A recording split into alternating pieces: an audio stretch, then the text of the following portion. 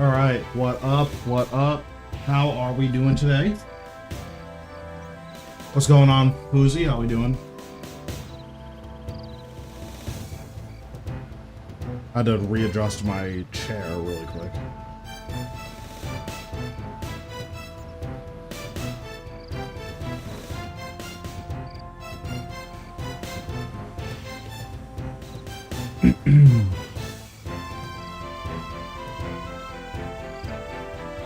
Oh, true. What up?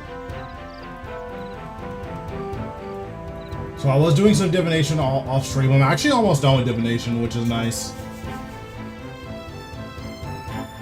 Like, I'm probably gonna keep doing my caches, but once I finish up this 100k vibrant energy, I'm pretty much done. Don't think I have any reason to keep doing div once I have all my caches. But yeah, as you can see, we've been working hard on a lot of these skills. Skills are coming out really nicely. We almost have Invention unlocked.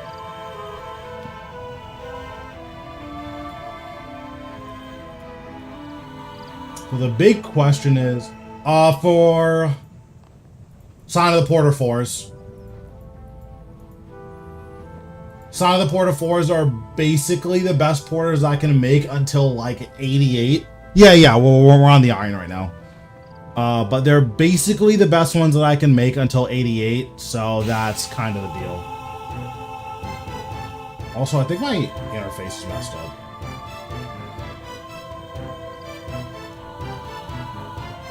Yeah, there we go. It was a little bit misaligned. Oh god, I need to fix this bank. This bank is horrible.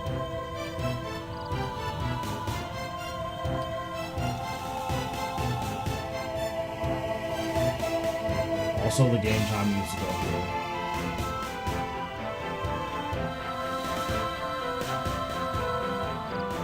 Uh, 6, 7, 8, 9, 10, 11, 12, 13, 14, 15, 16. I'll move it this way a little bit. Okay, that looks centered. So we'll do this, do this. Edit layout. Save. Okay, perfect. Okay, so we can either do quest today or we can do Slayer. I need to get like 108 Slayer, so we need to do Slayer at some point anyways. Or we can just do quest. What's going on, Nate? How are we doing? Yeah, I can just do the Slayer off stream, so. You can also do it tomorrow, because tomorrow's supposed to be a skilling stream. So we can also just do the Slayer tomorrow.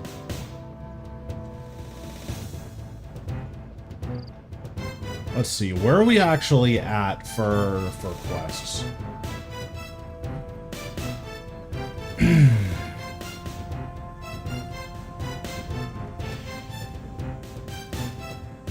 You do Shades of Morton. We could do some Shades of Morton. Oh, actually, where is my? Oh, it's right here. So let me see how tough this Greater Demon task is gonna be. We can do.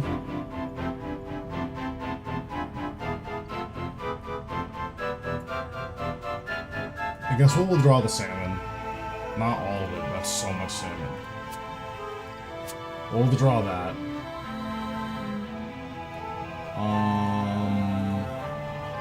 Then where's my gear?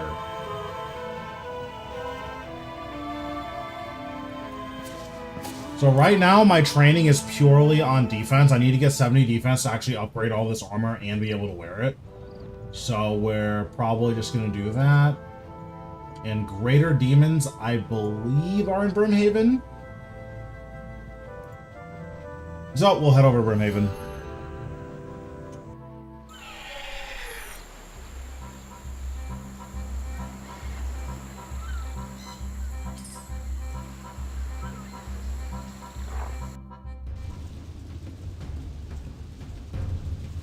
Probably should have got my prayer up, but I forgot to do that, so... Oops!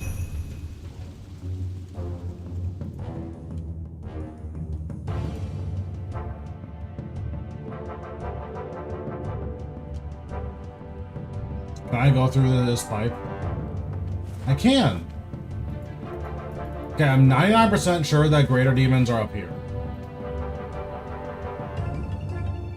These might be lesser demons, though. I don't actually remember. Oh, these are fire giants. Okay, I have brain damage. Oh, you know what? I think the greater demons are over here.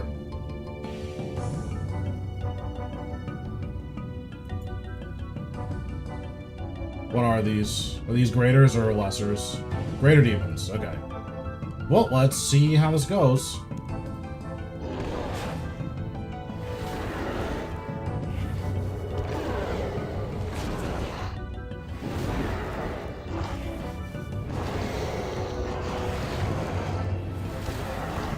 It doesn't look too bad. I probably don't want two of them hitting me at the same time, though.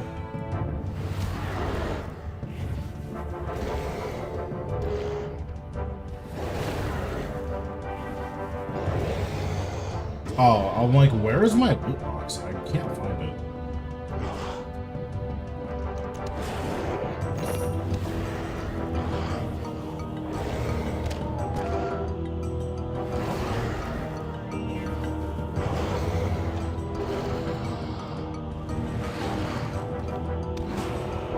Oh, I do need these herbs, that's for sure. I do hope these drop food. I will definitely run out of food.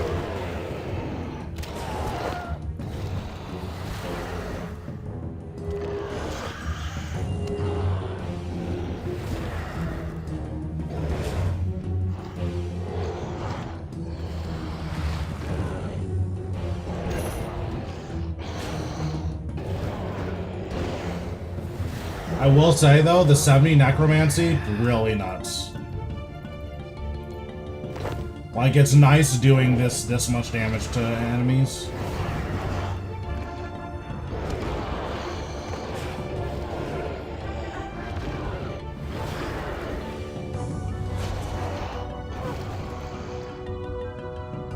Okay, what is this burnt note? What is this?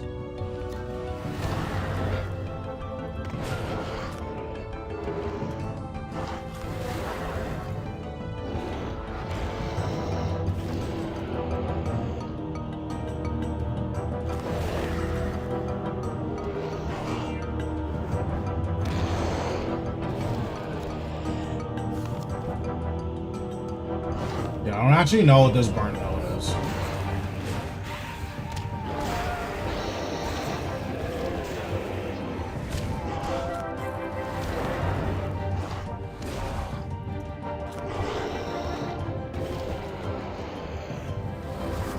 Yeah, I'm gonna try summoning my ghost to see if that helps with the sustain, like, meaningfully.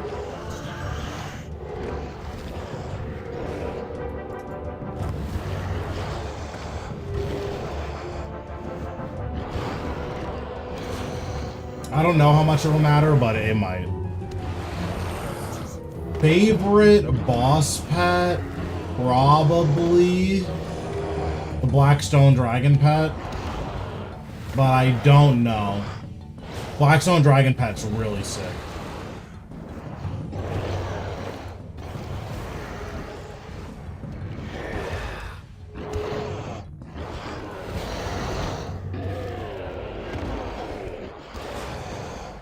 Oh, that Pure Essence is a good drop.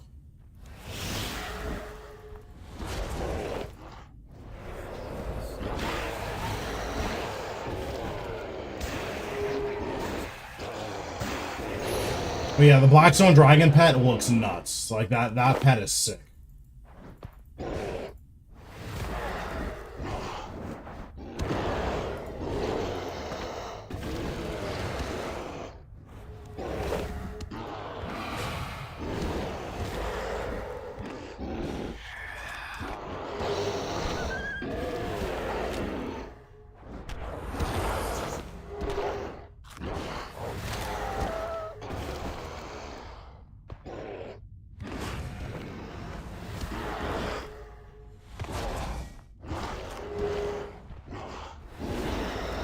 So I'm probably going to bank relative. Oh, I guess it drops a lot. So maybe not like immediately. Yeah, I am gonna bank relatively soon.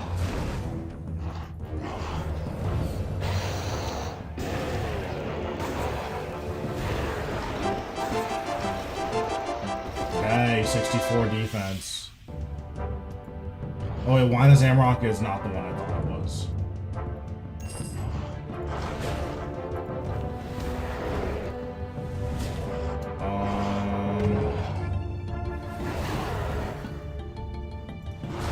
Okay, so I didn't realize these drop so many unnoted herbs, so what I'm going to do is I'm going to leave. And then we're going to get an herb bag. I should probably just bring my herb bag with me everywhere, right? Like at this point, there's just no reason not to.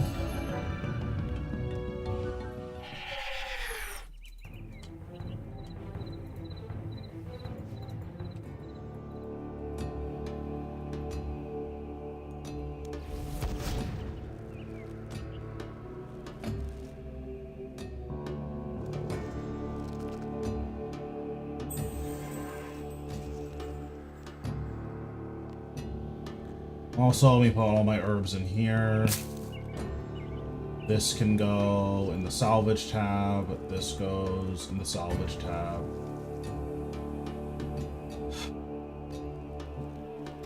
These two can stay here. I guess I need a loot tab of some sort. I'll just put this with my bones, I guess. I don't know what this burnt note is. This will go here. This will go in the loot tab. Withdraw herb bag.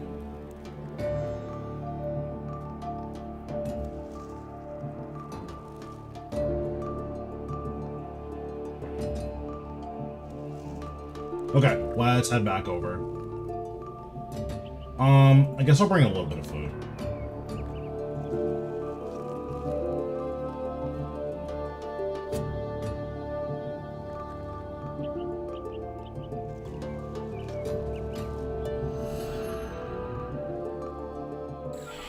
But yeah, what we'll probably do today is do Slayer until 70 defense.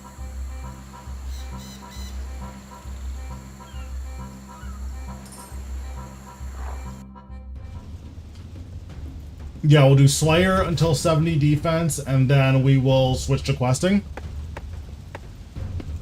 I think that's the move.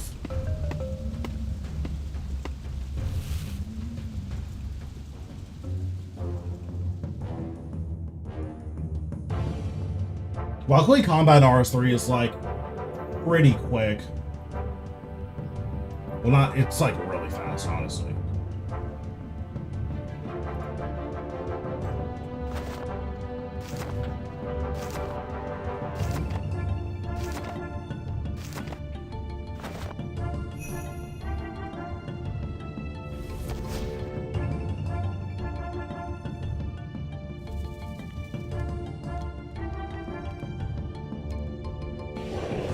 Yeah, once we get 70 defense, we will upgrade our armor to level 70, and then we can pretty much just chill for a little bit after that. I'm not in any rush to get 80 Necro because I can't actually do the 80 Necro task. So I just don't feel super incentivized to get 80 Necro.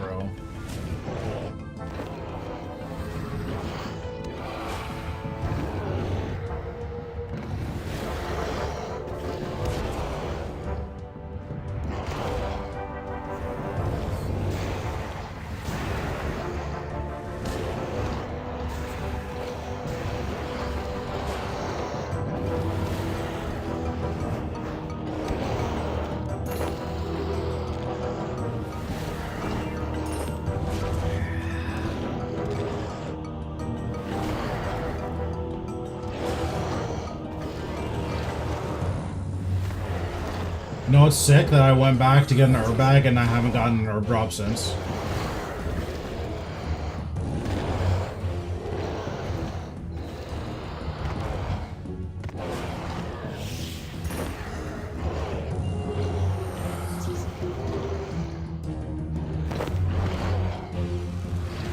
Oh, interesting. They immediately go into the herb bag. Okay, that's convenient. I didn't know that.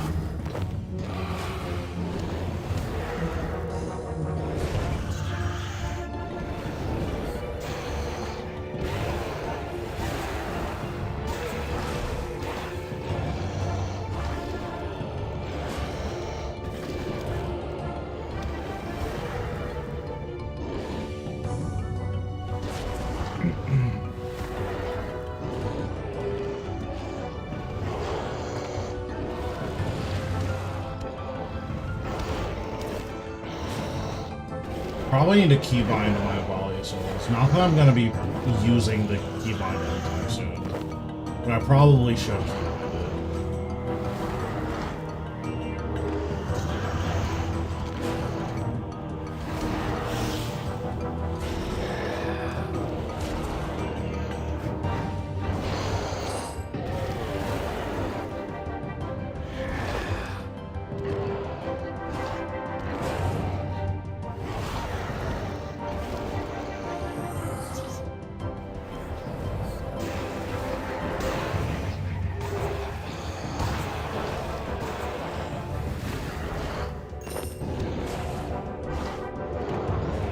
Thought this guy died. Oops.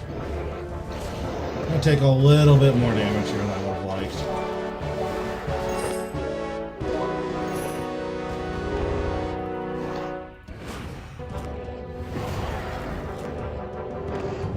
liked. Something else I kind of need to consider now is, now that we know that Necromancy is getting added to the Slayer Helm, there's like a non-zero chance that we don't get to Telos before I would get a Slayer Helm, so I might need to think about saving points for that.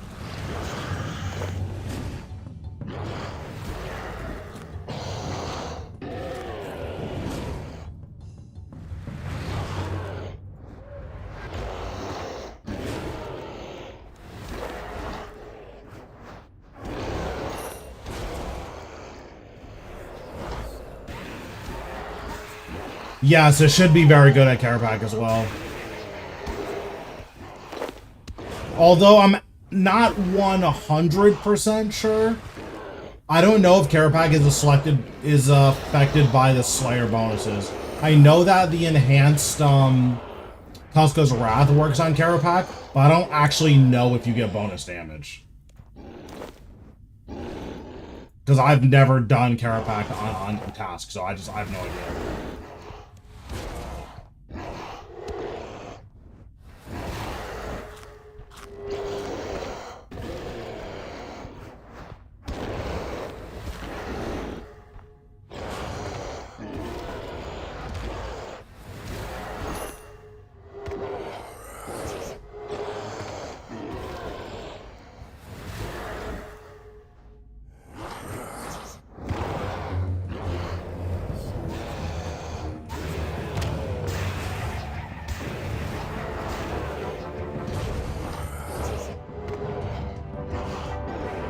Oh, this guy died. Oops.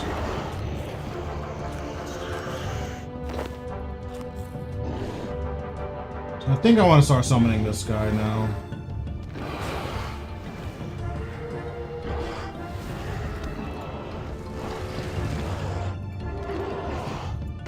Yeah, I just got my second staff piece, like, recently. Before getting that second staff piece, I was 400 KC dry.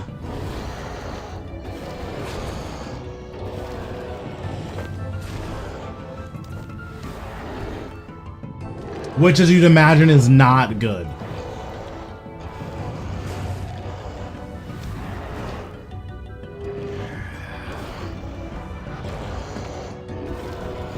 Yeah, it's weird, too, because Carapac is one of those bosses where it should be pretty hard to go dry at Carapac because of just the way that the math works out. Like, I looked it up because I was curious, and it is harder to go dry at a boss where you roll multiple times than it is to go dry at a boss where you roll once. So, like, rolling a 1 in 450 3 times is better RNG than rolling a 1 in 150 once. Like, those should be, like, that should be how that works. But I know so many people who go super dry at Carapac.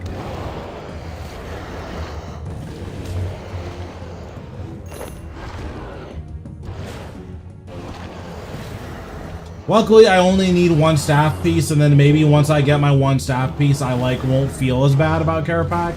But it does feel really bad right now, that's for sure.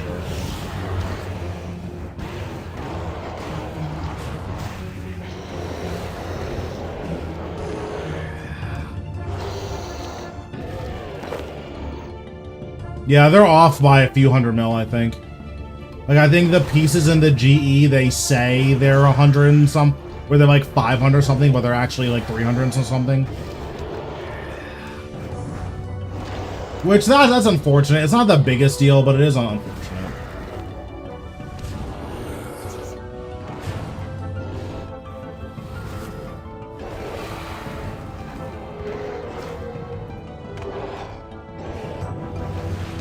It would be nice if every boss in the game got some type of battle luck mitigation. I think that's probably necessary.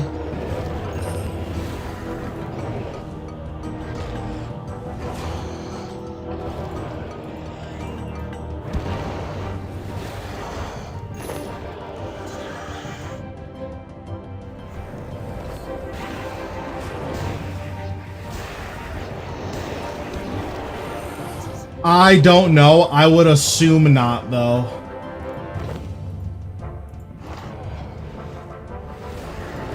So my ghost keeps resummoning. I'm not sure why.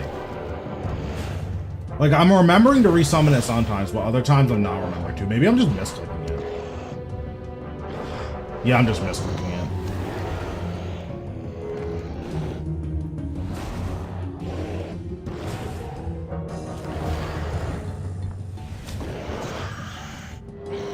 So because my inventory is completely full, I'm probably just gonna teleport out. Yeah. I'm gonna teleport out.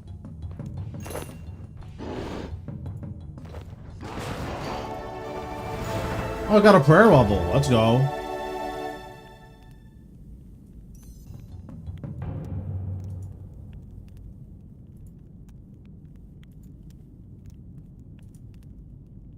Oh, I forgot to go to Killy. Man, that's so sad. Or to Thalmond. I totally forgot to do that yesterday.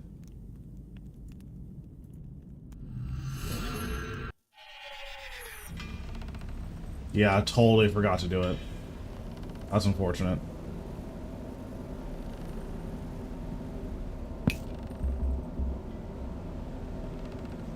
Yeah, 1 second. Let me fix my inventory.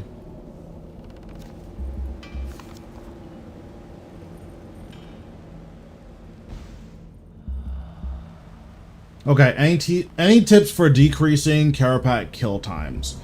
The biggest thing about Carapac is that it's balanced around you understanding how Time Warp works. If you have a really good understanding of Time Warp, Carapac is a DPS dummy.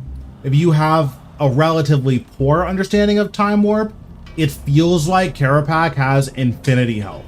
So, if it feels like Carapac has infinity health, you're probably not using Time Warp properly. And basically what I mean is, for your Time Warp, you want to be using it to reset your living death. So that you get the living death at the beginning of every single phase. Except for phase 1.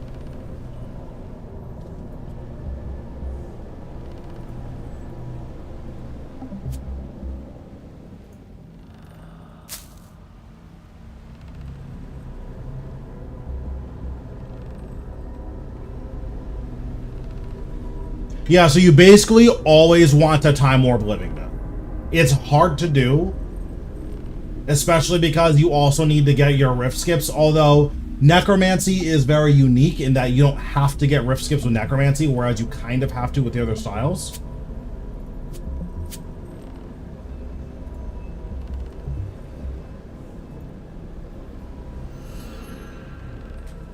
Why are all streamers on new accounts? I mean, I made an Iron because I thought it would be good content.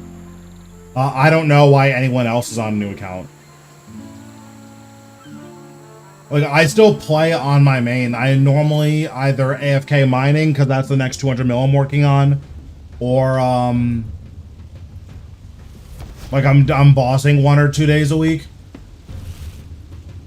So, like, on my main, I am bossing, like, 1 day a week and doing clues on another day.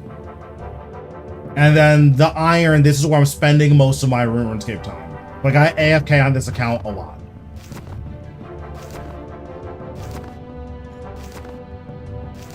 Luckily, we're relatively close to being able to start grinding upgrades. My guess is, like, end of next week, we're gonna be doing light PVMing, and then a week after that, we're gonna be, like, bossing.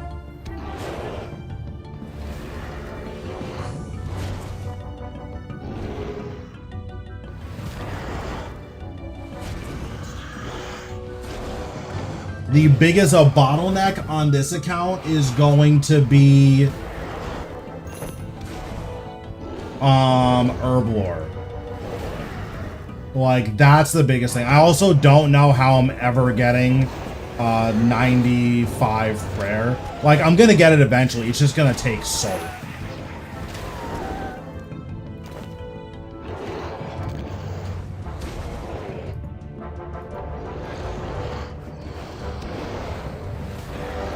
We also need to get really high Slayer for Cinderbanes. So, yeah, this account has quite a few grinds that it needs to do.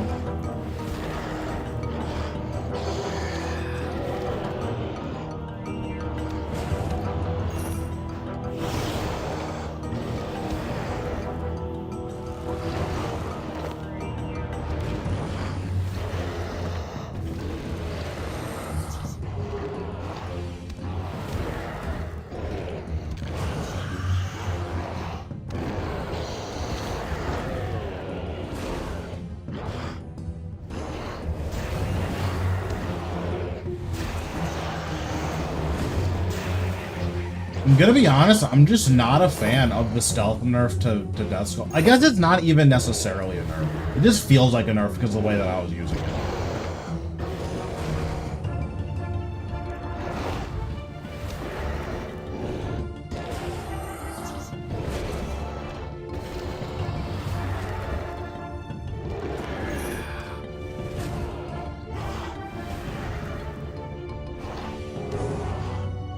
It is nice how tanky you are and how much sustain you get with Necro now, though.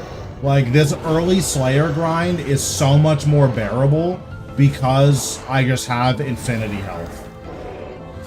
Like, my Constitution level is 62, and I have effectively 97 AHP, right? Like, that's kind of nuts.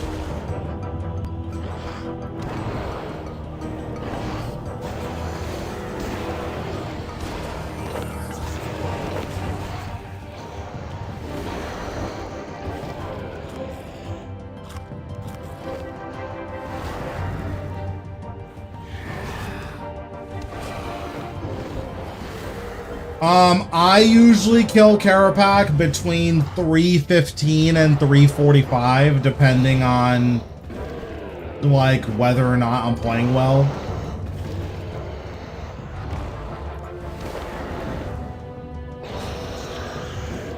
At least with Necro. When I'm doing it with Melee, it's like 4 minutes on average. I know Melee is way faster than that, but I'm just not that good with Melee yet, so...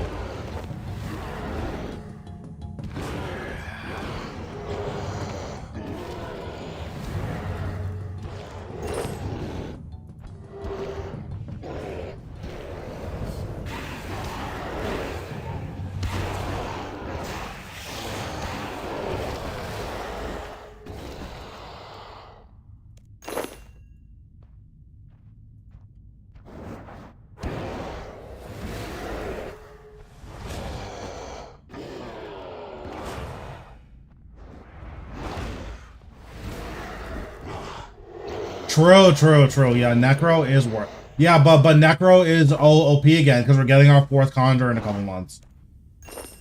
So Necro is gonna be brain dead, broken in like a couple months. Smile.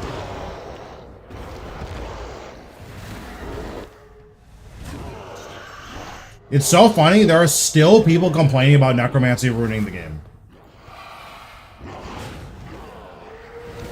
It's like, bro, at this point, you're just wrong. I don't know what to tell you.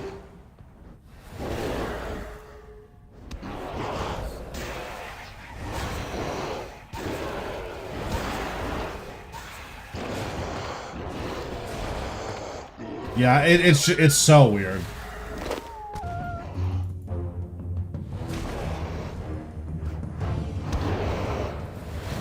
Yeah, like if you don't enjoy necromancy, that's totally fine. It's not for everyone. But like, it's just, I don't understand the hate behind it. Like, there are a lot of people who are like, bro, like if you're not using necro, like you're trolling. It's like, listen, if all you do is group content where people are like, we're not gonna PVM with you unless you bring necro, that's a fair complaint. If you're playing by yourself, I don't know why you're adhering to the meta. The meta has nothing to do with you if you're playing by yourself, right?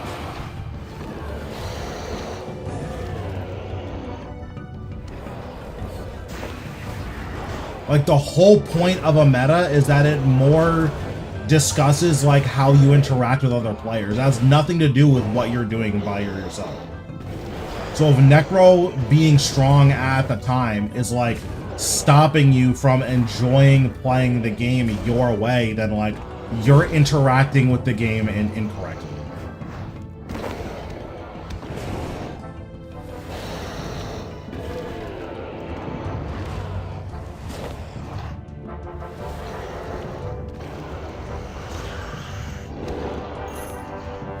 But I also think that's just kind of the culture of like hyper optimization that has kind of come around since the internet's been as big as it is. Like when everyone's trying to do the most powerful thing, like people who play by themselves care about the meta, and it's like, why? For what?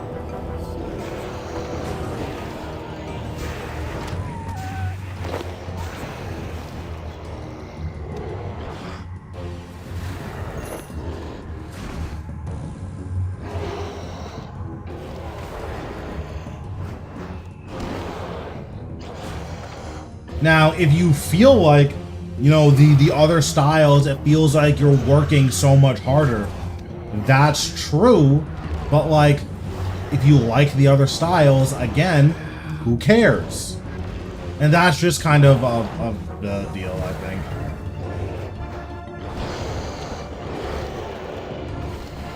Like, a lot of people forget that games are supposed to be fun, and if you're not having fun, like, that's okay, but like, just do something that's fun.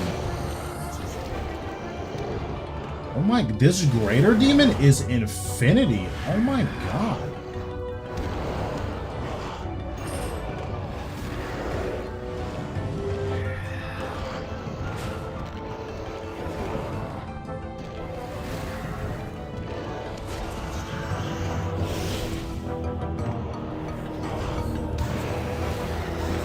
Damn, we got 2200 XP for that guy. Wait, look how much money we got. What the heck?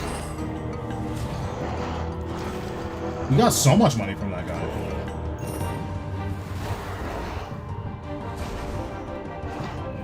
Wait, I'm rich.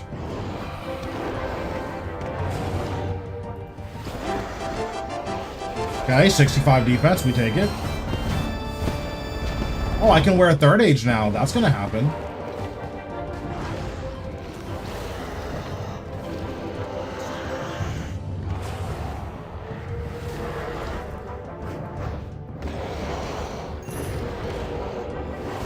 Yeah, the roadmap looks really cool.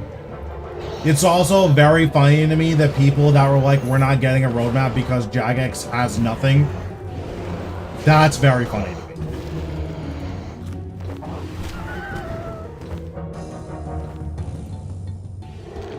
And it's really naive, honestly. Like, more than anything else, you don't understand why RuneScape has succeeded for as long as it has if you think that Jagex has nothing because of, like, one bad update.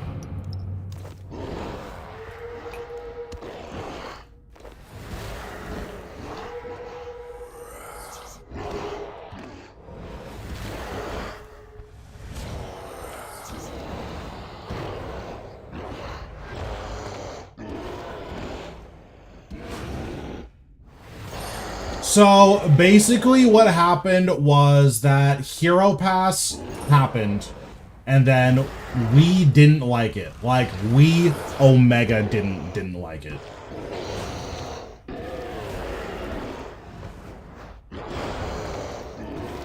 So, like, the game was being designed with Hero Pass in mind, and we said, no Hero Pass. Which is fine.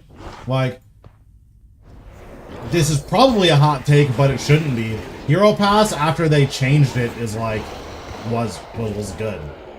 Like, it was just better than Yak Track in basically every way after they changed it.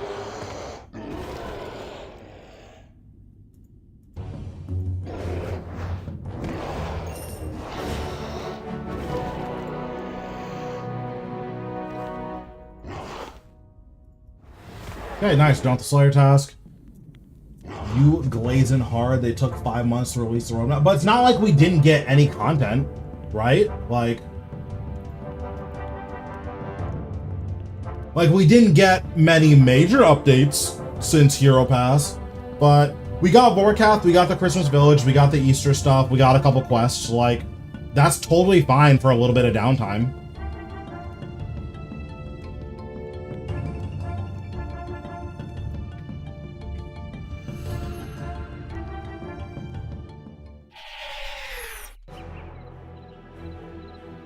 Like, this isn't at you specifically, Nico, but there's a lot of people who are like, bro, we've gotten literally 0 updates. And it's like, is that true?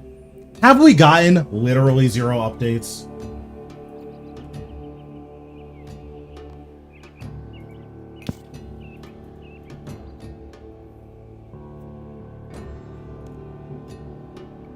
Uh, 176 ghosts? I can't kill aberrant specters. Are there ghosts that are worthwhile for me to kill? Let me see. Ghost Slayer task RS3. Oh, I can do barrows for this.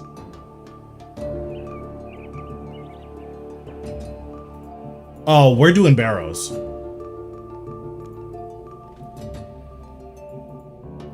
Wait, is this gonna be our first bossing stream?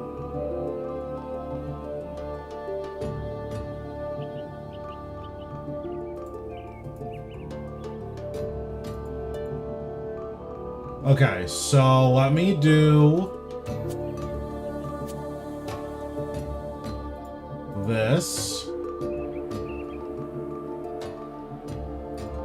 Wait, guys, this is our first bossing stream. That's so sick.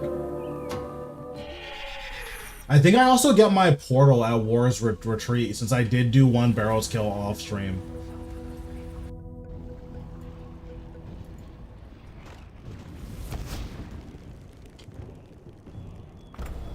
I do get my portal. That's so sick.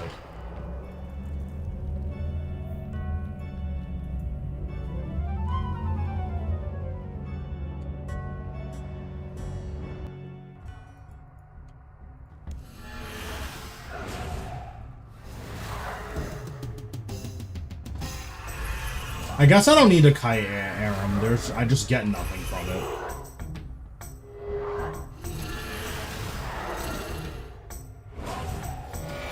So Aram's just debuffing me. He's not gonna. Okay, that's fine, I guess.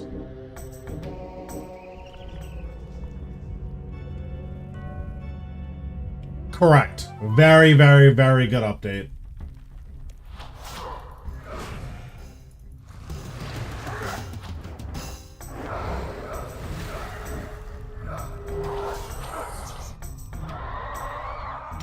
Okay, Carol kind of blasted me, or whoever that was, Varric, he kind of blasted me there, I'm gonna be honest.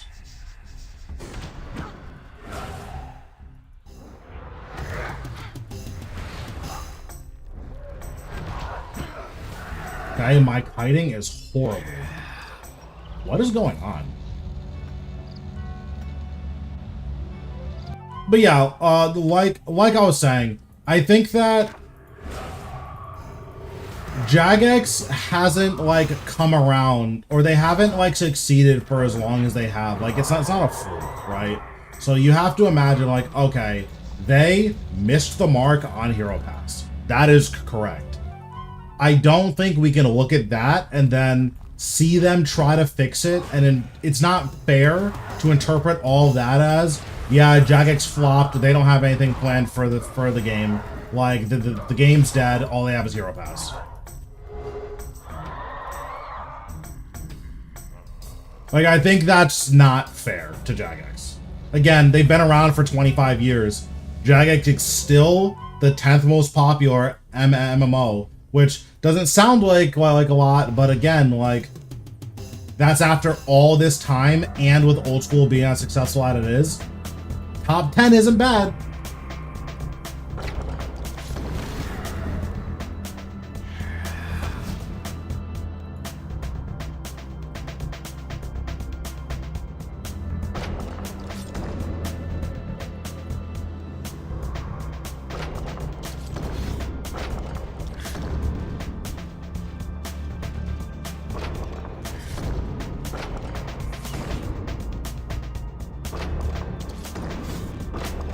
Like on the MMO popularity chart, I think it's technically ranked like 15, but it's also including like Baldur's Gate and Destiny 2 as MMOs, which those are not MMOs, right? So.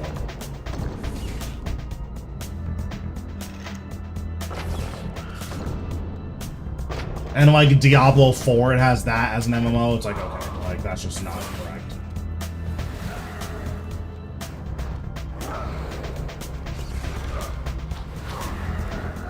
Dark almost blasted me, jeez.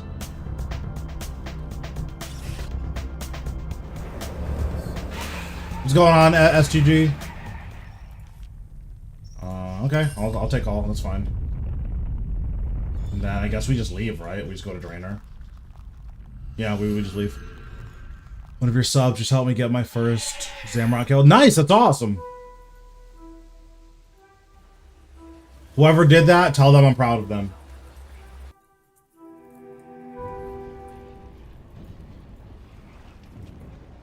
Oh, can I even use this? I don't think I can use this yet. I need to kill 200 bosses? Oh my god. Okay, so after 7 more boss kills, I have the War's Retreat teleport. That's really exciting.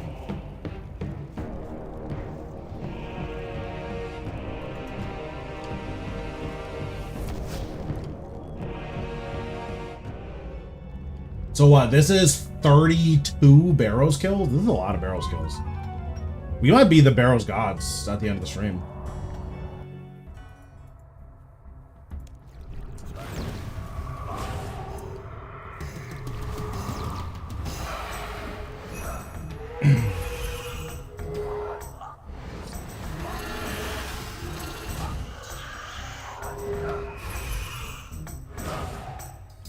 Yeah, Dagonol Kings are not chill for this account. That's for sure.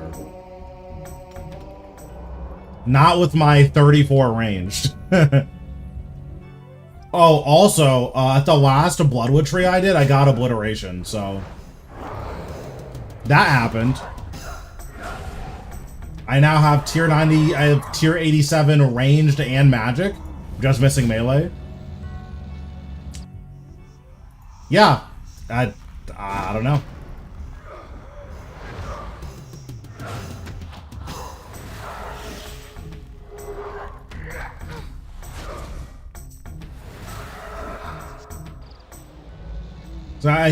So I'm only missing the melee one. The issue is I don't have a reason to level my stats that high.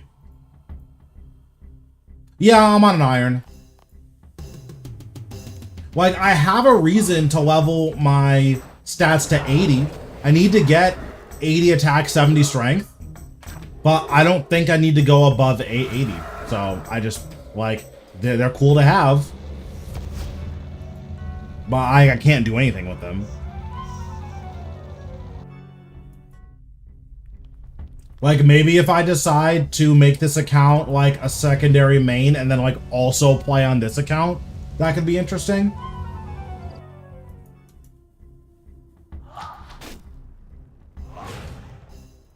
Oh, I need to actually kite this guy because I think he can one-hit me.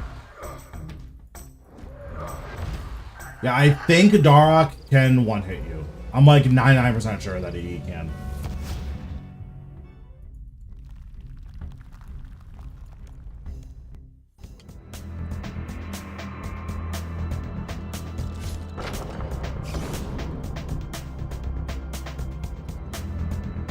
Yeah, it is really funny how, like, he's still the most dangerous Barrow's brother.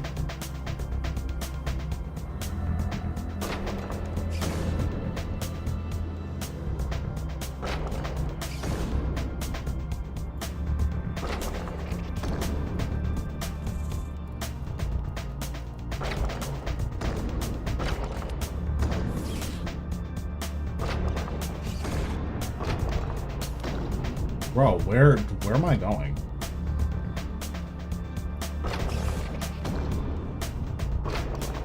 Yeah, just no protect melee, just I hope he doesn't kill me.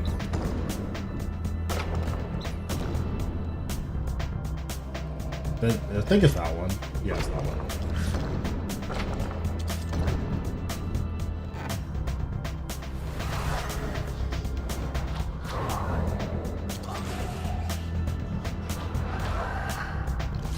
Okay, we'll kill Mr. Skeleton. Survey says basically nothing.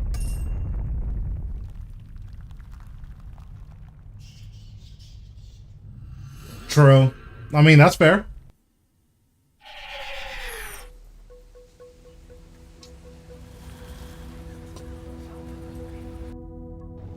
Apparently, old school is getting bank presets, which, like, that's exciting for them.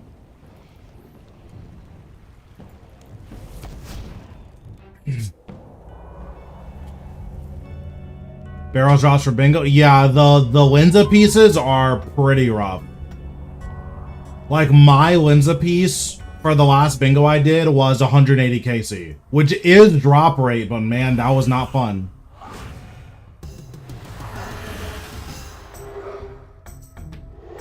I'm gonna get so much Slayer XP from this.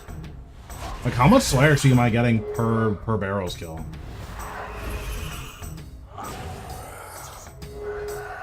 Yeah, like 350. So what? This whole task is like 60k XP. It's pretty good.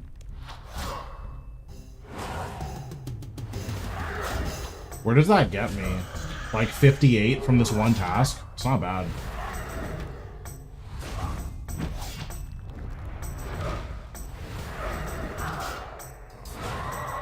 That's unfortunate. That's pretty rare that you go like that dry. Like going dry on the Linza in particular totally checks out. Going generally dry at Barrows, that's rough.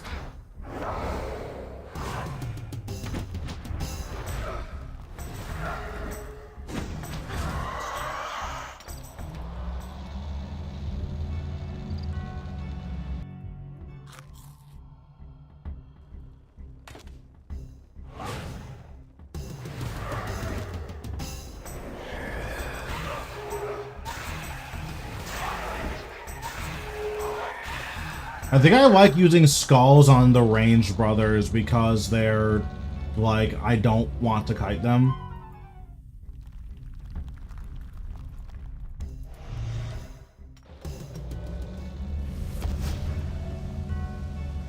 Yeah, I need to go back on my main at some point. It's just so mind-numbing doing Barrows. At least off-stream it is. It's not that bad on-stream. But doing it off-stream sucks. Like, you got me fucked up if you think I'm gonna willingly sit in a dark room and do Barrows by myself. Like, no thanks.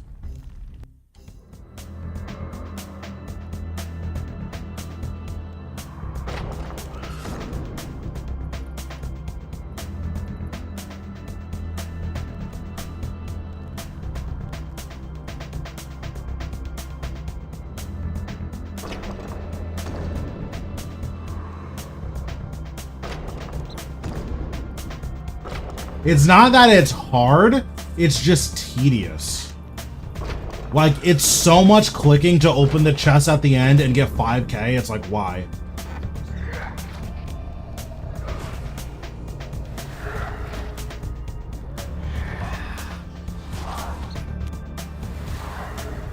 I am drinking raspberry tea.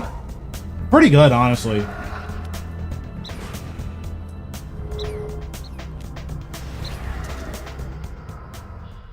Blood runes. We'll take blood runes. Honestly, not mind runes is really good. Just literally anything that's not mind rune. I forgot how good Barrows is for these runes for irons. Like, this is all good stuff for me.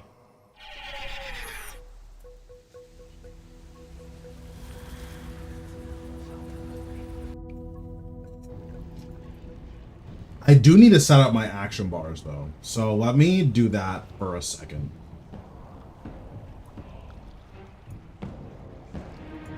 Okay. So here, let me do this. 7 minutes. 7 minutes is all I can spare to play with you. Thanks, Damson, for the follow. Have you really not been following me this whole time? You're kind of fake for that.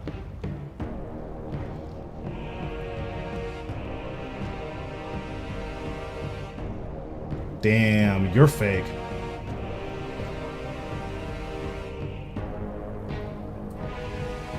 It's all good. I'll remember this. Okay. Action bar. This is true. Okay, so this is Necro. Then I'm gonna have a second Necro bar.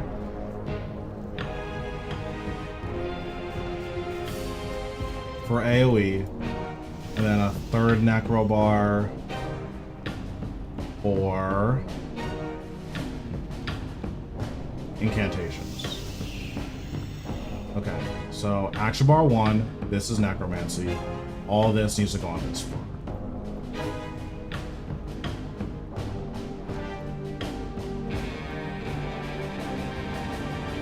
Okay, cool.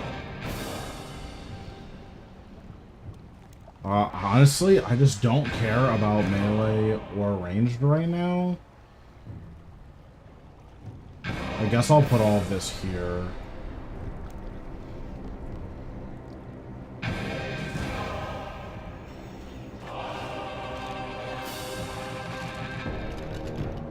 I'm just saying it's a little fake. I'm not saying I don't appreciate it, it's just a little fake.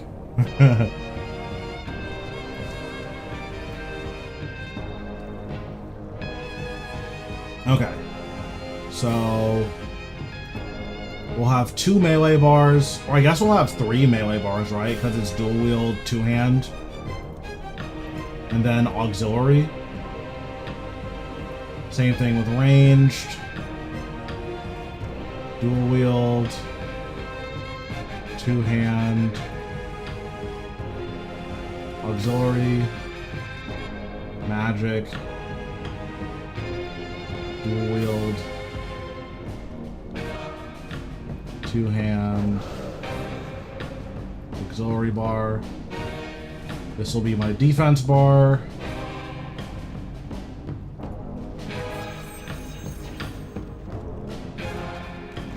Okay, so let's see. This will be the defense bar.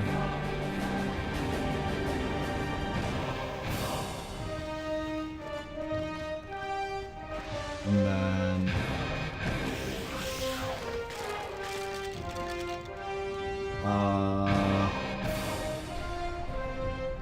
hold on, I'm having a stroke.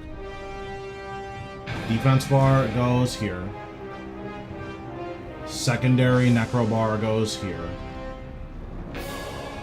And then my conjures will go on this bar.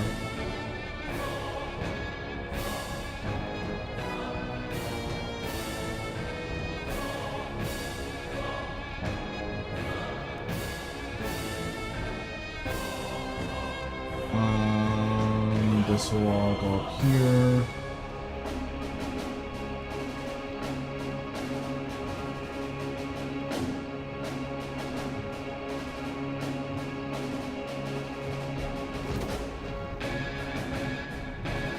Yeah, I mean, I could do it on my other account, but that's just a lot.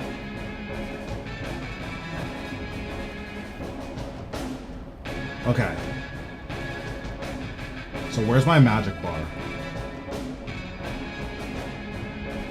Magic dual wield. Perfect. So we'll put all of these here.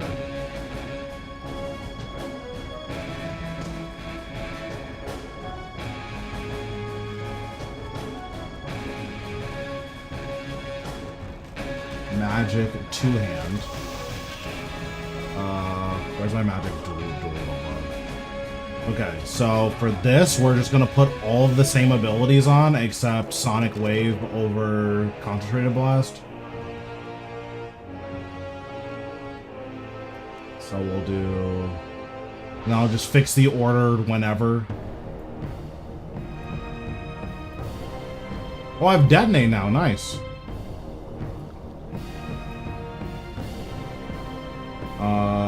Tsunami, sure. Honestly, Tsunami's a utility ability, but that's besides the point.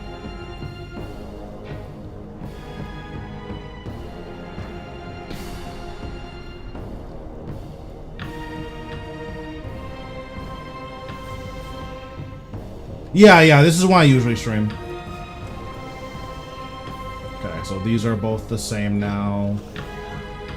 Ranged. That's not correct. So let's open up the melee bar.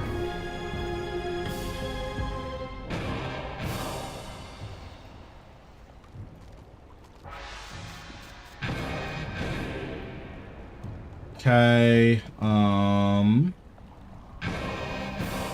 I need to find where my range bar is. Is it here? Kind of.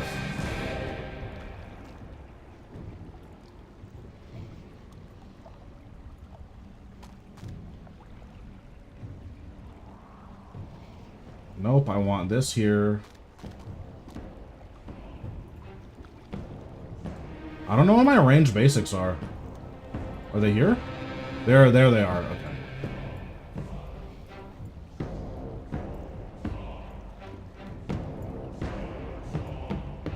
Okay, so all my bars should be empty now. The Old Coil and Kinetic Cyclone all share perks with the cannon.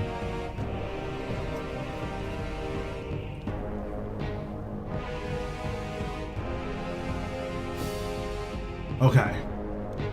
So now I need a utility bar.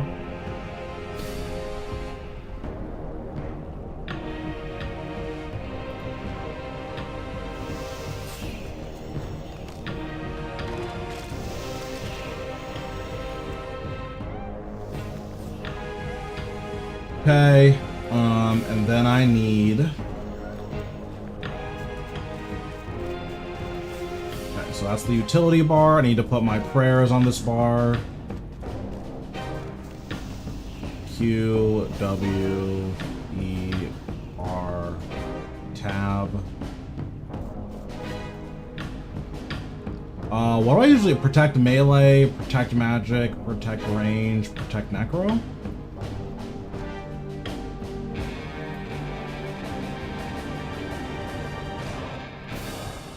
Okay, all of this is good. 7 minutes. We'll just... 7 minutes is all I can spare to play with you. Thanks, Too Hard to Kill with a follow. Appreciate it. Okay, now we'll put my defensives on, and then we're good.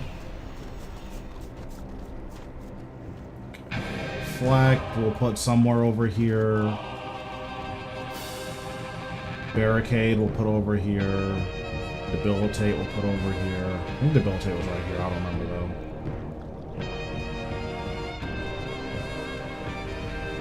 Can I put this on my bar even though it's locked? No.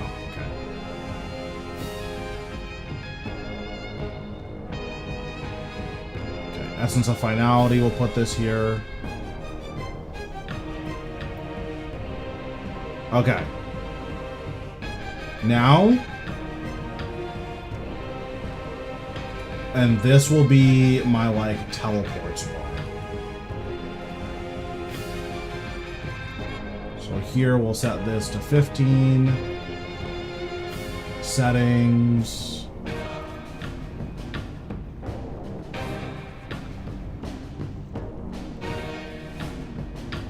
can I just...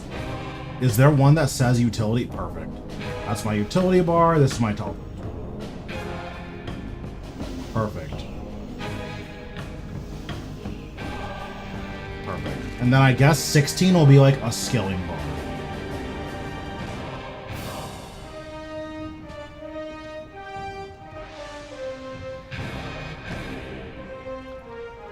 Perfect. Okay. Action bar binding. Melee dual wield. Melee two-handed. Wait, I just had a stroke. Melee. Oh no, my bars are messed up. Oh no, hold on, they're not messed up.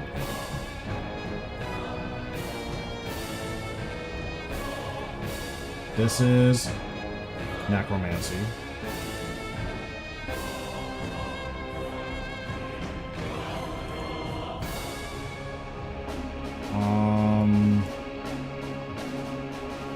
I need to clear these. Okay, we'll just none for all of these. Because I'm getting confused. Just none. Okay. Necromancy, dual wield.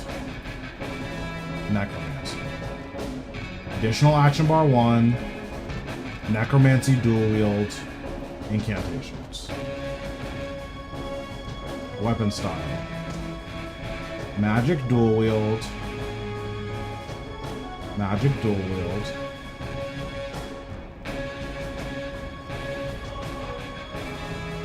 Magic, dual wield. Magic. Range, dual wield. Range, dual wield. Range, dual wield. Ranged. And then melee, dual wield. Melee, dual wield. Melee, dual wield. Okay, perfect. All my bars should be good now. So let me... So this should put on a blank bar when I equip this.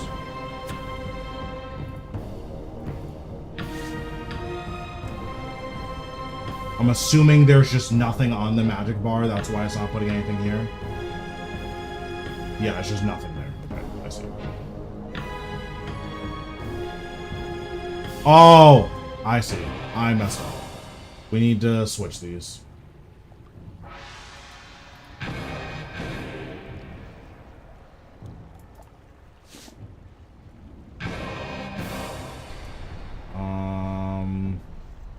I need to unlock my interface and then just move these bars.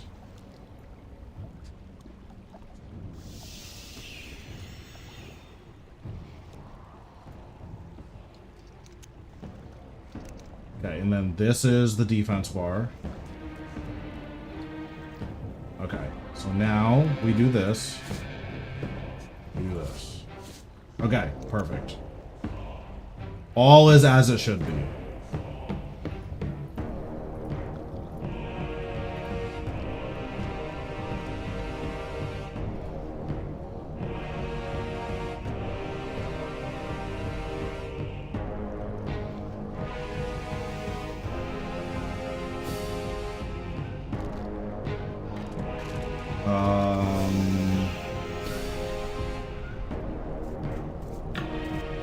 I should probably learn better keybinds, but honestly, I just don't care that much. Yeah, I just don't care that much, whatever. Okay, now that we're done messing around, let's go back to barrels.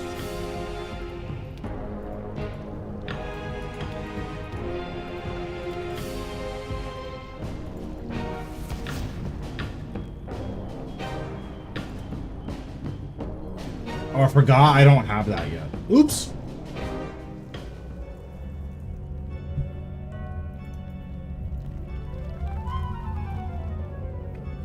Probably gonna have to do a bunch of agility off stream to farm the pages for double surge and double escape.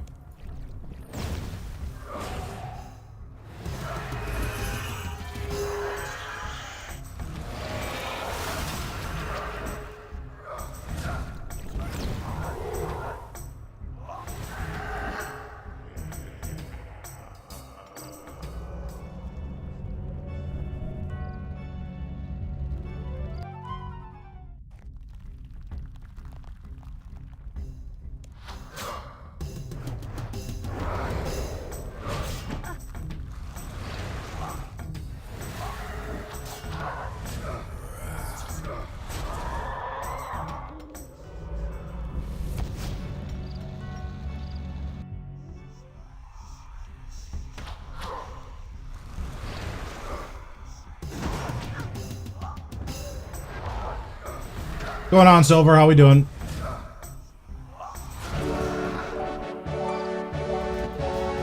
Okay, 53 Slayer. We're cracked.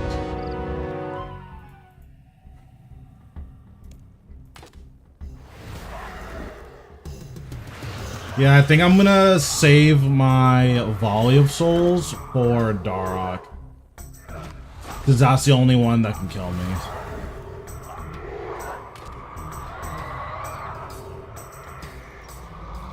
Yeah, it's our first bossing stream. So exciting.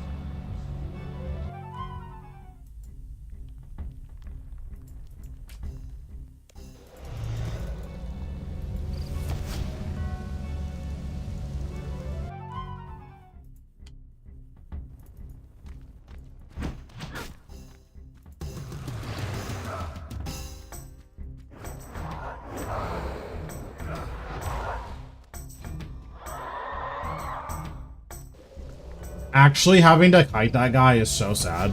Because he will actually blast you if you're an iron.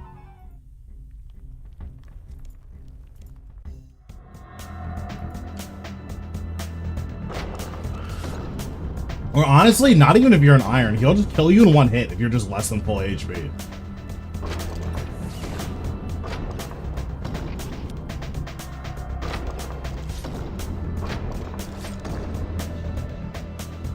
True, true. Yeah, so I have like 30 barrels kills I need to do, basically. So that should be pretty interesting.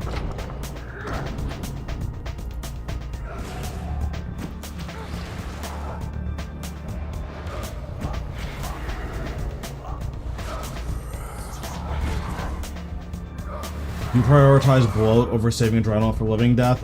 Basically, that's never a choice you should have to make. That's the long and the short of it. Typically, what you should be doing is you prioritize living death first, and then once your living death is over, the big important thing is 100% uptime on bloat. But like 100% uptime on bloat is less important than living death, I guess. So like it shouldn't be something that you're hardcore managing and you're not sure if you can do it. Like that just shouldn't be a major issue in my opinion.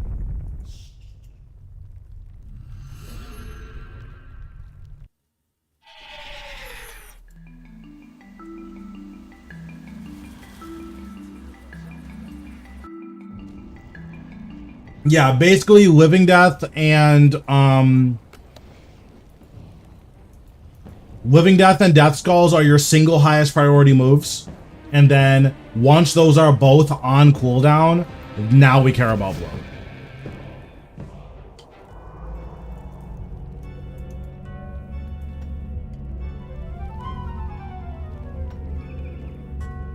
Honestly, I think I should start with Darok first.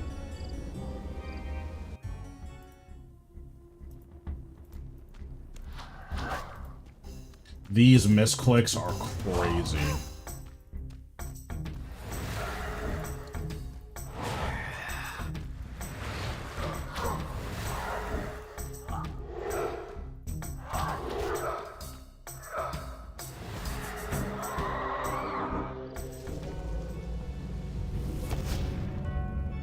Yeah, I think starting with Darok first is the move.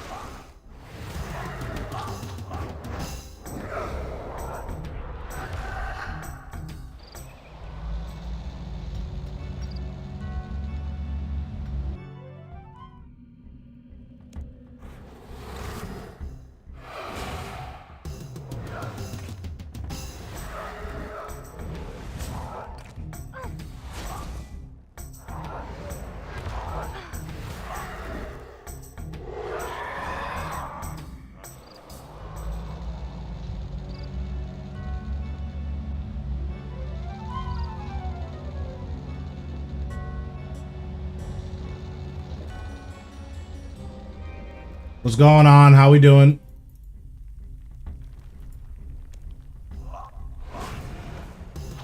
Doing my first little bit of bossing on the iron. You know how it goes.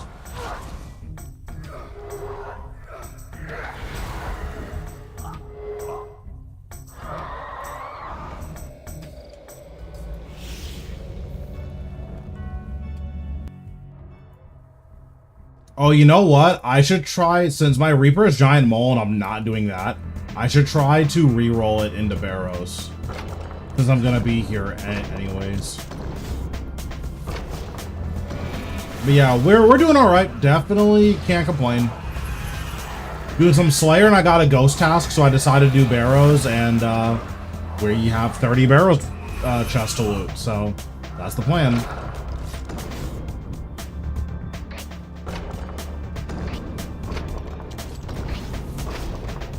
Yeah, I mean, it's gonna be good XP, good runes. Maybe we'll get an Amulet of the Forsaken. I need one of those anyways for archaeology.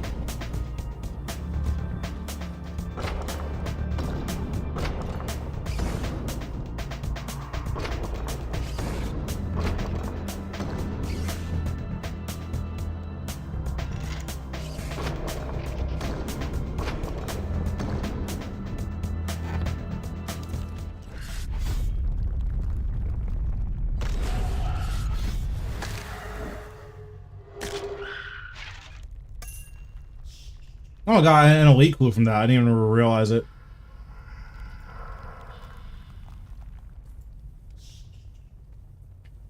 But yeah, the goal right now is I want 70 defense. So we're basically going to be doing Slayer today until I get 70 defense. My guess is that this Barrows task is going to take a pretty long time. So that might not happen today, but at least it'll be relatively interesting.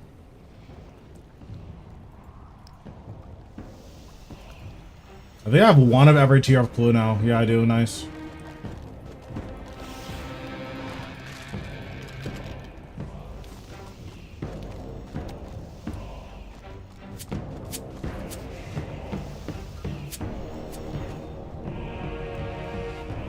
Thanks, V, for the raid. Appreciate it. What did you guys get up to today?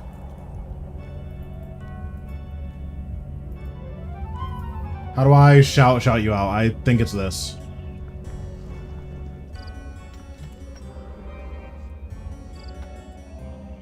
Is that how I do it? Nope, hold on. One second, troubleshooting.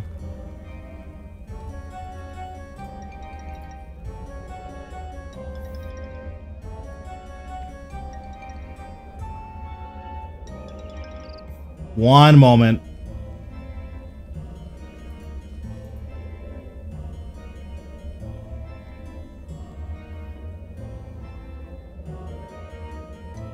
Seven minutes. 7 minutes is all I can spare to play with you. Thanks, V, for the follow. Appreciate it.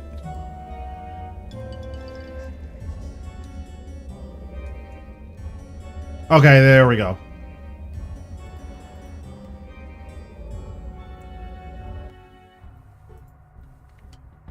I meant to go to Dark first. Oops. Yeah, what did you guys get up to today?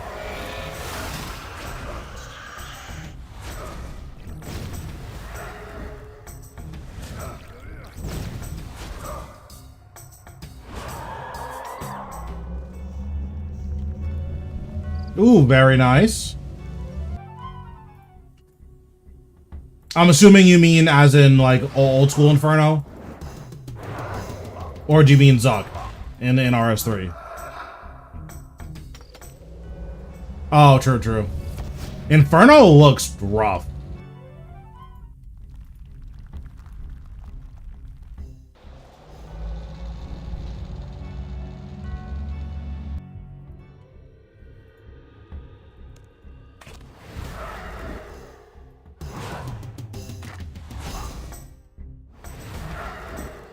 And it feels like something that's, like, kind of cool to do, but at the same time, it's like, oh. Like, your account isn't that much worse off if you just don't do Inferno.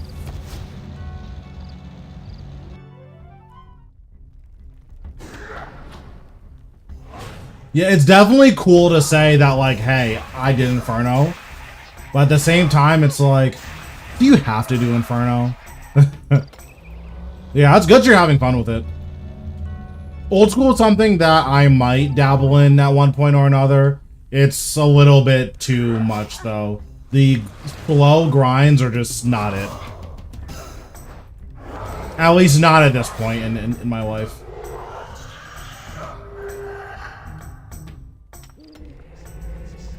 Guthin, I think Guthin is this one, right? Guthin's up here.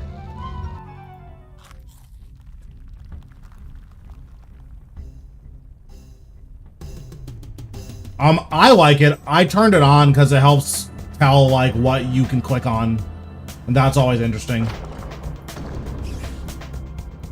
Yeah, I turned it on from silhouettes to, like, or the outline to the full silhouette, and I've really been enjoying this. So, it's not as powerful as you think it is. Rather, this is purely an accessibility issue. It's not like you're not going to be able to use this to, like, oh, I can, like, pre-click the boss because the box where the boss is highlighted red, like a tick before it spawns. You're not going to be able to do anything like that.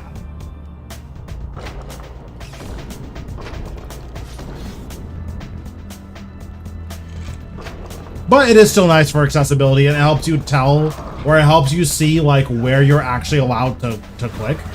Because there's a lot of entities in the game that have very finicky click boxes, or their click boxes are, like, oddly precise compared to some of the other stuff in the game.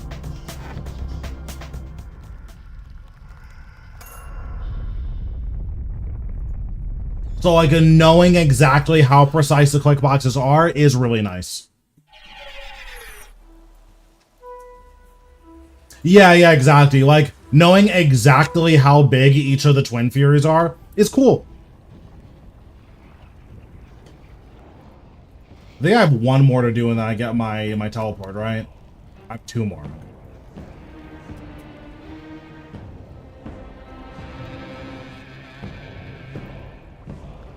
You can also turn it on all of the time, which that should be useful for barrows. Let me see.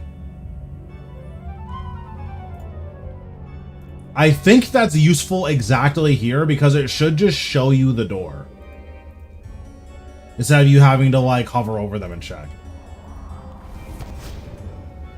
Yeah, so this is the always on accessibility.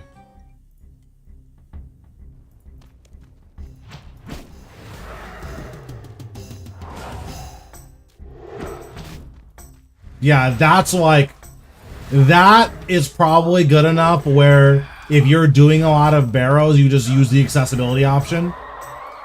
And, like, that's optimal. I don't know how important that's going to be at places that aren't barrows, obviously, but it does seem very powerful at barrows.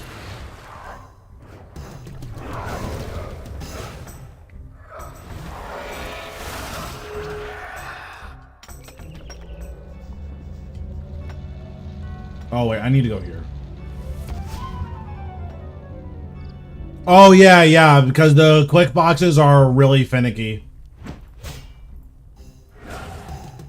So just, like, no, like, those are the click boxes that are, like, omega precise. Yeah, that's also fair. Did I do this brother already? I don't think so.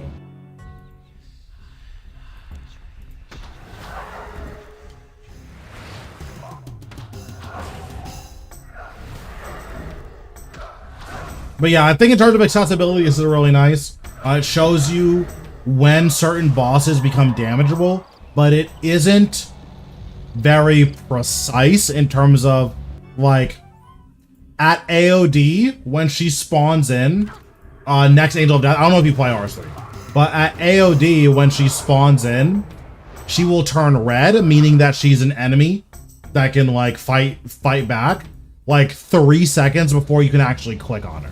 So that's, like, an interesting quirk that I wasn't expecting. Yeah. So, yeah. So it just shows this door. That's really nice. And it shows you which doors aren't open. Yeah, I think this at Barrows, you just use it. Like, this is just optimal at Barrows. Because it shows you which way that you're allowed to go, which is nice.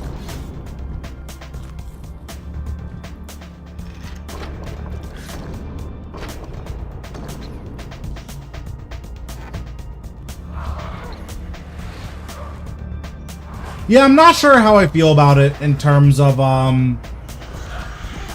whether or not this should be able to be used this way.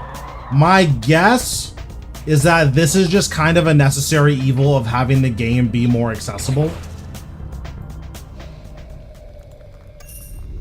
Like, if my options are this, where you get to cheat, or certain people can't do Barrows, I probably would just rather everyone be able to cheat. But I'm not sure. I'd have to think about it more. Because that's an issue that's come up in another game that I've played recently, which is Warframe, where the best frame in the game is completely invincible. You can't ever die.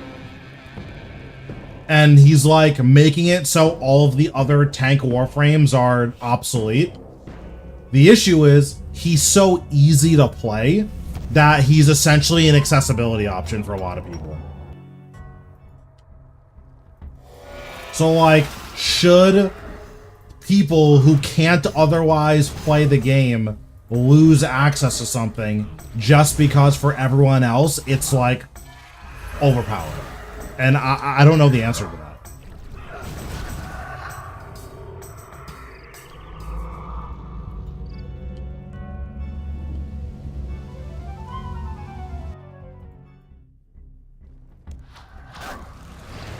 Yeah, because like from a game balance perspective, I'm inclined to say that shouldn't matter. Like the easy option or the easiest lowest effort possible option shouldn't also be the best option. I mean, because like that's the same discussion we had with Necromancy, right? The question is, if other people don't have another option, like if the people who struggle with the accessibility stuff otherwise can't play the game, should the thing just be broken and like just left in the game as being obviously overpowered? I don't know.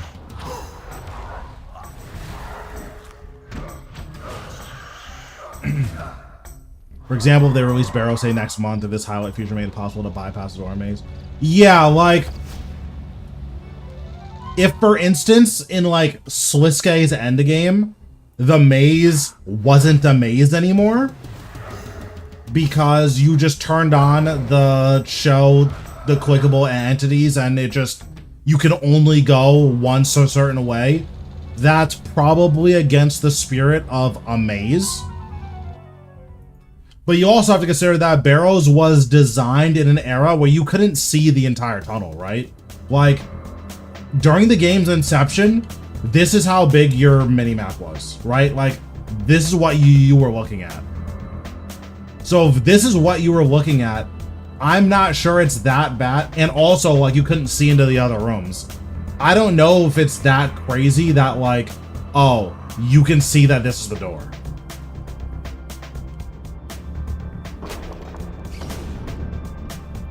So yeah, it's definitely an interesting discussion to think about.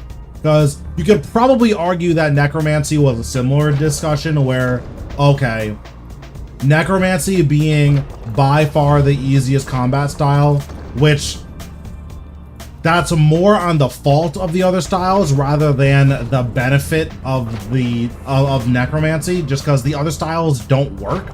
Like, they a little bit work now, but they still kind of don't work. Like, should Necromancy be the worst style because you know, it's so easy compared to the other styles? Like, I would argue yes, but not because it's so easy. It's because necromancy also has so much utility, right? Because if necromancy doesn't have the crazy utility, I think it's fine if it's easy and also strong.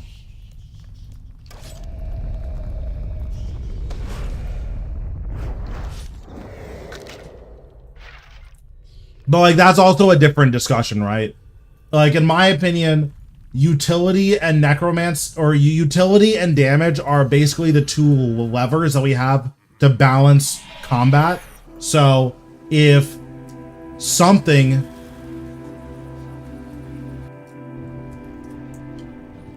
will barrels prices decrease with quicker ones, I don't think the barrels prices have anything to do with how fast people are doing them, but that's just my my opinion.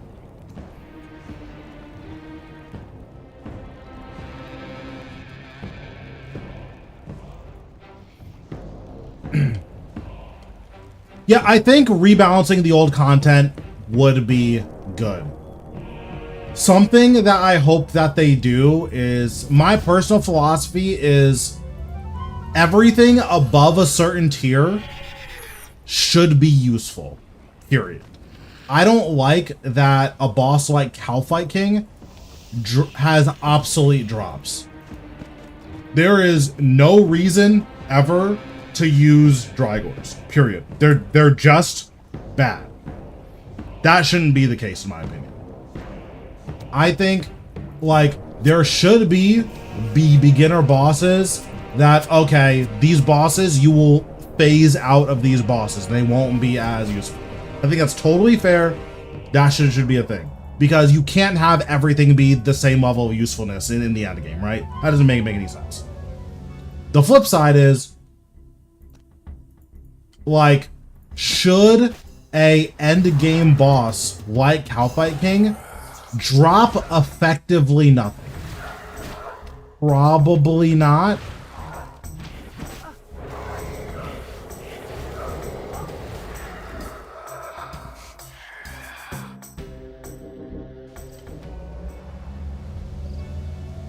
Carapac is really cool. I think that Raciel, a lot of people have a problems with Raciel. I think Raciel is perfectly designed. Like, that design is actually genius.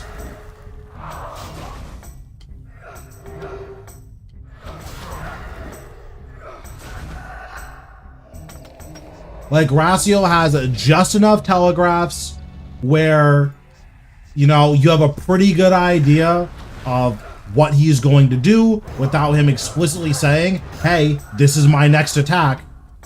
He also is designed in a way where if you learn the living death rotation, Raciel, like, you're rewarded with Raciel becoming a DPS dump, right? Because, oh, if you learn the living death rotation, every time you cast Death Skulls, incidentally, that's when he summons skeletons.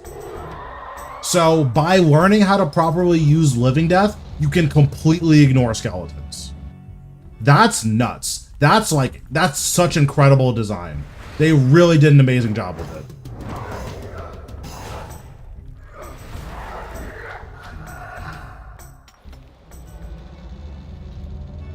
But yeah, my hope is that RuneScape eventually moves in a direction where we start getting builds. Well, so like that's kind of the thing with Raciel. He's not supposed to be a boss that's fun. He's supposed to teach you. And then once he's taught you everything there is to learn, you get rewarded with a DPS dummy that drops really crazy gear.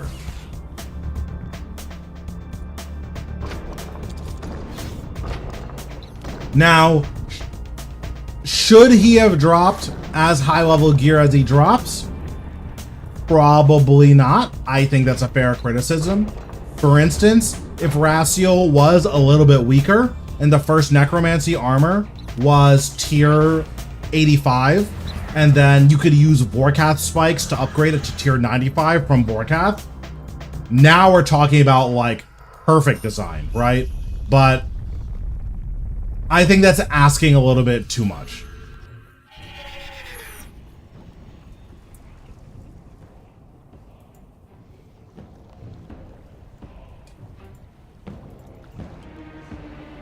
And we also wouldn't be able to say that without like the retrospective, like, okay, it already came out. How do we feel about it? So people don't like Vorkath because Vorkath was obviously rushed. I think that's the issue with Vorkath. I don't even think that Vorkath is necessarily a bad boss. The issue is that Zemragul's voice lines tell you either nothing or they're too late. So like when Zemragul does his second Finger of Death, which can happen on 2 different timings, and there's no way for you to know which timing it is unless you're extremely familiar with the boss. But if Zemragul does his Finger of Death on the first timing, there is no telegraph.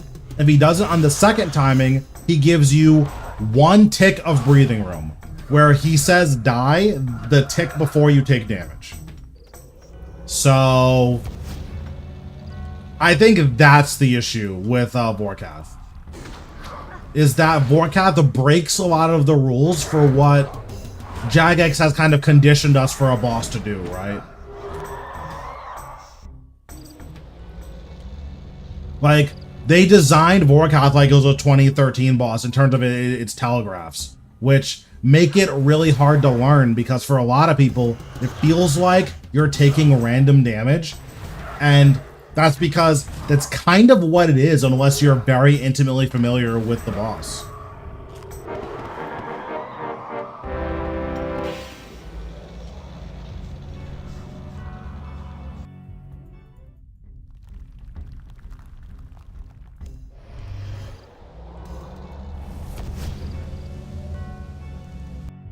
But yeah, I think moving towards a system where we're doing a lot of set bonuses, I think that will ultimately be really, really good for the game. And that's the direction that I hope that we move in.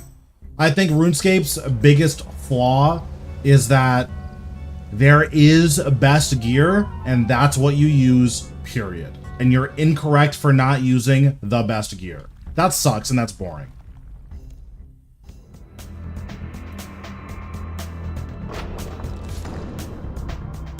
This does feel really powerful, though. I think this is only good at Barrows, but this feels really powerful. Like, in my opinion, Drygors, Langs, and Kopesh's, they should all be best in slot somewhere. Like, we should have, like, once we're out of the beginner and intermediate gear, nothing should be useless. Like, I don't like the idea of there being useless gear.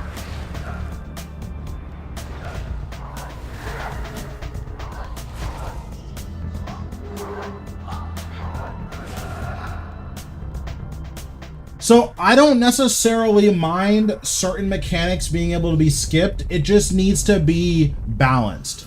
Because, again, I play Warframe. In a game like Warframe, there are bosses where they have health bars, technically, but their health bars are basically timers. And that feels kind of bad for a lot of people. Like, Virago is like that. That's why a lot of people don't like Virago. Because bringing an extra person, like, increasing your team size from 1 to 2 doesn't make you kill Virago twice as fast. Makes you kill Virago, like, 20% faster. Then increasing from 2 to 3 makes you kill Virago like 25% faster. Because of time-gated mechanics. And that feels bad to a lot of people.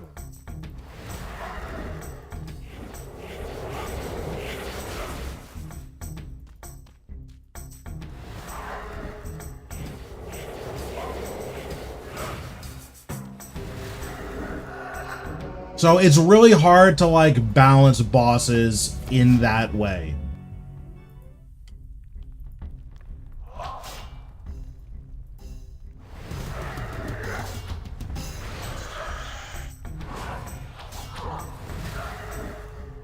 Oh, sure. So like every mechanic is on a certain timer, and that timer is less than the length of like the boss fight. So no matter what, you have to deal with every mechanic once.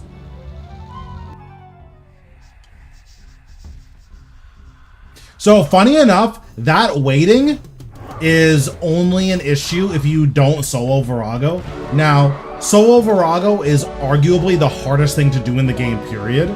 So the vast majority of people are never going to be able to solo Virago, but it is cool that like the issue of time gating just kind of goes away when you solo it. So like, I think Virago is the most fun boss in the game, but that's because I don't do any waiting around. Like, sometimes you have to wait around a bit during P4. But even then, it's not true waiting around. It's like, oh, I'm just not gonna Living Death.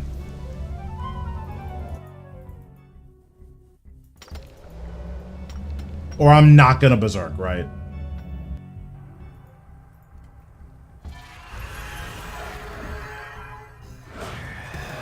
But that's also like kind of an unfortunate thing about Virago is that the only people who get to super enjoy it are like your top 0.1% players that can actually get a solo Virago kill. Most people are never going to be able to have that kind of fun with Virago, which kind of sucks.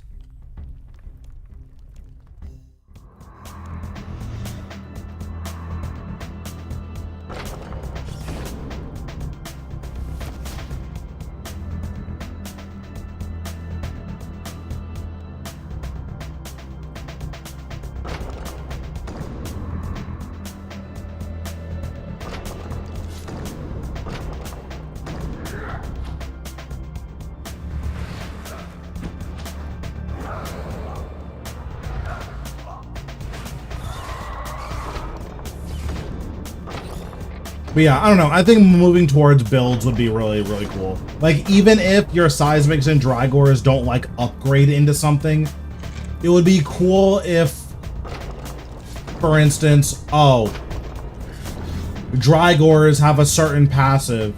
Like, Drygores enhance your bleeds, because Kalphite King uses bleeds. So all of the Drygores enhance bleeds. Like, and they enhance them enough that you would get more than tier 95 damage at bosses that are particularly susceptible to bleeds. And then, oh, let's say we get a new armor that like uses Trim Masterwork Spear as a requirement or something. Yeah, I mean, Rago is really hard. So like, if you're not able to do it, don't feel bad. The vast majority of people are not going to be able to do solo over Rago. But like, how interesting would it be if there were bosses that were like particularly susceptible to bleeds, and then we had a weapon and armor set that enhanced bleeds, right? Like Drygores and Trim Masterwork Spear would just have the same passive, and then you get to kind of option select based on whether two-handed abilities are better or dual-wield abilities are better. Like now, against bosses where bleeds are really good, we actually have to think about, okay, do I want to use my bleed build here?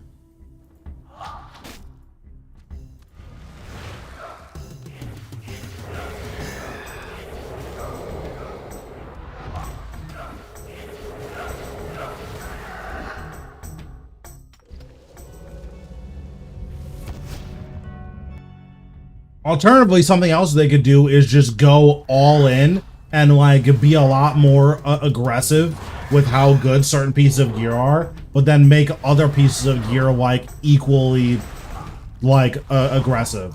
Like instead of, oh, you know, your Vestments does like a couple of things that are pretty good, but it's mostly Vestments do literally anything, and that should just better. Like Vestments should be the Berserker set, where, oh, when you're wearing full Vestments, you get 0 armor bonus, and your Berserk is always on.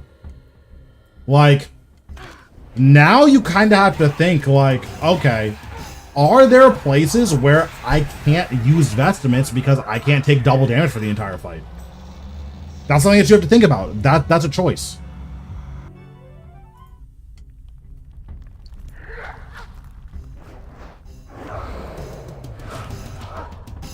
And I think choice in our gearing would make the game a lot better. It would make the game a lot more fun. What's going on, Dan? How we doing? Where's Torag? Is Torag here?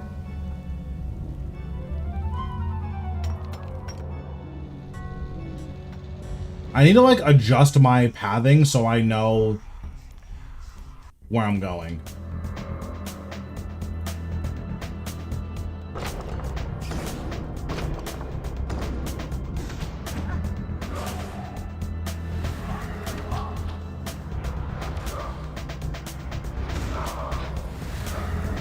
I will probably do this wilderness event because more Hunter XP is more better.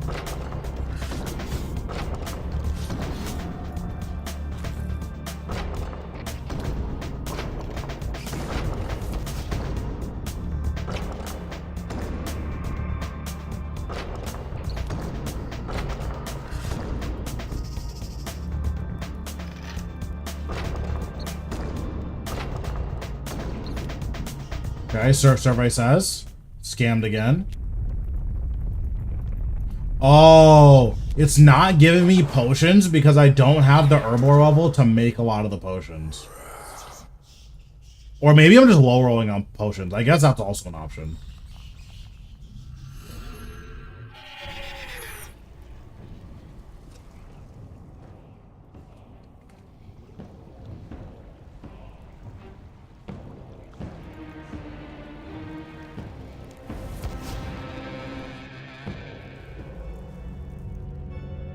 The roadmap does look pretty interesting, though. I'm curious to see how it's going to change gearing.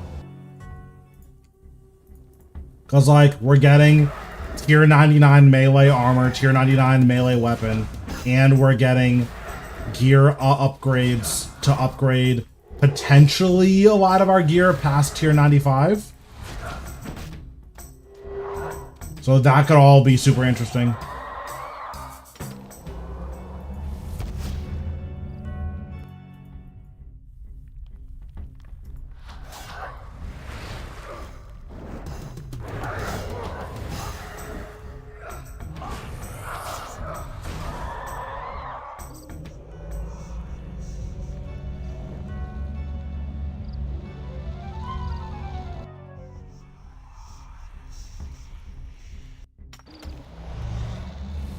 Okay, so we know this one's last, so we'll go to Aram and then circle back around.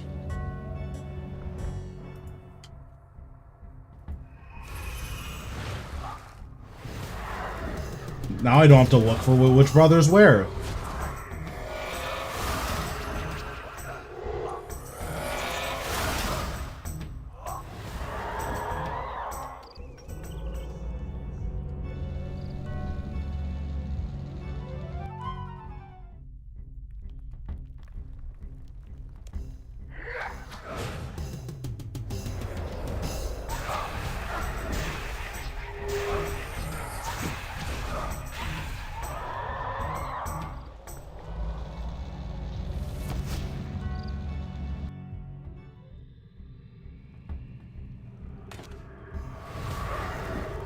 Oh, you know what? I forgot to get a Reaper task. Well, I'll do that after this.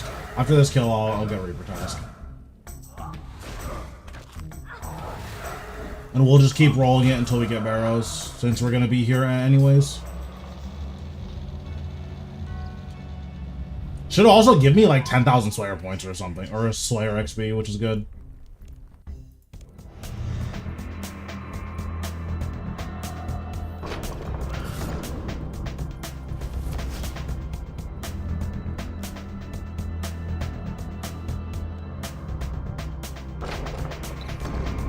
I'm also thinking about just playing with the accessibility option on always, just for the viewer experience.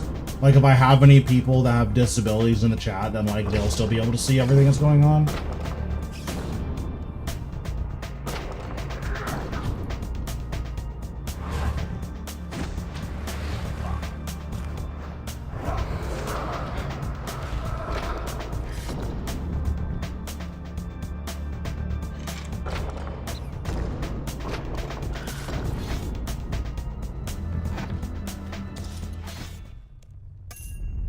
Right, not bad.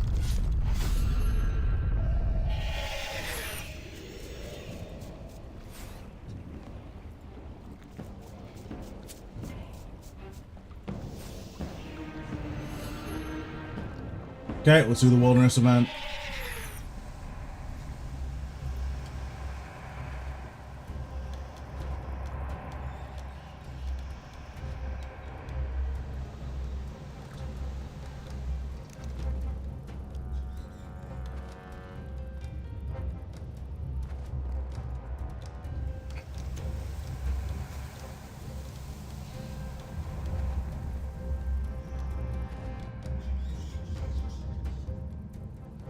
It's crazy. I have almost 50 Hunter. I haven't trained Hunter a single time. All of my Hunter XP is from Wilderness events and from Chronicles doing divination.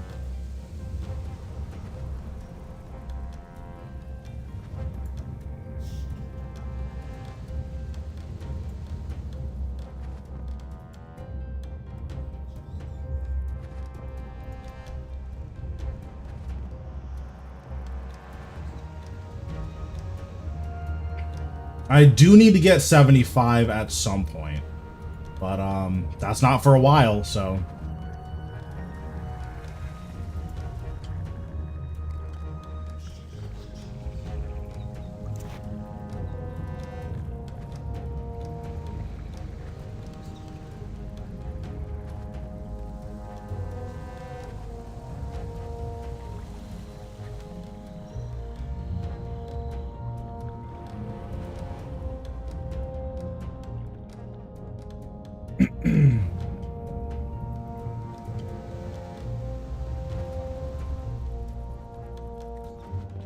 I got a ghost task, so I decided to do Barrows because that was, like, I was just looking at what ghosts are available to me, and then Barrows, like, it showed up, and I was like, oh, wait, I can do Barrows. That's kind of sick. So, we're just doing Barrows. If I get an Amulet of the Forsaken, I'm almost certainly stopping.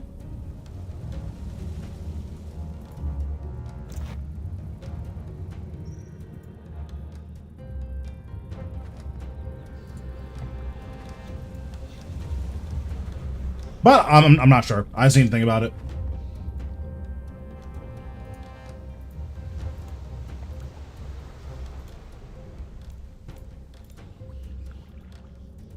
Okay, 12 barrels kills, perfect.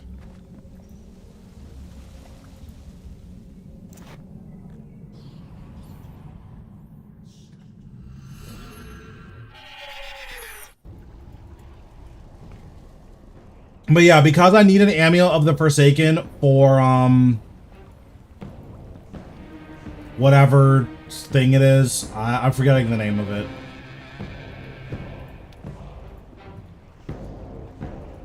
For archaeology?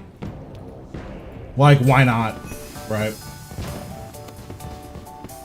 50 Hunter, we take it. What's going on, Guile? How we doing?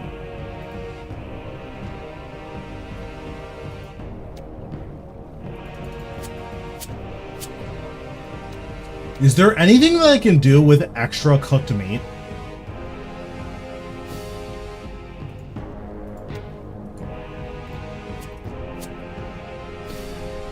Yep, this is an iron. Well, it's not new. It's like 3 weeks old. This is the main account I've been playing on. But yeah, this is an iron.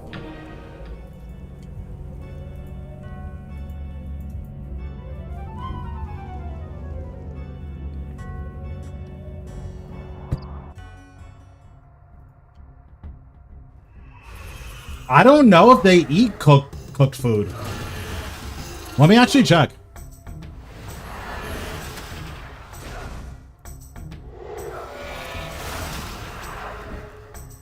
Yeah, it's only raw meat.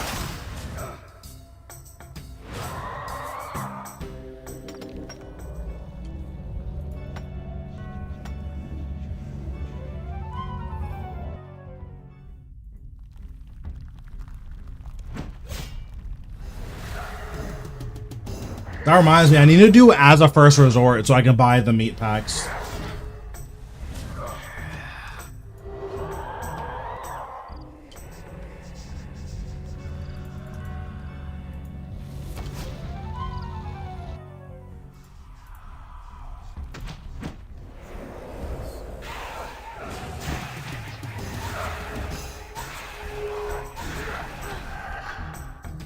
Okay, Torag just blasted me.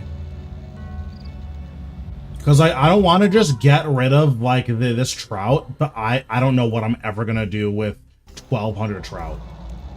It just doesn't heal enough for me to care.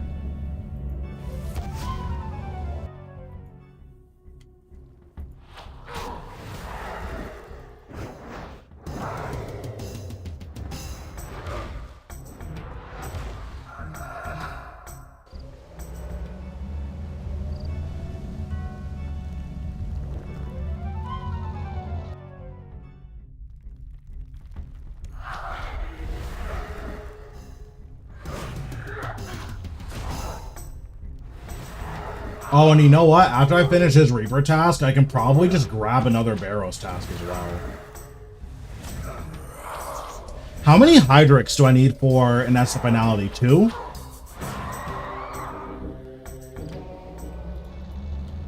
I think it's 2, right?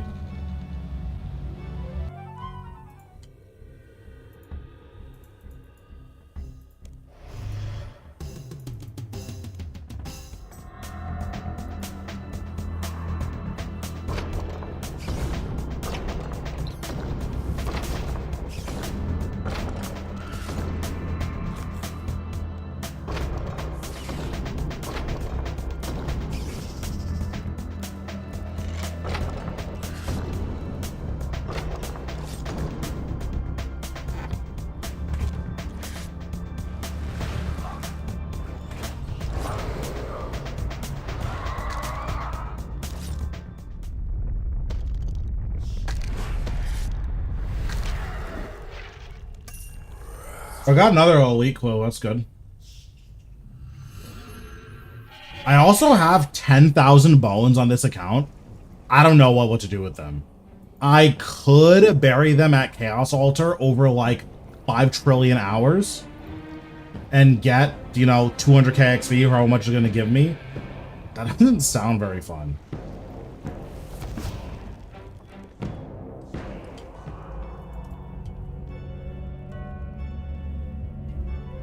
But, like, I don't know what else to do with them.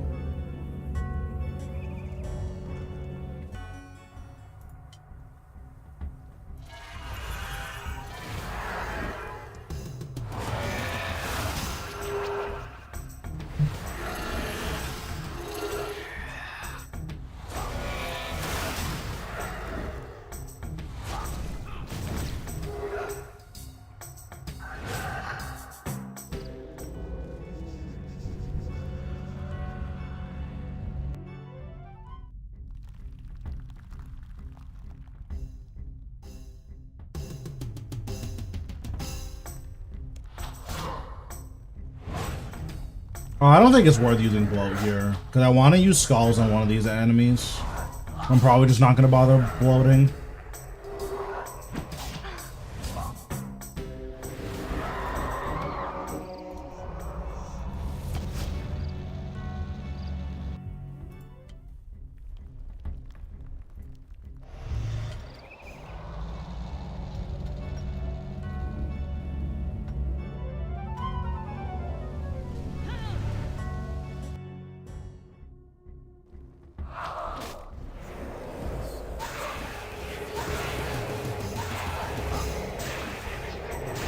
That was scary. I don't know why he kept moving.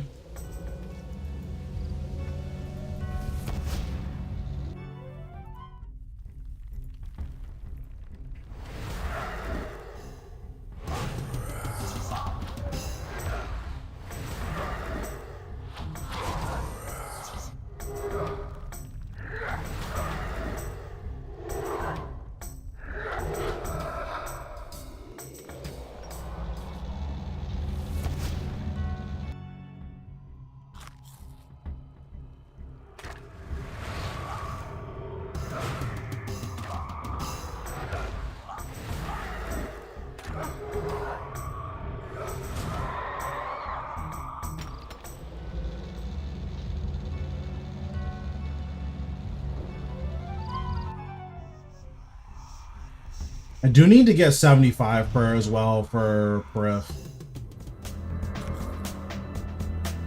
Oh, this is easy. Just right here.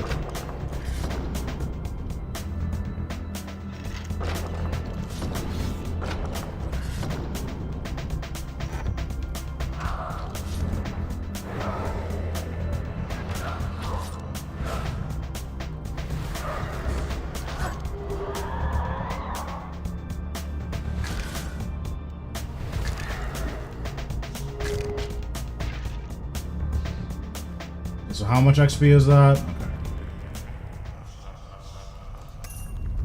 Okay, we'll take it.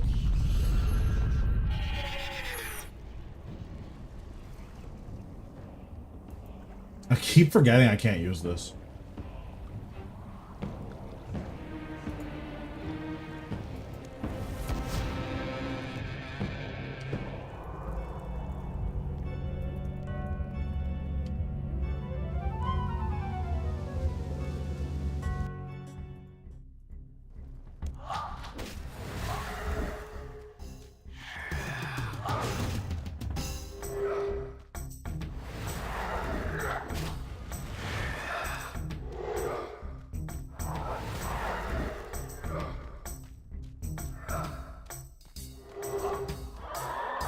Okay, there we go. Now we can't die anymore.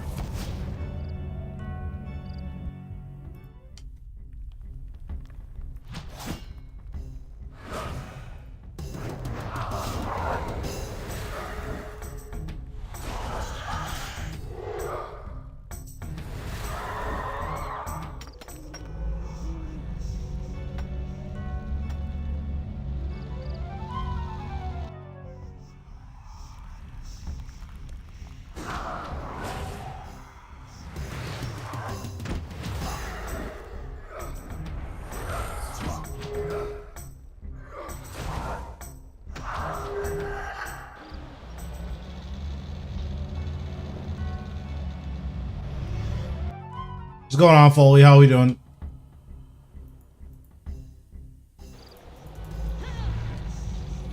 We got a Ghost Slayer task, so we decided to do Barrows, and Barrows have been going well.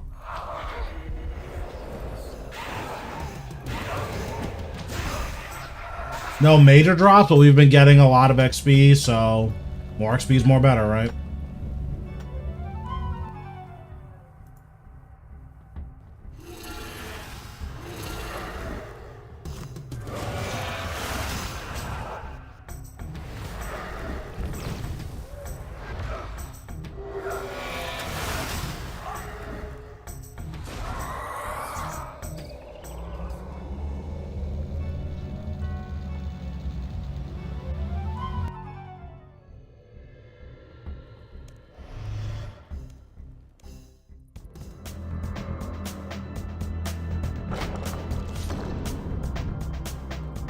Okay, so the door's over there.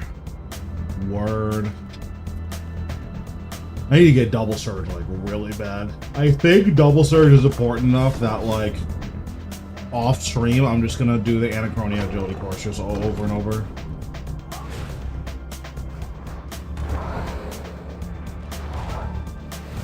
I feel like it's just so much more mobility than single surge. Twice as much, actually.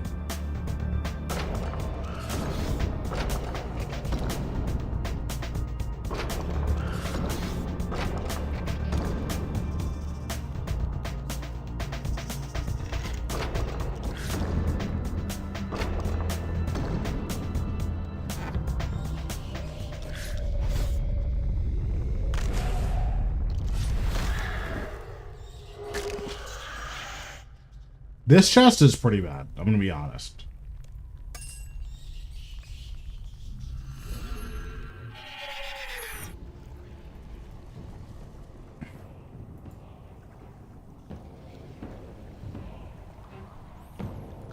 You get crit boom. There's no reason to, as it stands right now, there's no reason to use Elite Tectonic. You wear a crit boom, and if you want damage armor, then you can use Anima Core of Sliske imbued with the Tuska augment instead.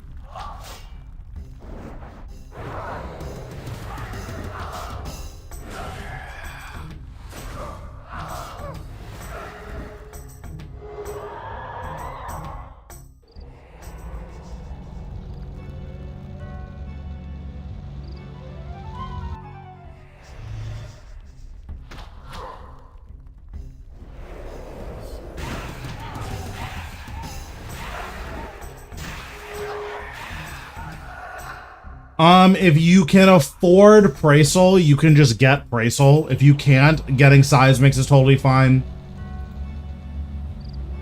If you don't have a Fracture Staff with all of the crit buffs, your weapon kind of doesn't matter.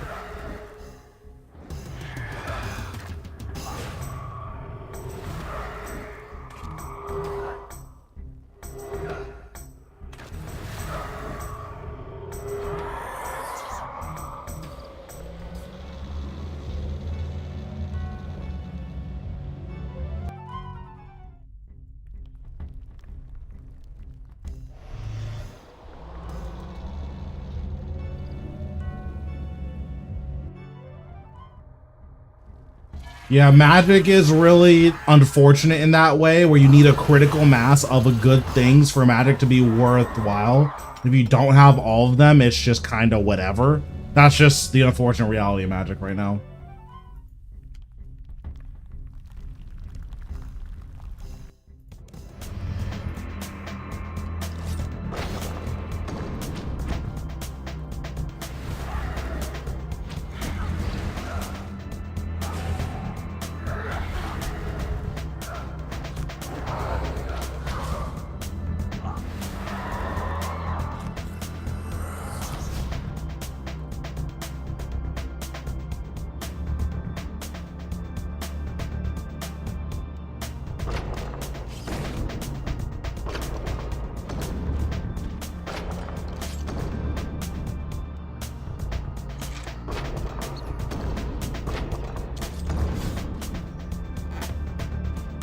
We need to kill this guy because he's going to be cringe. Wow. Wow. I didn't even know this was an option for what you can get in chess. I'm going to be honest.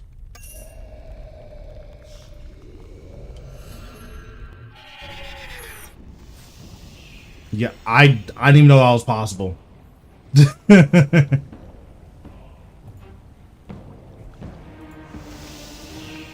Okay, 1 second. I'm gonna use the bathroom. I'll be right back.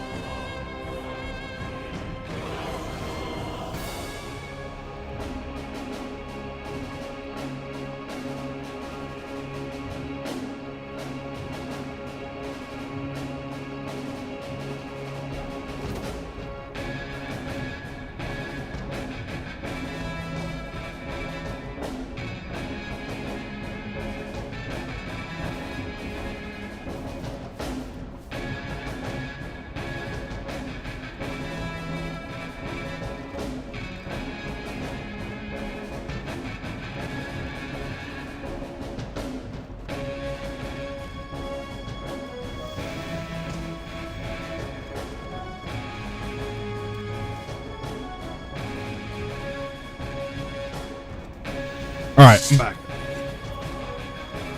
I thought you always got runes. I did too, but evidently that's not correct.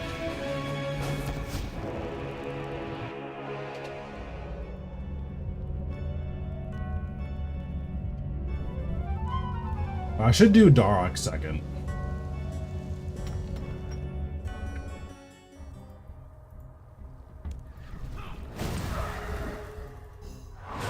Oh, this is a range brother, so can't kite him. So we have 13 more kills. So after the 13 kills, we'll grab another Reaper task. Probably won't do it today because it's probably going to take way too long. But we will grab another task at the very least. What's going on, Gene? How we doing?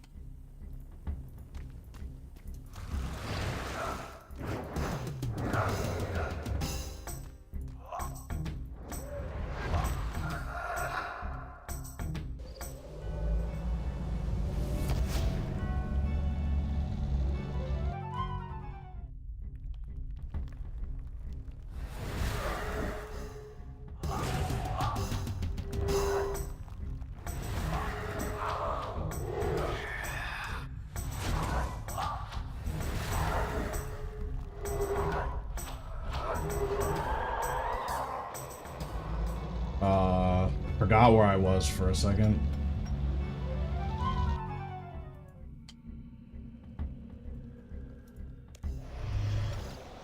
Very nice. We take that.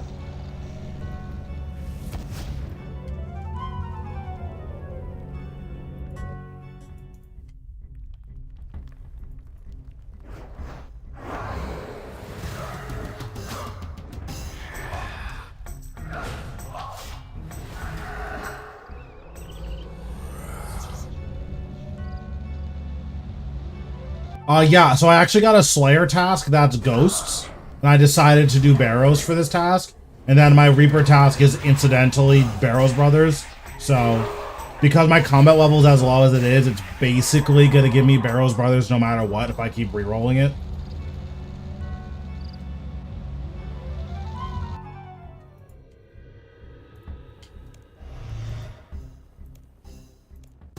So we're doing it for Slayer, we're doing it for Combat XP, and we're doing it for Reaper XP. You don't have to eat it, actually. That's not mandatory.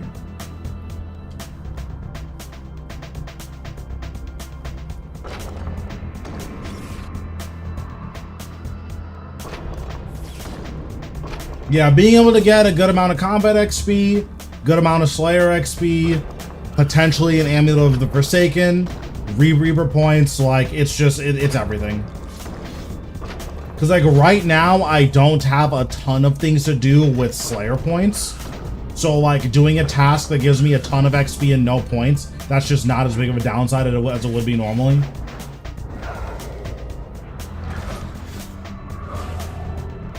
Plus, I really want to get to 60 so I can get Aberrant Specters. Because Aberrant Specters are probably going to be my best source of Herbivore XP for quite a while.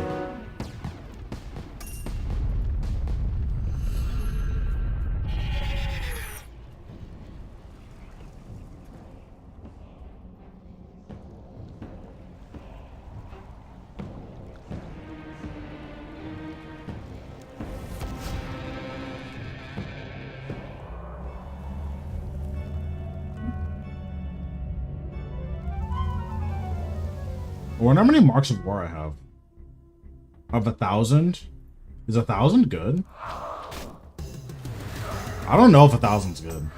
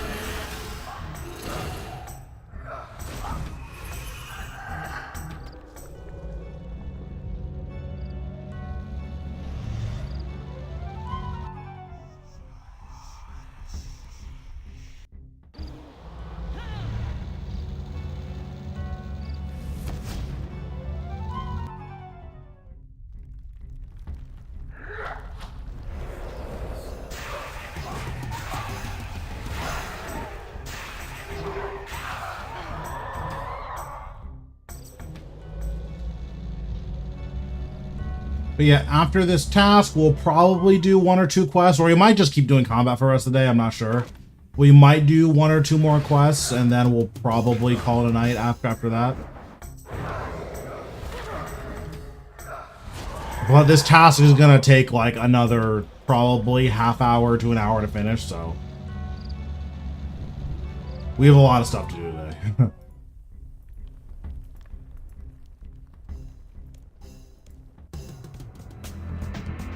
We'll see. I mean, I'm not against it. It's just how many people do I have that, like, I trust to keep playing? So, like, necessarily, I kind of want to prioritize content creators because, like, they're going to be as invested as I am. 1, because they, like, financially benefit from it, but 2, like, to be a content creator just means that you probably super enjoy the game a lot.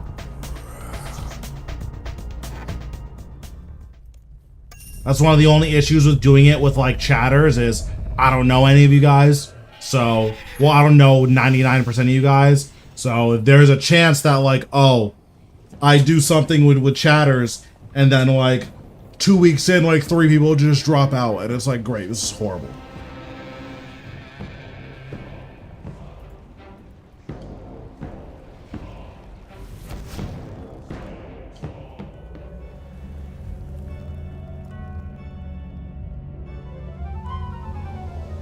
So, like, if I make a group hardcore, it's almost certainly going to be with content creators. I just need to decide who. And they also need to agree to it, obviously.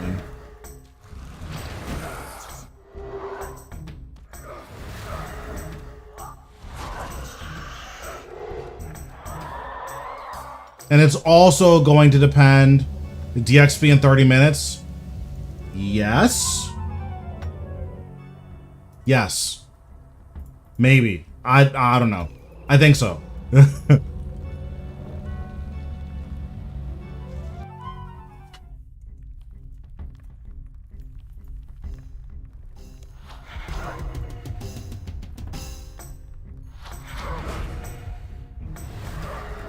No, Necro's probably the weakest.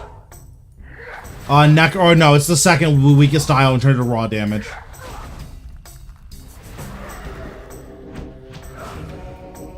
Yeah, I think double XP is starting in 30 minutes.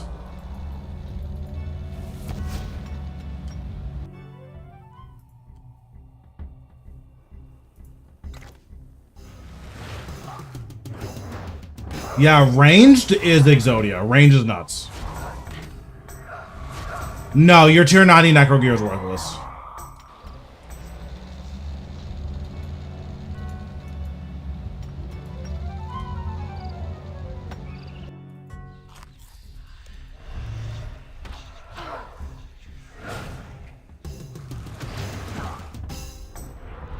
That's what I'm doing for the next week. Yeah, true. Like, even if you could sell it for something else, you're just not going to get any money for it. So, it's just not even worth it. Oh, I'm missing Varric. Where is Varric? Is that this guy? Oh, no. Varric is down here.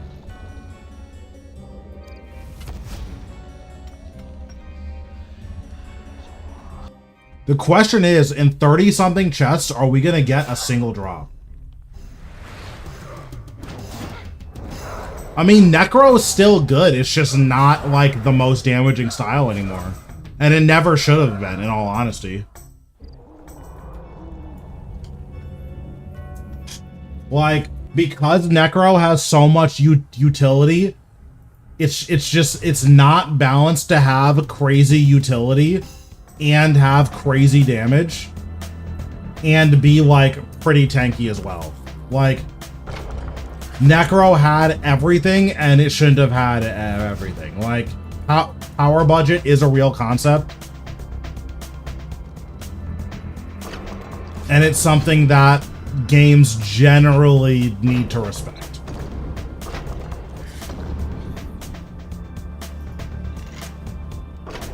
Like, melee and range should do the most damage because they have no utility. Piece of Guthin? Okay.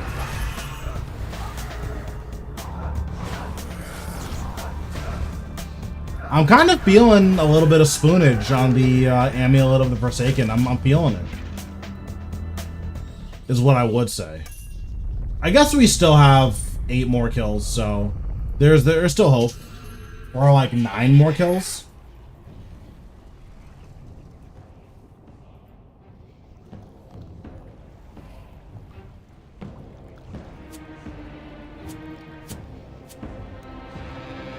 Yeah, my main is probably just going to be doing rune crafting on double XP. Just the entire time, just going to be AFKing rune crafting. Hopefully, I have enough for 200 mil. I don't actually know.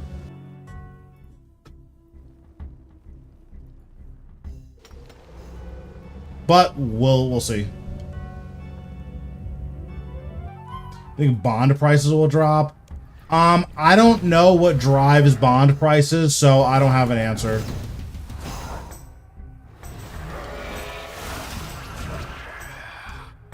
And like, I'm not gonna speculate for you. I just don't know.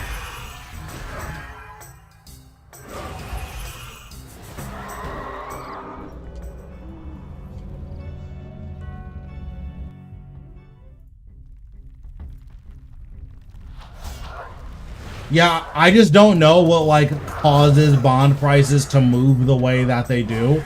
And I'm also rich, right? So I'm insulated from bond prices being really bad. Like, if bonds go up, I still buy them because I'm rich, so I don't care.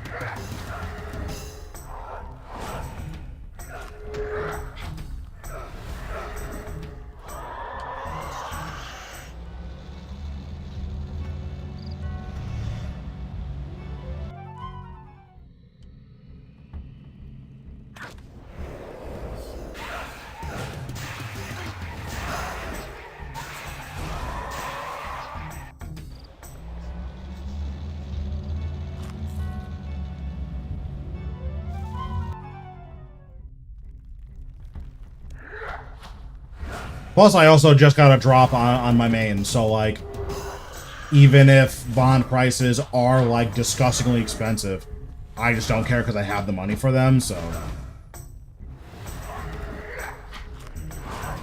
I'm very aware that's a privileged position, but because of that, I'm just not, like, in the know on why bonds are priced the way they are, because it just doesn't affect me.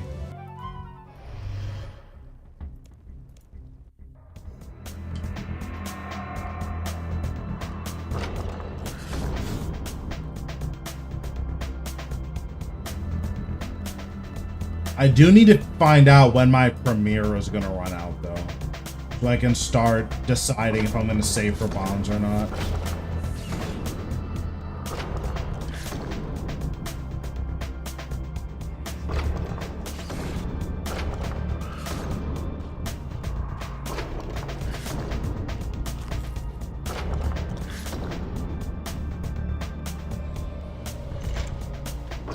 Yeah, I've done Premiere through bonds the last 2 years, so... I definitely get it. Ooh, I might die.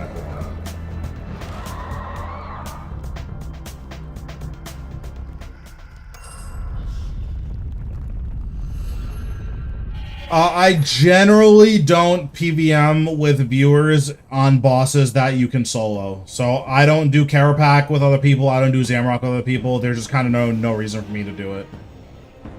Most bosses in this game, with the exception of Solak, are structured in a way where it's basically always better to solo if you can solo.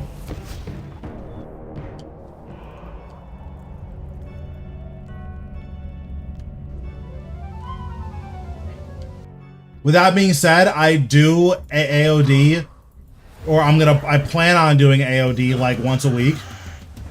I solo Virago, so I will not be doing that with the viewers, unfortunately. At least not until I get Vitalis. Once I get Vitalis, I'll start doing it with viewers, potentially. But until I get Vitalis, it's not happening. But yeah, like every Monday is probably going to be my AOD day.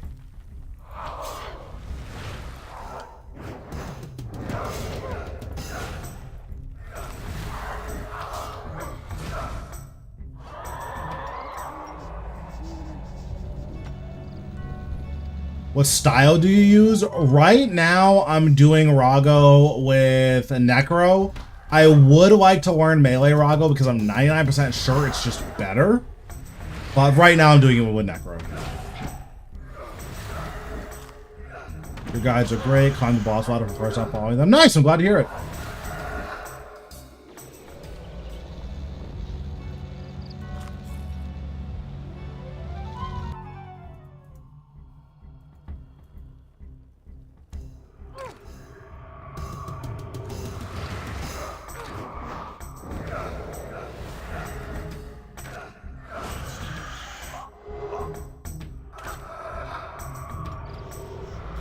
I'm getting blasted this time around. I just don't understand. What is going on?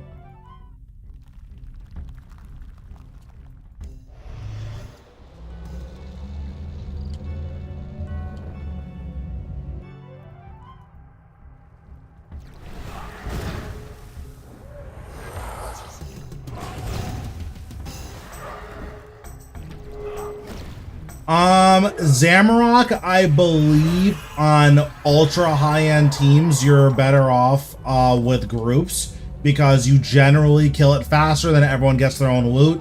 And then, like, the GP per hour is crazy if you're doing splits, right? Because that's what GOAT does. He does, like, 5-man 2Ks in, like, 6 minutes. At that rate, I think doing keeps is, like, what, 600, or no, doing keeps at that rate is like 500 mil an hour. Now, like, imagine if they're also doing splits. Like, that's just crazy. I can only see half the chat. So, the chat is on screen right now. I dual stream, so you're only gonna be able to see the YouTube chat on YouTube, but I dual stream, so the other chat is on screen. But yeah, like, I'm pretty sure GOAT makes like 800-900 mil an hour because they're just doing splits.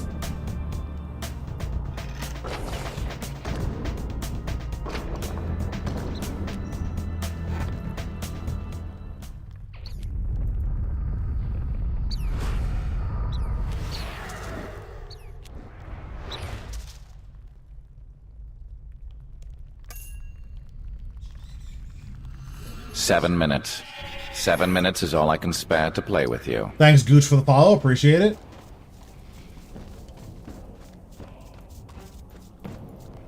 So it's more consistent, but it's also the kills are just so fast. That's like the big thing. Because normally you're only killing, like, you're only soloing what? Like 4 Zamorak an hour at 2K, and they're doing like 12.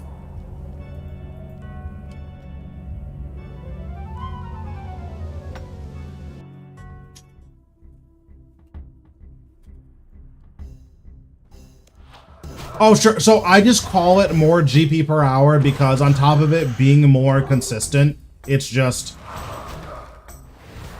like, I think consistency plays a really big role in terms of like how much GP you're actually getting from something. Like, that's why when Vorkath's spikes were so good, when they were like 8, 9, 10 mil, like, Vorkath was such an insane boss to do for money because you were always making money. Whereas Racial is like, especially if you're doing Racial with a Blood Reaver, you were either getting literally nothing or like you were hitting robe top, robe bottom weapon.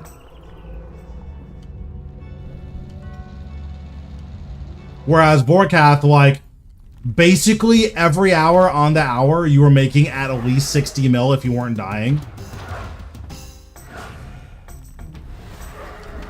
And then if you got 2 spike drops, that's obviously nuts. If you hit a codex, that was obviously nuts.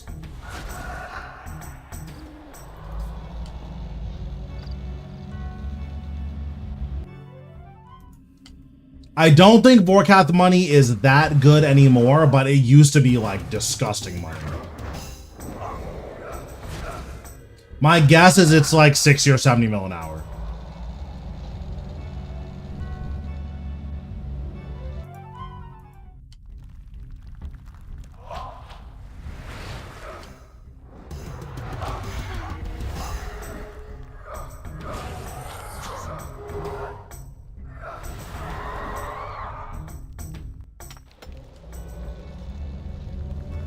Yeah, it was like 130 mil an hour for a really long time. Spikes dropped to like 2.5 mil. So now the money is, I think it's like 60 or 70 mil an hour. Which still isn't bad, but now it's like probably not worth the hassle. Like at this point, you're probably better off, if all you care about is money, you're probably better off sitting at Rasil. Or doing, you know, 2K Zamrock if you can do 2K Zamrock.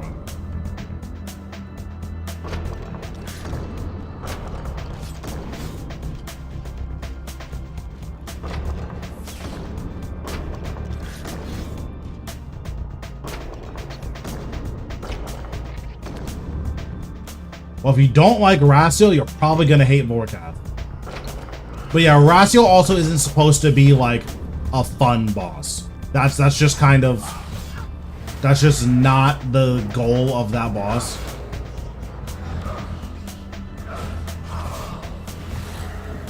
I mean, that's not bad.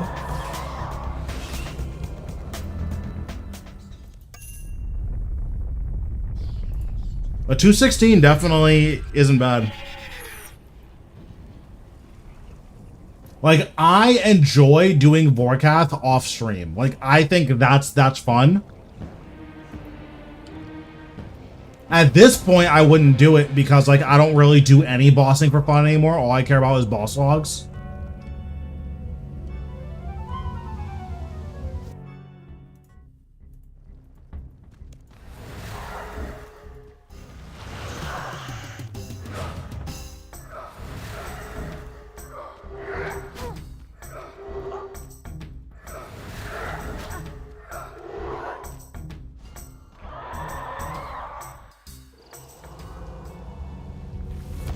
But yeah, like when I was bossing for money, Vorkath was definitely a good boss to do. I should have bloated first. That was dumb. It doesn't matter. I should have bloated first.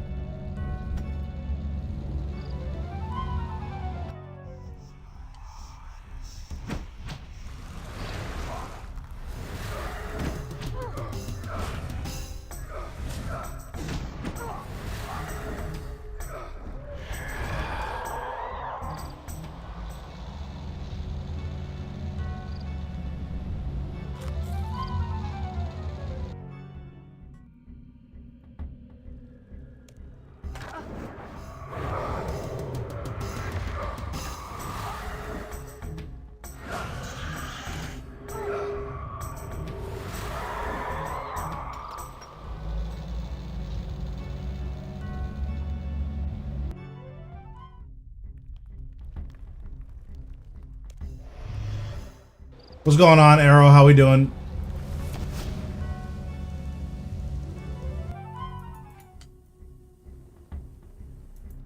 Wait, I'm lost. Oh, I need to do Arrow. Okay. Yeah, it starts in 13 minutes. I'm almost certainly going to just be runecrafting on my main.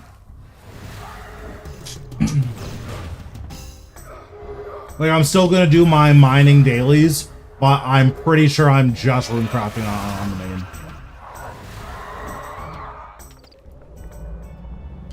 I should have enough protein essence for 200 mil. I'm not sure though. I think I have enough.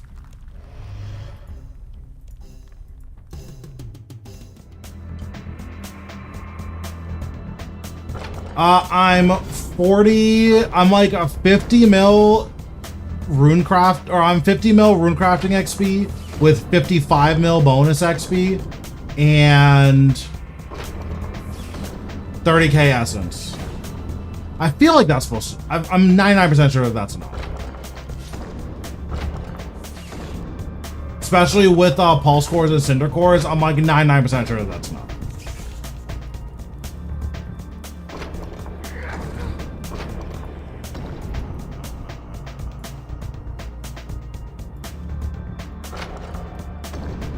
Yeah, I basically put all of my bonus XP for like the last 3 months into runecrafting. Honestly, it's been longer than that. It's for the last like 6 months.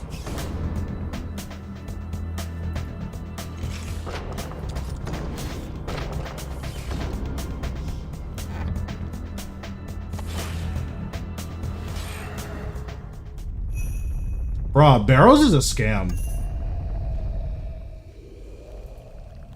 25 chests, no drops. Seems suspicious.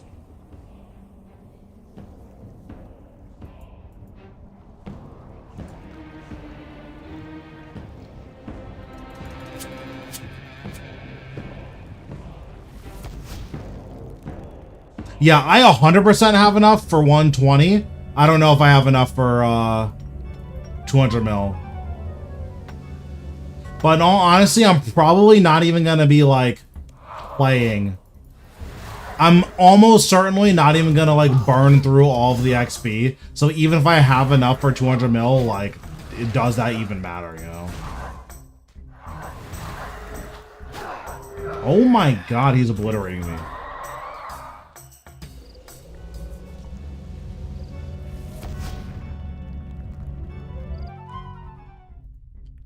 I have 3 mil bonus XP in Herbor. I was thinking about putting bonus XP in Herbor, but like, if you're a main, you're getting 200 mil Herbor whether you want to or not. So like, that's just kind of where I'm at with Herbor. Because like, you need to make salves, and you need to make a lot of salves. And then there are a lot of points where like making Vuln bombs is just cheaper than actually buying them. So if you're gonna get 200 mil no matter what, like why even put any XP in it, right? I don't think adrenaline renewals are worth it for the majority of players. So I personally wouldn't bother with adrenaline renewals.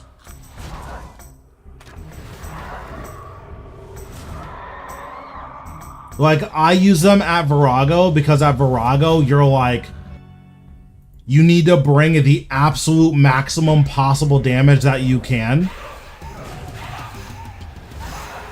But like, that's just not the case for most bosses. Oh, sure. But yeah, like most bosses usually aren't that taxing on your resources. I think Virago is the only boss that I would say adrenaline renewals are like mandatory. Where if you don't have adrenaline renewals, you probably shouldn't be attempting Virago. At least solo. If you're in a group, it doesn't matter. But solo, you probably shouldn't be doing Virago if you don't have adrenaline renewals.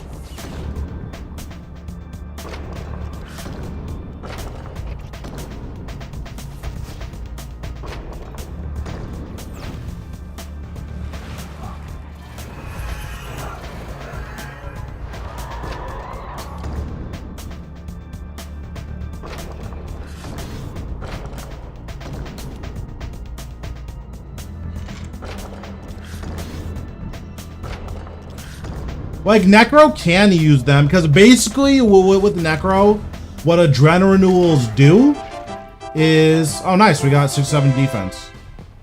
Basically, for Necro, the only thing adrenaline renewals do is... you can use Bloat in Living Death. That's all it does. Which, like, that's not nothing, but... is that enough to spend... what, like 3x per adrenaline point? Probably not.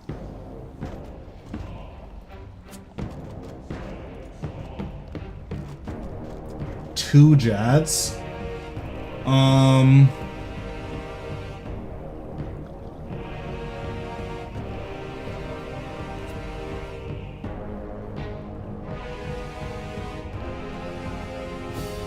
don't want to do two jets.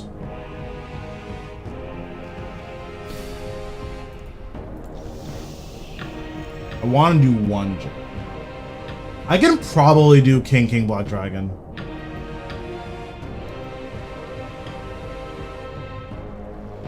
Oh no, no. So I completely agree.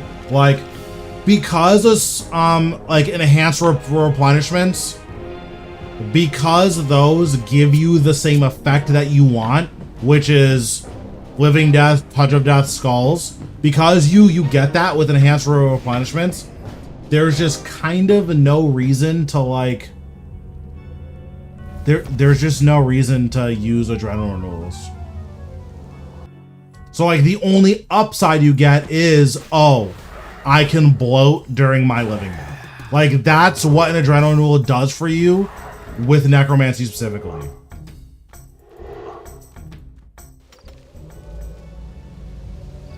No, I have no need for pure essence.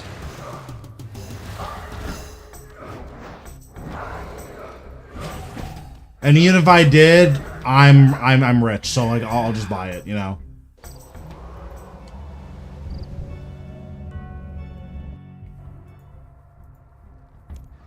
Or I'll just farm it. I just sold like 300k pure essence. I think if I go to KBD, I'm gonna die.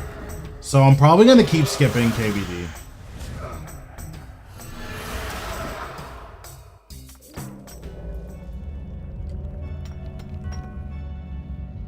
I mean, my bank's like 50 bill.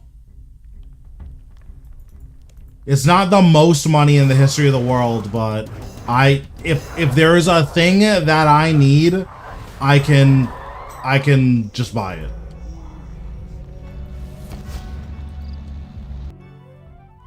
I mean, my elite dungeon chest also has 700 mil that like is just sitting there because I have nothing to do with it.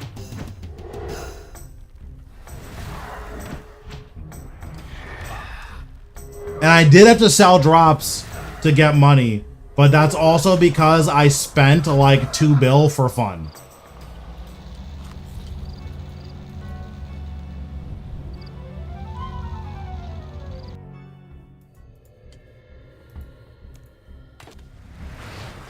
Like I bought Elite Dracolith so that I can dye it in like 6 months when we're allowed to dye it.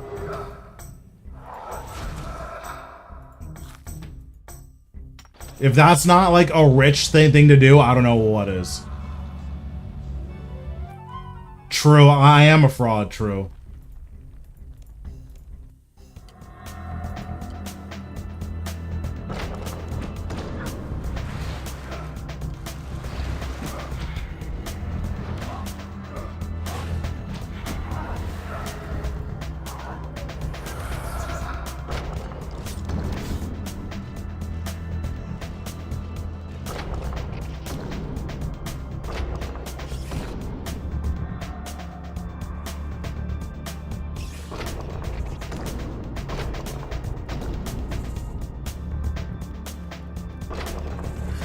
I mean, I'm like,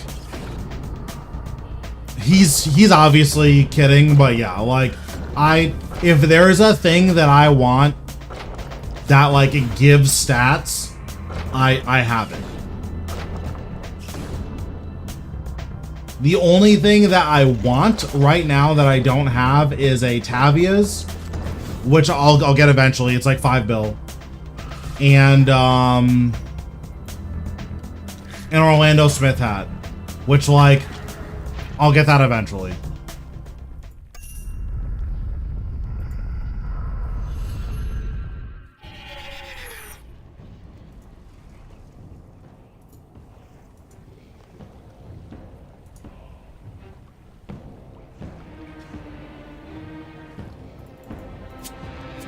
Oh, these are the raw desert souls.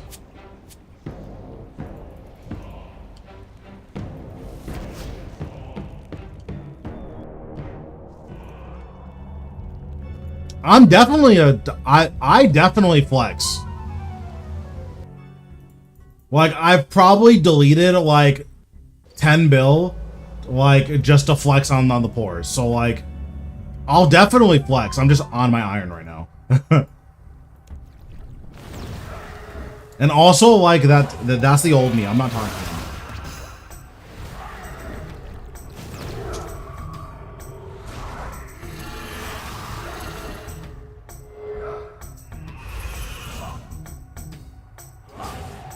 True.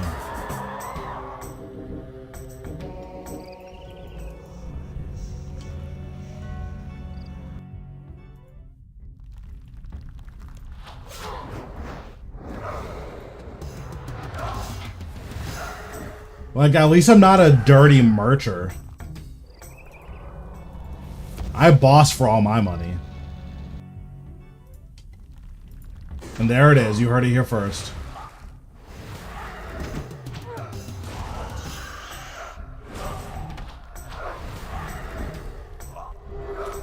Nah, merching's cringe. One, I don't really know how to do it, and two, even if I did, like, I'm just good. That's not how I want to play the game.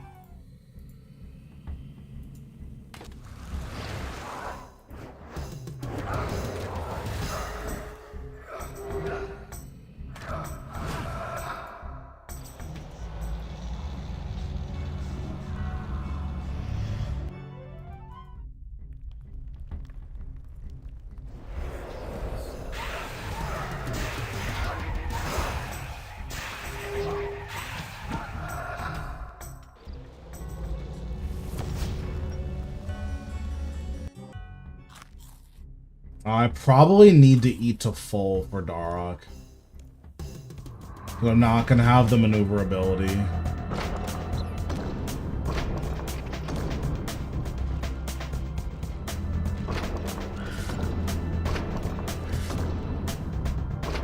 Yeah, I think between my ED4 chest and my ED and then my other elite dungeon chest, I have like, what, 900 mil in there?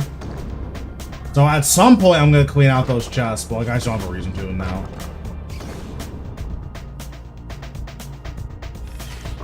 Maybe once I can afford an Orlando Smith or a Tavia's, then I'll clean them out.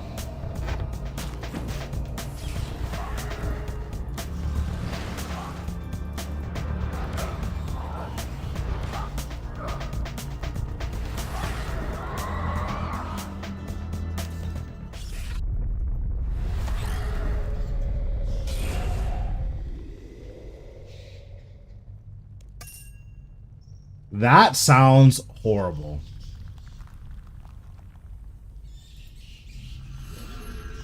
Like, disgustingly bad.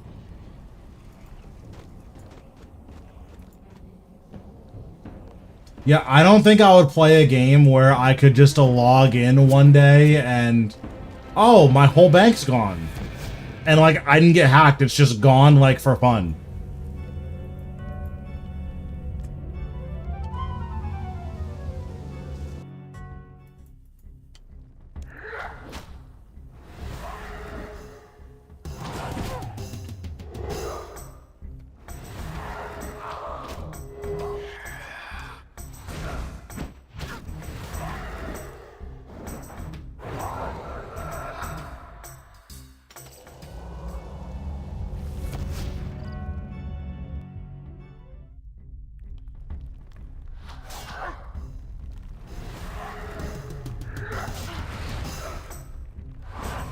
Yeah, that just doesn't sound... That doesn't sound like a game for me.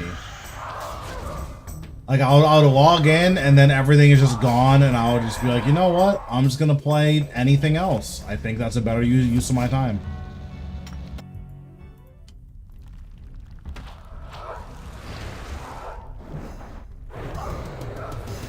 It's so funny when people are like, I haven't played in 10 years. Is Abyssal Whip still good? It's like, dude. You are so worthless with your Abyssal Whip. What game were they talking about? RimWorld, I think? That's what you're playing, right? Silver, you're playing RimWorld?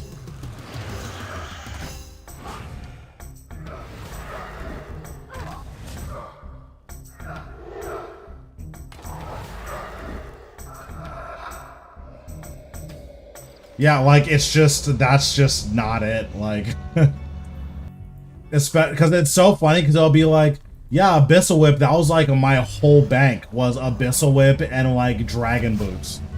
And then it's like, yeah, well, that is 130k right now. And best in slot gear is like 30 bill. So, no, it's not good.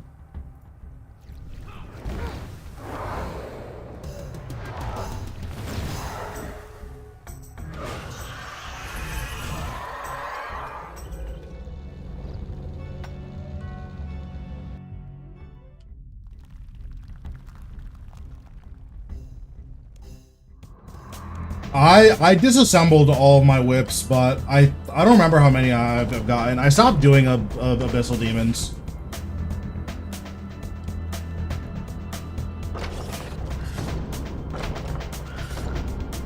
Yeah, that would be rough.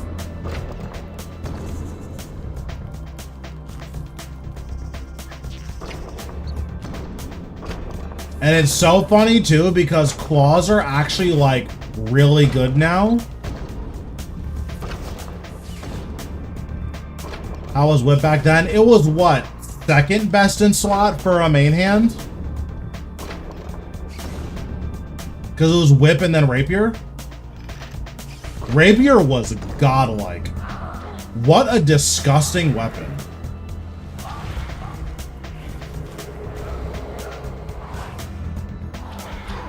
Rapier was so good.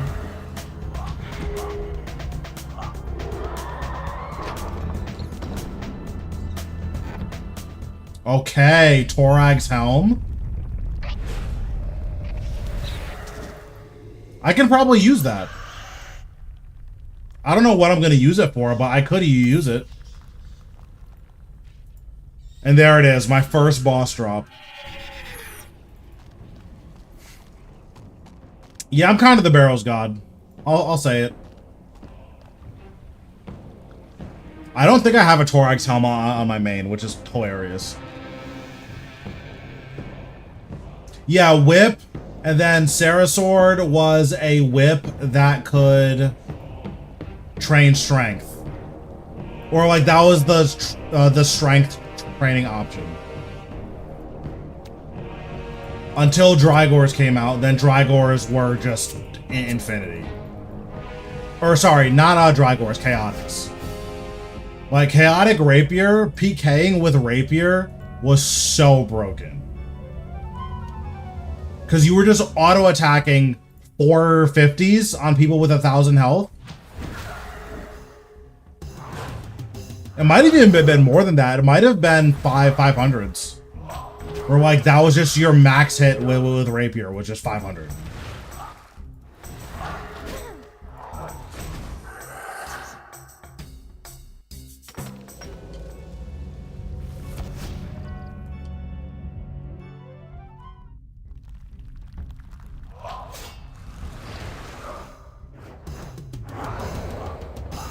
And then Chaotic Maul could auto-attack like 600s, like 650s, maybe even 700s. So like you could just Rapier, like if you weren't sculling, you could Rapier into G-Maul, Chaotic Maul, and then like there's just no counterplay.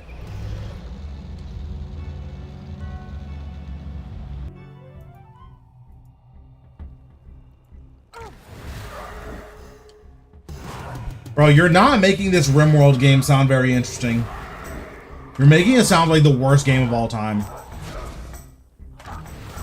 I'm gonna say it. You make RimWorld sound like Hero Pass. I'll say it.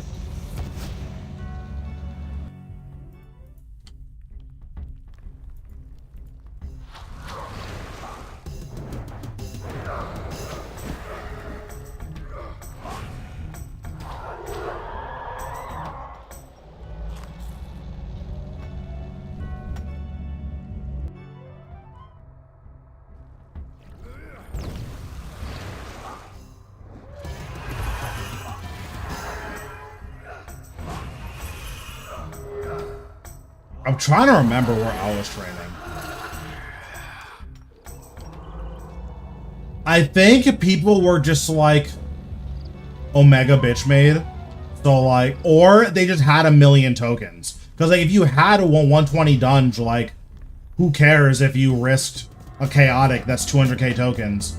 Like you probably had, not probably, you did have what? Like 8 to 10 million tokens. Like 200k tokens is nothing. Like there were a lot of people with the 120 dunge who would just do chaotic rapier and claws because like you're invincible, and if you did somehow die, like okay, I'll just buy another rapier.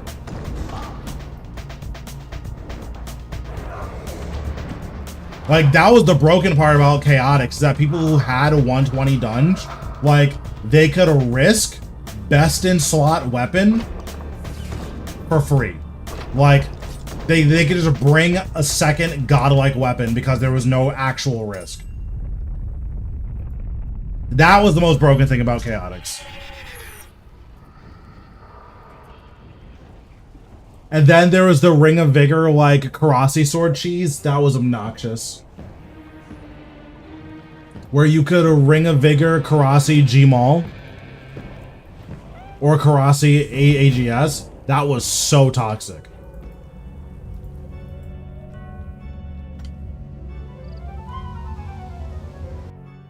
The child is on fire along with the prisoner. Yeah, that's not good. He needs some Woda.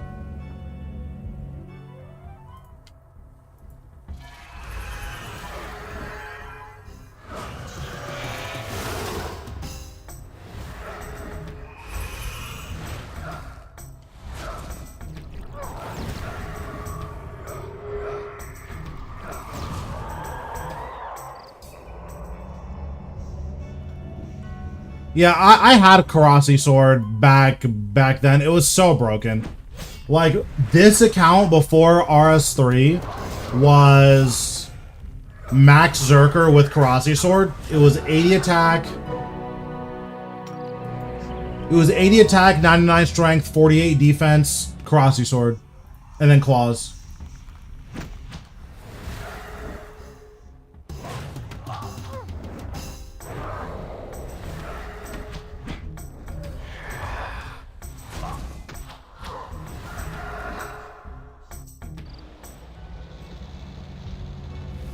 It was really nuts, because Karasi was just so accurate that you would rip through everyone in that bracket. Like, you basically never splashed in that bracket, so you never splash, and then you can option select Karasi sword or claws. It's so impossible to play against.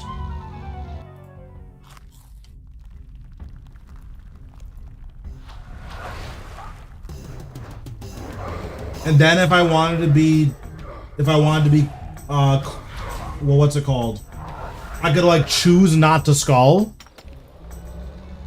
And then if I choose not to skull, I could just bring both. Like, you would bring Karasi sword, claws, Ring of Vigor.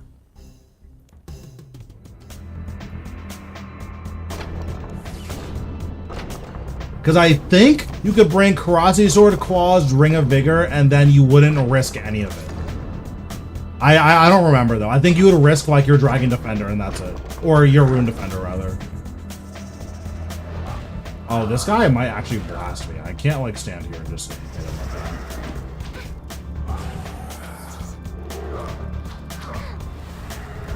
Yeah, that was not it. Okay, last Barrow's chest of the day.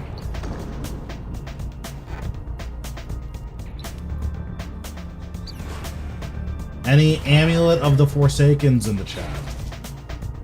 Nothing. That's fine. We got a lot of runes. That's always good. Can't go wrong with runes.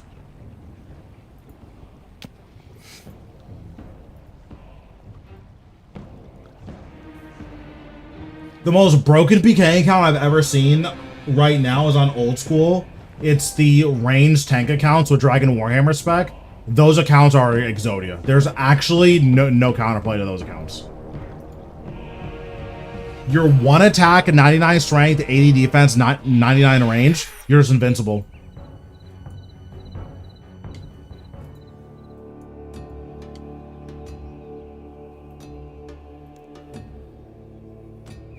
94 Anku. That's fine. Down for some Anku. Let's relog and do our dailies. And then we'll keep on with the Slayer grind.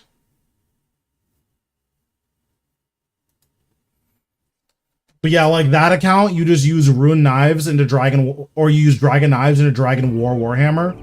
And then you wear full Torva, and then you're just literally invincible. Like, you just can't die. Fishing, woodcutting, Slayer.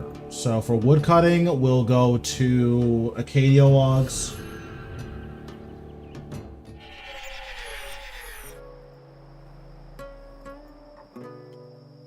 Yeah, like you're Otoblock put up a video of it. When I say you're invincible, you are actually, it is not possible to die on that account. Not in old school, because the account's level is like 80 something. So you're fighting pures. Like you're fighting pures and Zerkers. So, and you have 99 ranged. So like you just don't really splash all that much. And then in the bracket you're fighting in, like it's all pures. But yeah, it's super, super broken. Like, if I were to PK, that would be like the account that I would make. 7 minutes is all I can spare to play with you. Thanks, Sean, for the follow. Appreciate it.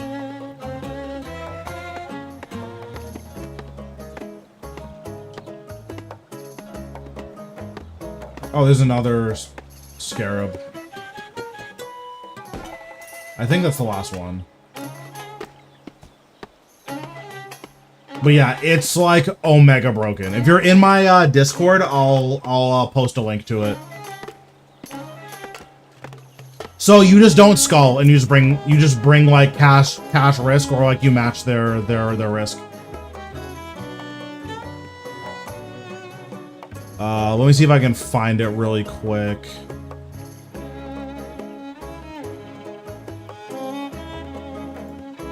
Otoblock, defense, or tank.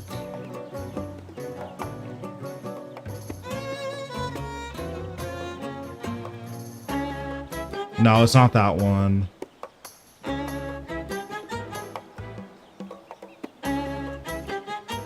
Oh yeah, it's this one. This account is so broken. Like if I were to make an account, this is the account that I would make.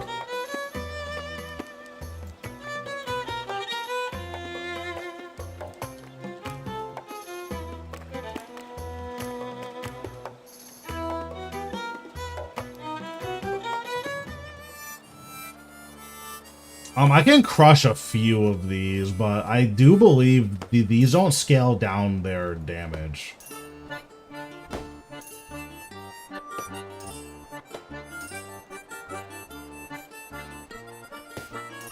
Well, I'll do one more and then I can chill.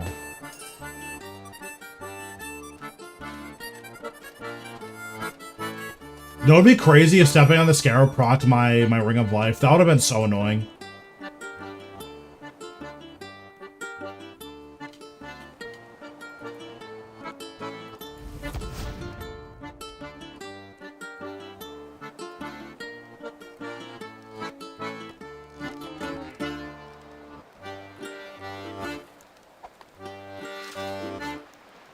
I know, that's why I stopped.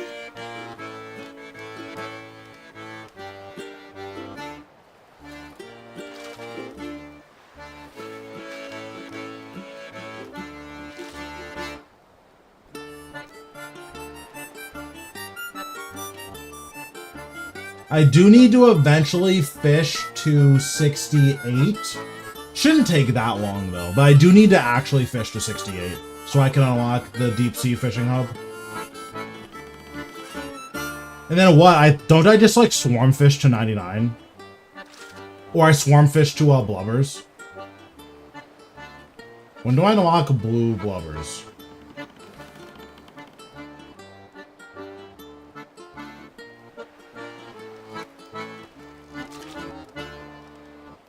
$91, and then when do I unlock sailfish? Or sailfish? 99 fishing. 97, okay.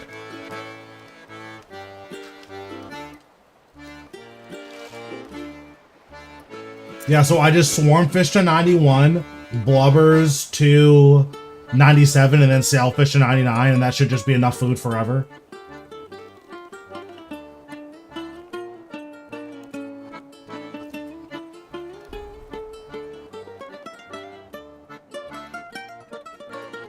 Oh, interesting. So I just swarm to 99, or I swarm to 91, and then blubbers until I'm satisfied with how many blubbers. Interesting.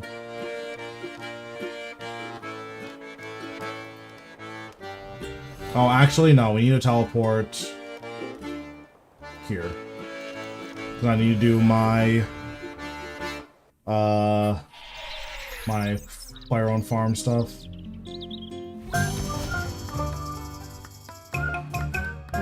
Yeah, I'm sure, though, the wiki has relatively accurate information on it, so I'm not as worried.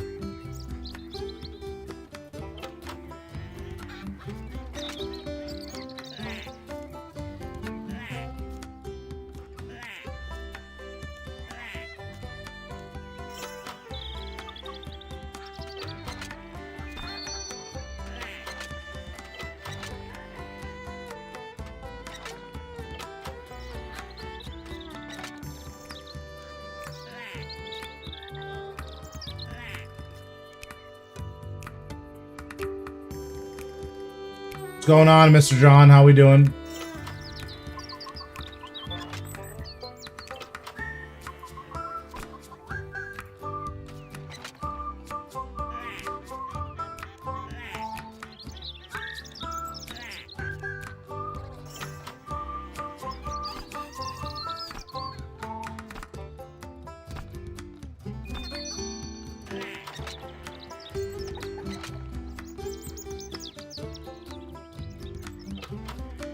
Oh, I should have cured it first. That was dumb.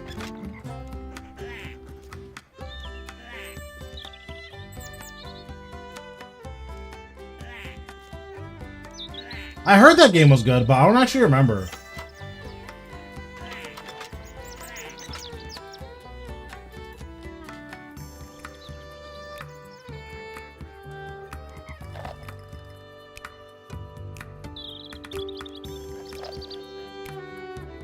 Yeah, it definitely looks interesting.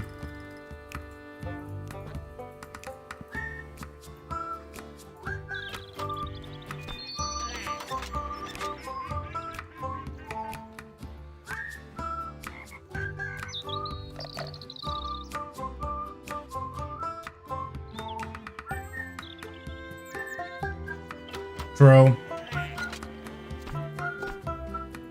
I mean, maybe it'll be enough for Blizzard to try to make a good game again. Because, like, I don't believe that Blizzard, like, doesn't know how to make good games anymore. I just think that they thought that they didn't have to. And now they're, like, paying the price for it.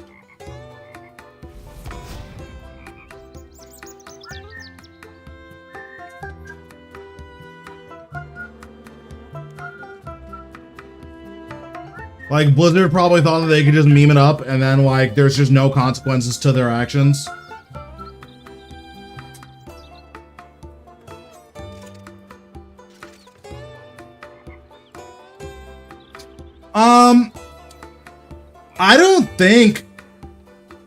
I don't think the recent Pokemon games have been necessarily bad. I think it was just performance issues. Which, like, Nintendo games have never been known for performance issues, but they're really, like, trying to push the limits on the Switch, and, like, there are a lot of games that are really suffering from it. Like, Bayonetta 2 is bad, but it's not, but, like, part of why it's bad is because of, like, crazy frame drops.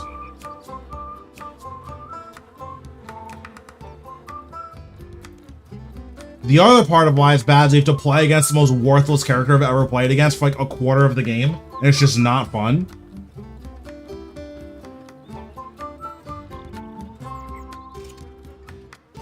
But like when you're playing as Bayonetta, it's sick, but it has like crazy performance issues, and it's like, this is just not what Nintendo is known for. Their game's not working. That's not a Nintendo thing.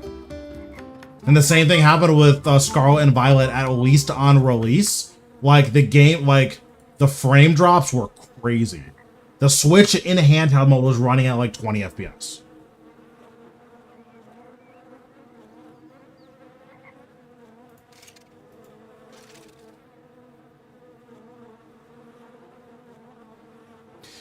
Yeah, I mean, I think the issue with Pokemon is that everyone loved Coliseum, or is that the game that had like a story mode or whatever?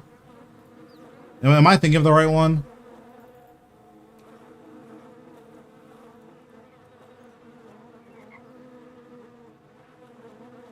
Yeah, Coliseum. It was Coliseum and like XD Gale of Darkness, where like those were really cool and people really liked them. And then they just stopped making them. It was like not an open world game, but like a Pokemon game with like a real actual story mode. But it's like those games were good. People really liked them. People really liked Coliseum. People really liked XD Gale of Darkness. They stopped making them. And it's like the new games have been more like Ruby, Sapphire, Emerald, Black, and White traditional Pokemon and less Coliseum. And I think that if they just made Coliseum, but now, it would do super, super well. But I could also be wrong. It's possible that like those games just aren't fun and don't age well, but like they were just cool because they were novel, not because they were good. But it's at least worth trying.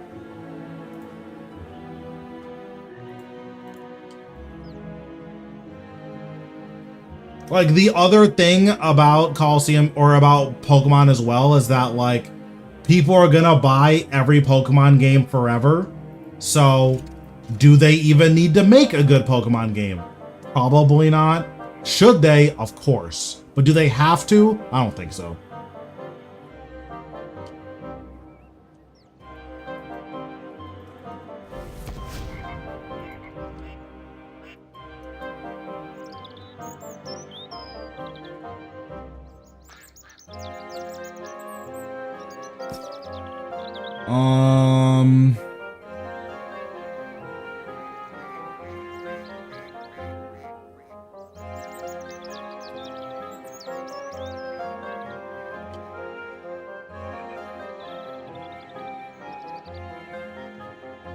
I guess we just head over to Anku. I don't think Anku can kill me, but I'll bring a few salmon just in case.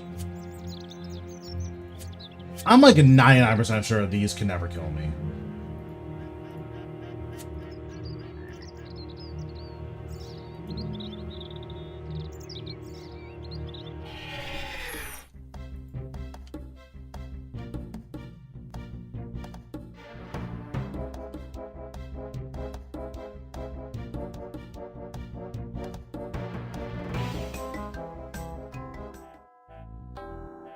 Yeah, I know I was killing them for the task where like you get the Anku residue. I was killing them for that. So I should be fine, especially now that my defense and my Necro are a lot higher.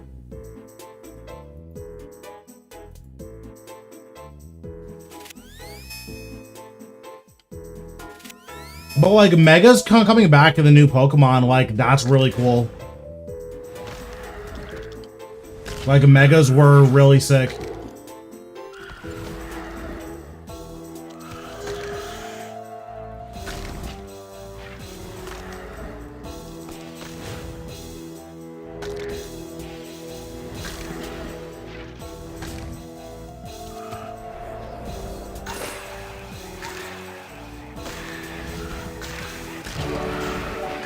Yeah, whatever the next Pokemon game is, Megas are coming back.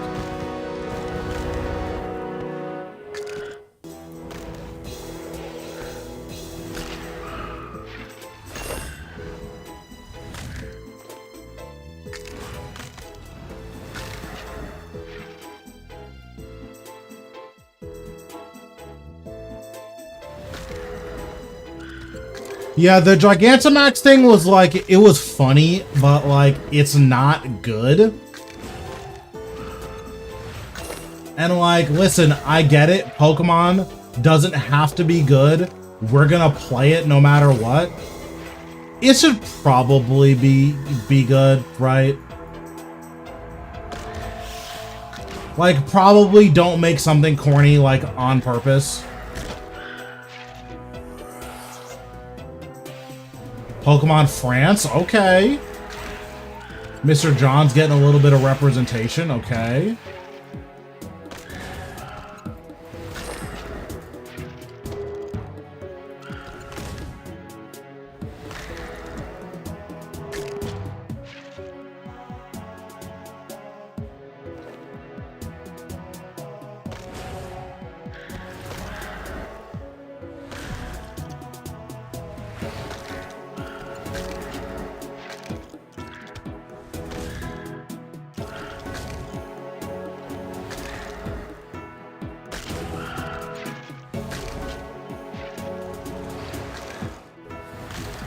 I will say, compared to Greater Demons, the drops from Anku are completely worthless.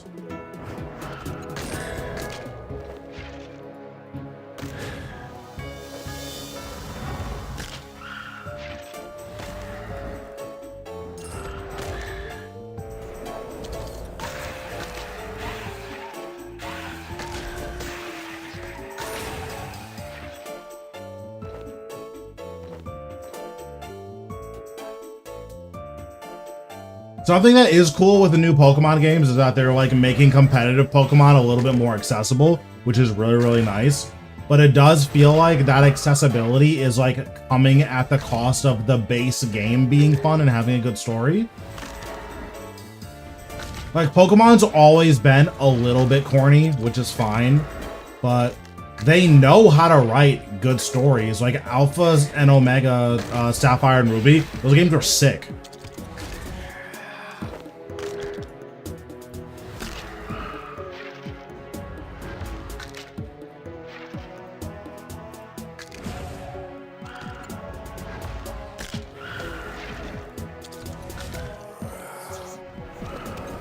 Thinking about doing Game with my friends for RS3, where we each limited to one combat style, prayer and something being able to be used for all players. Do you think it's doable to get close events and slot gear? It's gonna depend a lot on how augmentable gear works. So, for instance, you can do Carapac with any style. But let's say that, you know, you're farming Carapac, and then you put the whole thing together.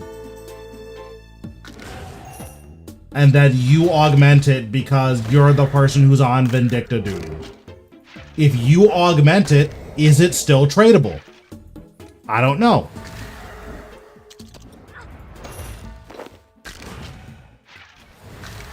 Like, that's one of the really big question marks around Group Iron Man is... Okay, like, let's say we are gonna do the big meme of everyone's on a different style. We know we all want to get best in slot gear. That is cool, and I'm sure it's gonna be fun. There are question marks around the viability of it, depending on how certain things work. So it's just worth keeping that in mind, that like, oh, everyone probably has to get an invention. Yeah, without being able to share augmented items, it's gonna be really rough. The same thing is true of dyeable items, right? Like, if we get a Barrows dye, or a Shadow dye, or a Third Age dye, are we just not allowed to use it because whatever gear we put it on is permanently locked to one of the account? That kind of sucks.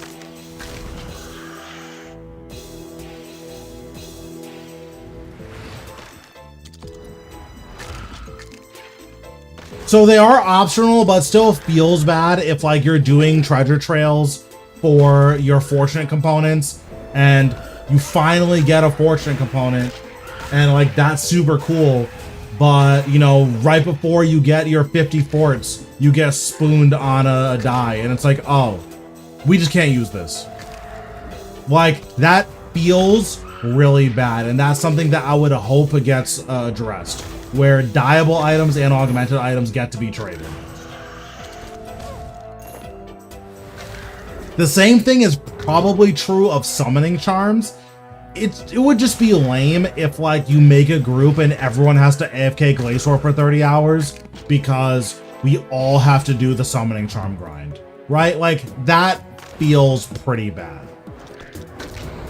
I think being able to put one person on that grind and then everyone else can do other stuff would make for a better experience for everyone.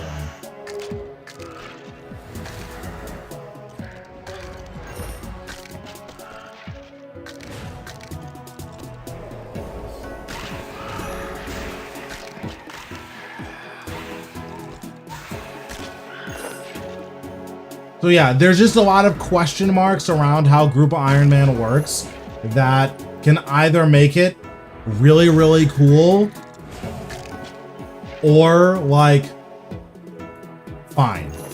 Because it would suck if it was fine. And I feel like Jagex knows better than to release it with it being fine. Like, I feel like they know better. So I'm just going into it with the assumption that those are all things that are going to be a part of the base experience. But there is a non-zero chance that's not part of the base experience. And if it's not, there's a lot of things that are going to be like not non-viable, but just not as good. And potentially even unfun, you know?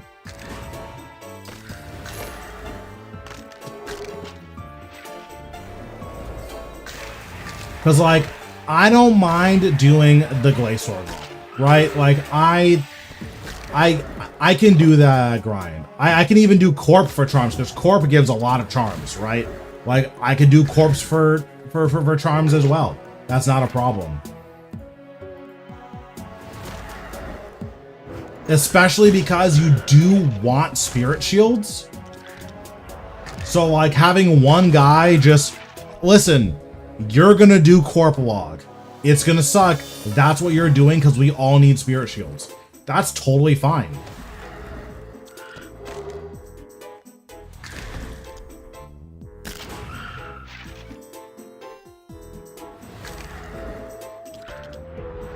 But if that guy getting his however many thousands of charms, if that can't be transferred to everyone else, man, that grind feels way worse. Because it's like, damn, I'm not even getting, like, level 99 farming worth of charms for everyone. I'm getting, like, level 110 summoning for just me. That feels really bad.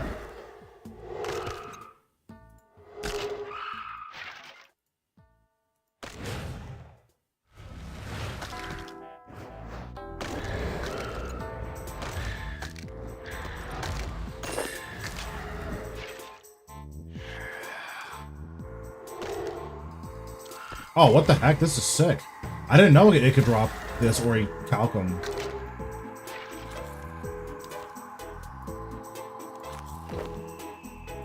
Okay, that's sick.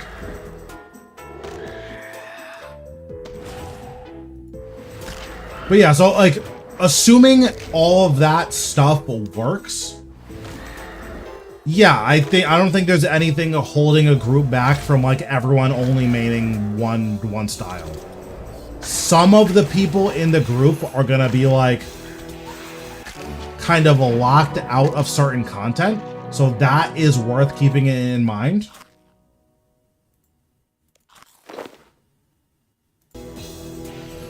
But generally, I think it's totally viable. Like, I can't imagine it like not being viable at all.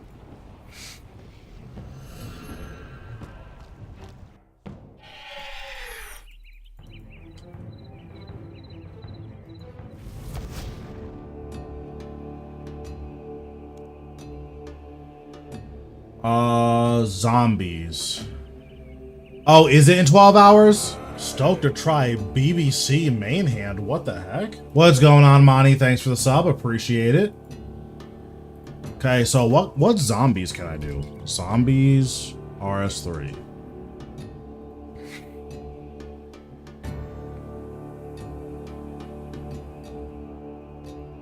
Oh, I can do the fetid zombies that are right here. Okay, we'll just do that. That's fine.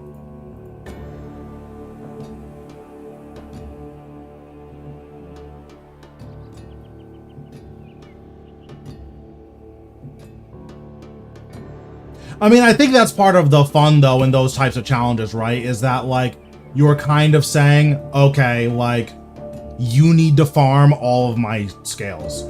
The other thing is, with necromancy, you have to get 80 strength, 80 attack, 80 range, like 70 magic or something. You have to get all of that for necromancy. So, like, what's that guy supposed to do, you know? Like, is he just supposed to lamp magic? But yeah, like for necromancy, I actually have it here. You have to get 80 ranged, 80 prayer, 80 attack, 80 magic, 70 HP, and 70 strength, and 70 agility, but that's not combat. You need to get all of that to get your tier 90 tank armor. And you need to get most of that for your tier 90 power armor, because you have to do Telos. I mean, they are boostable, but this guy is saying that the point of the account is that everyone is locked to one style. And it's like, oh, well, if that's the case, like, what's your necromancy guy supposed to do if he literally can't use magic or range or whatever, you know?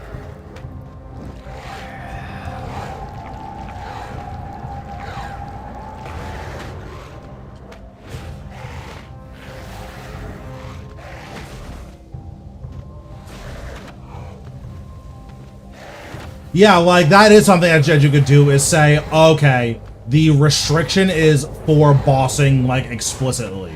Like, oh, the requirements are you're only allowed to kill bosses with these stats. And then you just, you know, hope everyone honors it. Unfortunately, necromancy is the only style where, like... Well, actually, that's not even true. Because for all the styles, you need to get a certain level of each combat. Because I actually made a list for it. For a video that's coming out tomorrow. Let me find it. I have to do it after the Slayer task, so remind me. But you need to get, like, 60 magic, 60 ranged, 50 of, like, strength in order to unlock curses. So, like... Is no one allowed to get curses because it requires you to do every style, right? And also, everyone has to have a certain level of necromancy to get access to Vorkath. So I think just having like a bossing only restriction would probably makes the most sense.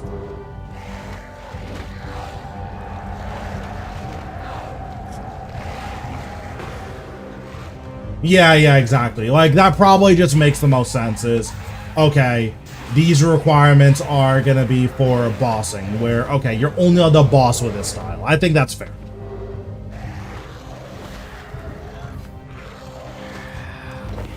What's happening? How we doing? Oh yeah, because are people allowed to get 95 magic? Because every single person has to get 95 magic. Potentially 99. Let me actually look. Lunars. So for lunars, what do you need for disruption? Oh, you only need 90 for disruption shield. I guess you don't need vengeance. Vengeance is nice to have, though. Ancients. Your magic guy needs 99, but like he's gonna get 99 anyways.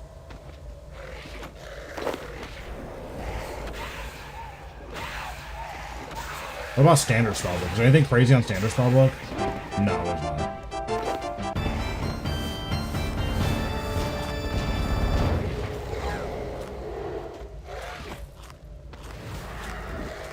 Yeah. That's also fair.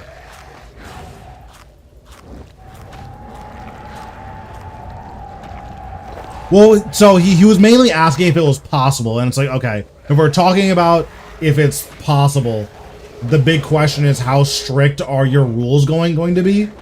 Because you don't want to have like omega strict rules and then, oh well, we can't play. And obviously, like, it's not content, right? Like, you guys are just doing it with yourself. So if you're doing it with yourself and in your friend group, you can just you can do whatever you want. Like, my guess is that it's, okay, there's gonna be a magic guy who uses magic at bosses. There's gonna be a ranged guy that uses ranged at bosses. I'm assuming that's what it's gonna be, and the spirit of that, everyone's probably gonna be allowed to get curses and shit, right?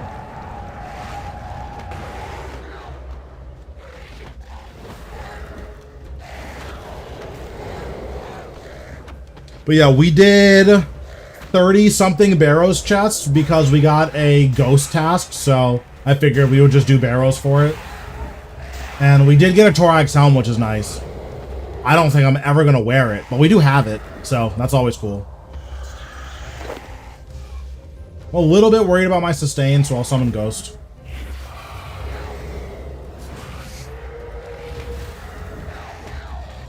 Every time I get a ghost task, every time I get a ghost task, I'm probably going to do Barrows just until I get an Amulet of the Forsaken. Once I get an Amulet of the Forsaken, I don't believe I have any reason to go back to Barrows.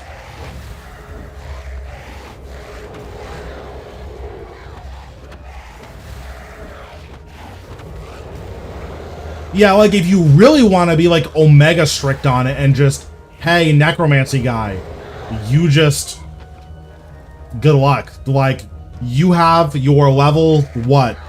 Your level 70 necro armor, and then you have to use that until 95 when you can kill Raciel. Maybe you just do that. And like, that's what it is. That seems really brutal though. And if it's not for combat purposes, or if it's not for like content purposes, that's probably too brutal for just me and my friends playing video games, you know?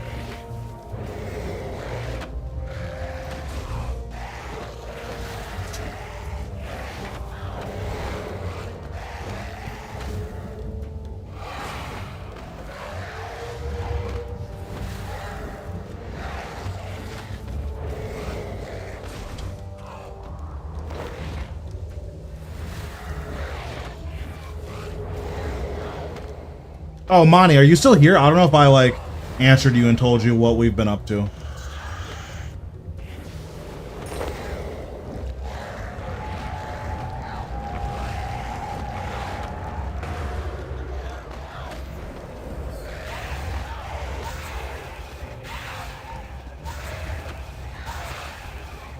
Yeah. So, like, if it's just for, you know, me and my pals to pal around, then the type of restrictions you're gonna have should probably be a lot more lax. What's going on, Ricardo? How we doing?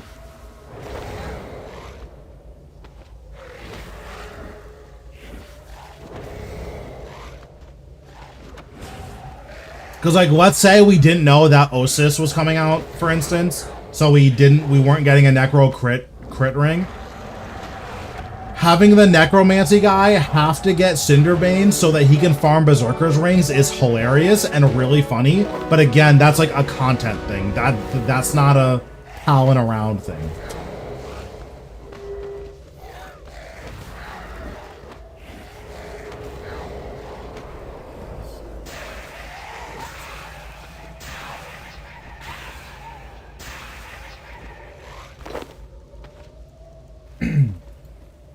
Let me see what the deal with these bone fragments is.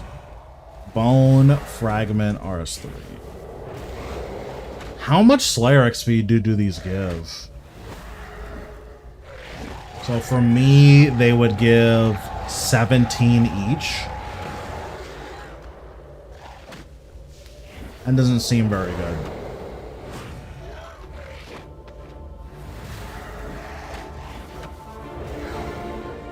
Oh, it just depends on the boss you're doing or the mob you're doing, because there are some mobs that drop these like all the time. Okay, I see. Okay.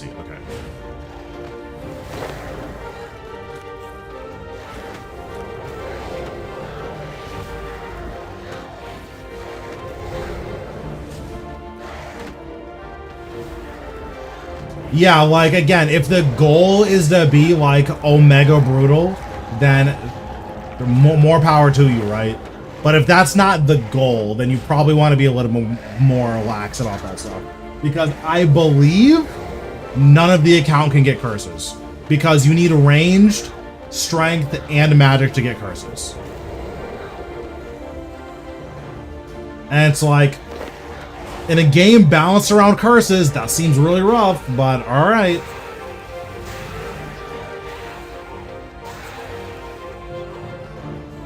Oh yeah, no one can get next. Oh yeah, your necromancy user can't get power armor because they can't do next.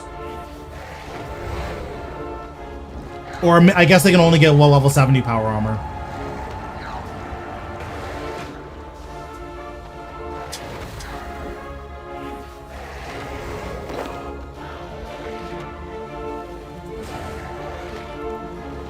But like, man, that seems excessive.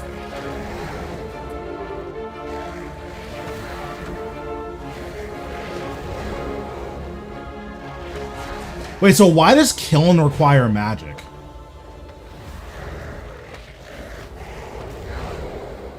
Oh no, killing requires melee. So I wonder, could you, like for the dills, like if I have a pickaxe on my tool belt, can I like box a dill if I'm a necromancy guy, or do I just have to like take it?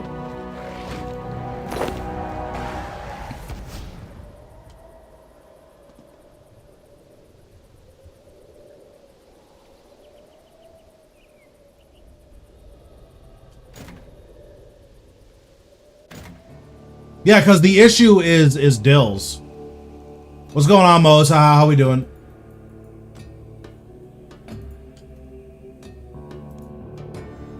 Bound skeletons? Can I kill bound skeletons?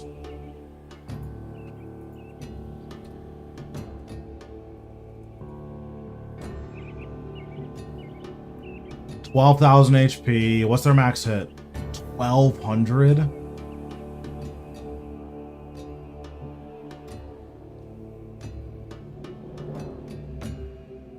These have like pretty good drops.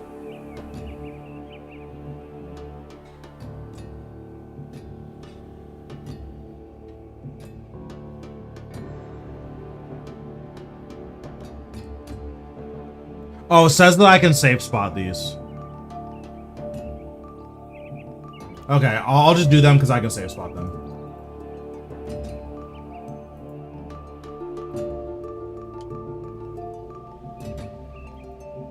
Oh, very nice. How do you cook your steak? There is a correct answer, by the way, so good luck.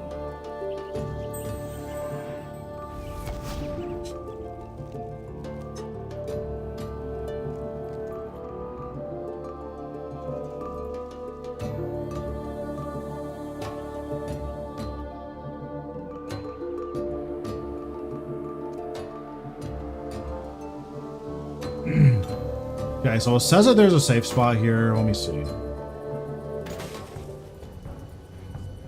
The northwest corner of the ruins north of the crypt.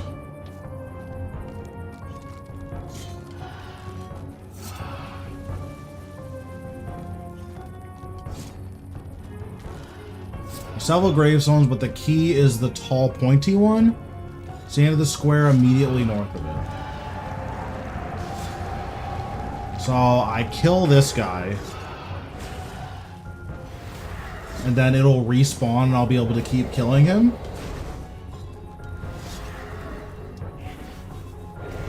And he'll keep getting stuck. That's what it seems like is gonna happen. So we'll just check and see if that's true.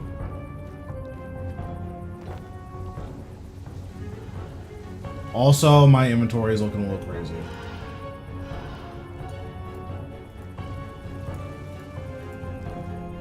After you kill it once, it'll get stuck in a corner between a tree and another gravestone.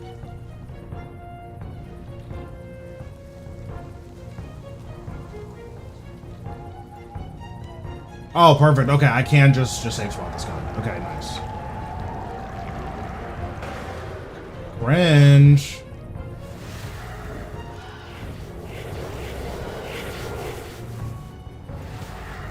Very nice. Oh, they're just gonna keep aggroing and getting stuck here. Okay, that's sick. And then I just walk out to loot it.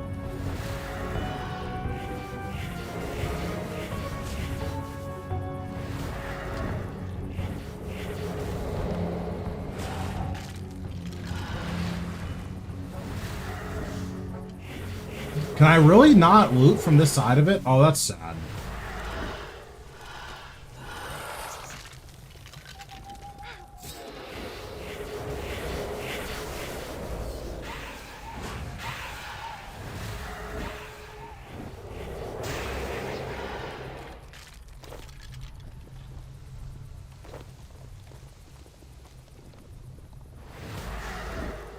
Yeah, the no area looting is a little bit suspicious, but whatever.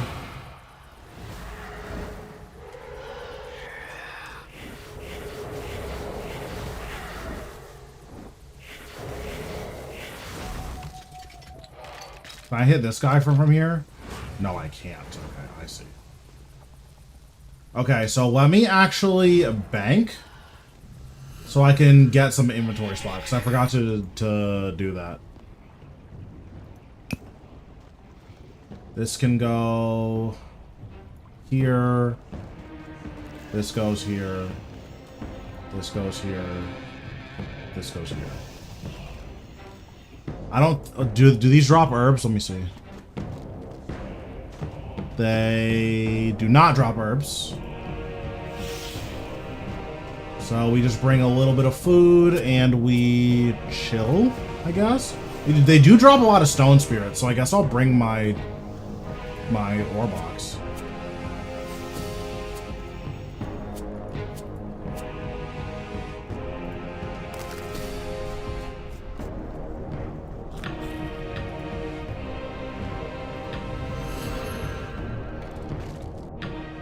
I have a pellet grill, true.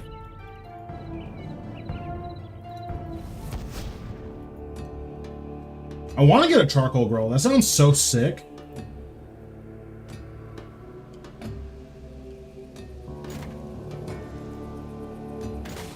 That also sounds like a lot of work, so.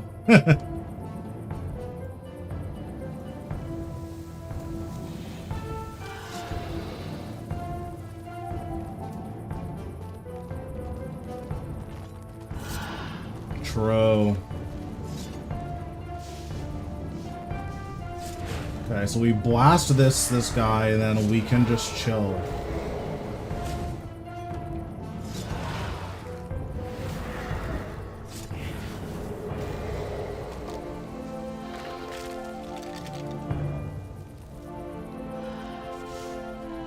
Yeah, then we just walk out, grab their aggro. Then we can hit this guy again. Okay, nice.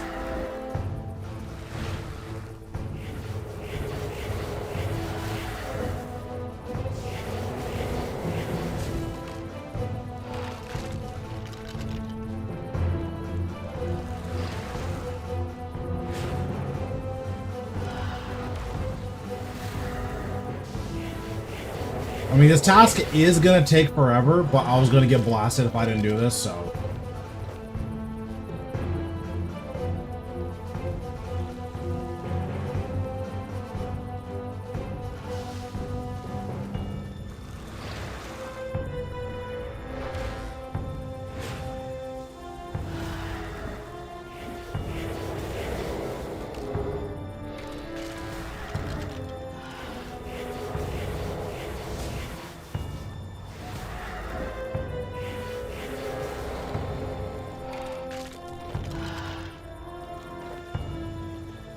Yeah, looks like these have like pretty big aggro ranges, so you just walk up here, like tag all of these guys, and then walk down here. Yeah, they're just all aggroed onto me. That's so good. Wait a second, what are you doing here? This guy cheated.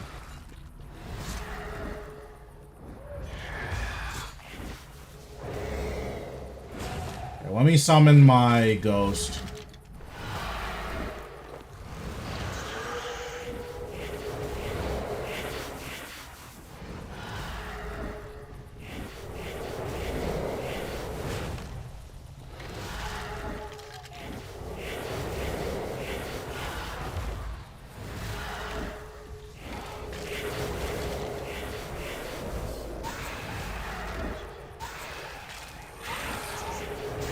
I didn't even know this guy was over here.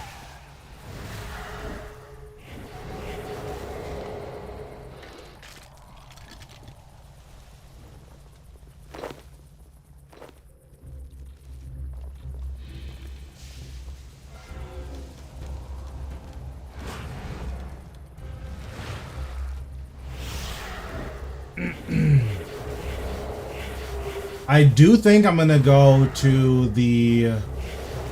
What's it called, though? Gathaxian Cache.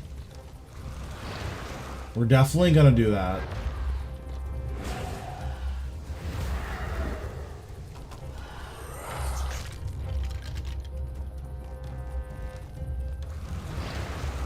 Looting these guys sucks. It is really annoying that you can't aerial loot over the wall.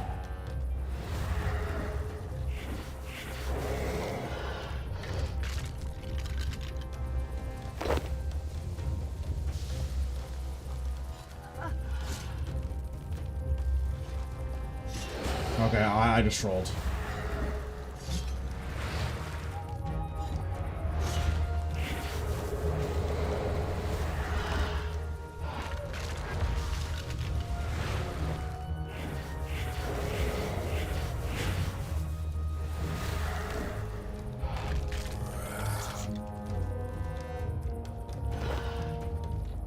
Okay, so now I'm gonna do my Gathaxian Cache.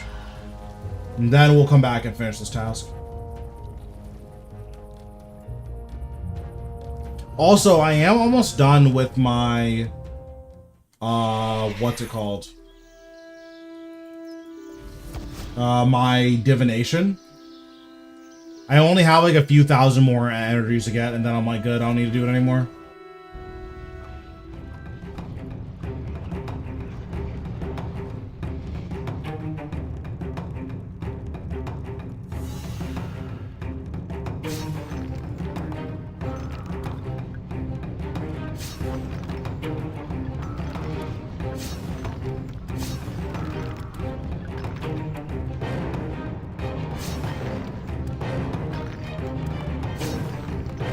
I also need to get back to doing Nemi Forest. I haven't done Nemi Forest in like probably a week or so.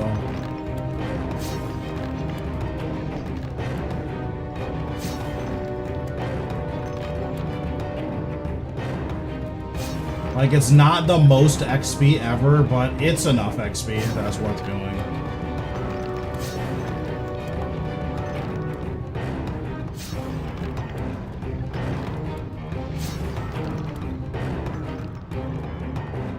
God damn it.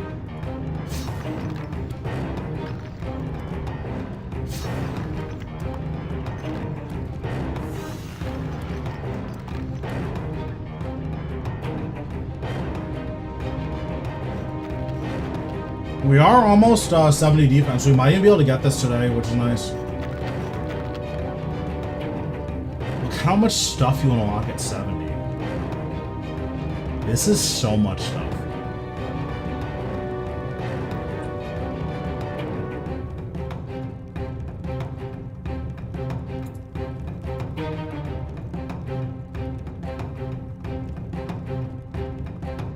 I wonder if we're gonna get like a necromancy wilderness armor or a necromancy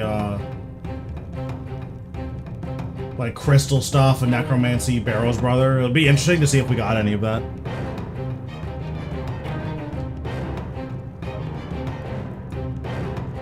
Like maybe a Crease gets reworked to be like a necromancy boss or something.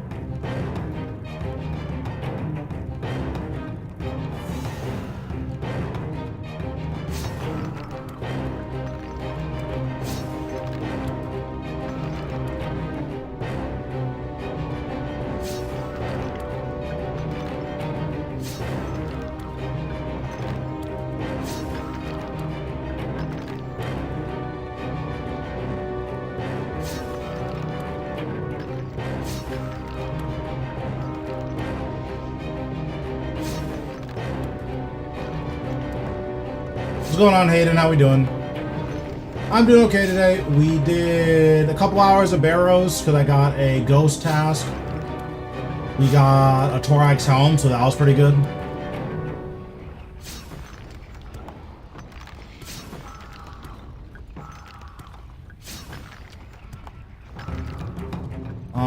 And then right now we are working on 70 defense. We should be able to get it today, but I'm not sure. Yeah. I mean, the point of the task set is to bypass all the other armor. It would be interesting to see if they like bring all the other armor in line. are you most excited about for the roadmap? The new dungeon looks nuts. And so does their primal armor coming to Surface-scape. I think it just looks really crazy.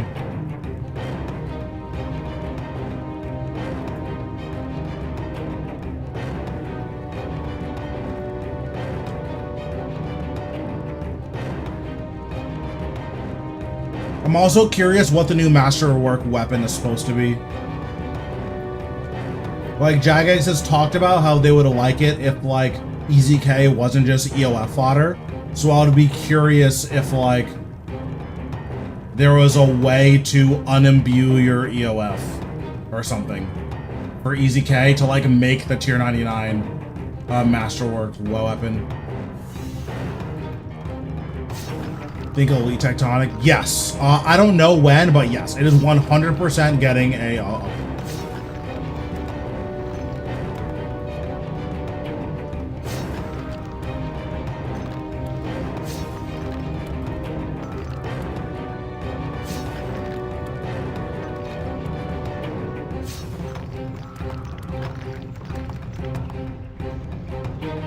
What, EZK? I mean, true. Or do you mean what is EZK? That's the Zuk weapon, if that's like a question.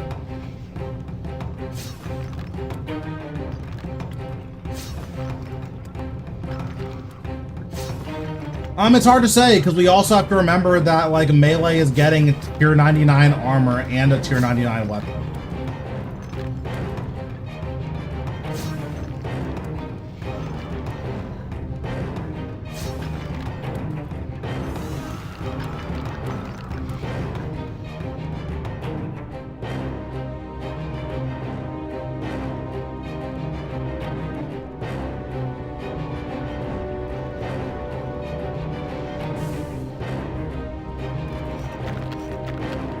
Oh, this guy is like directly on top of me. Okay, I can help you.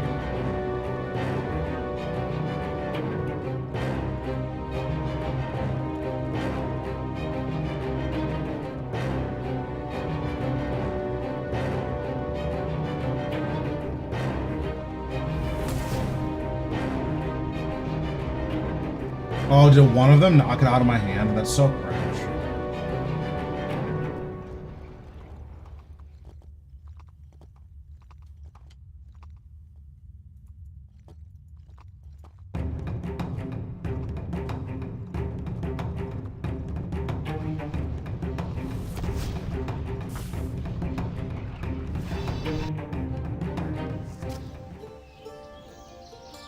Okay, nice.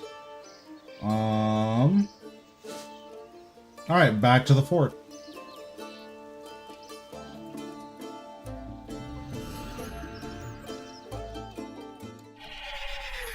But yeah, we just don't know how the meta is gonna look like in 3 months from now. We don't know how it's gonna look six months from now. Would you ever play OSRS on the side? I'm not gonna say never, but leveling in old school is very unfun to me. And like, I would want to do PvP, and the account that I would want to make is like, I would have to make a new account. And I don't know if that's something I want to do. Like, is it possible? 100%. Like, I'm not going to say it's not possible. It's just right now, it's not something I'm interested in doing. What's going on, Erickson? How are we doing?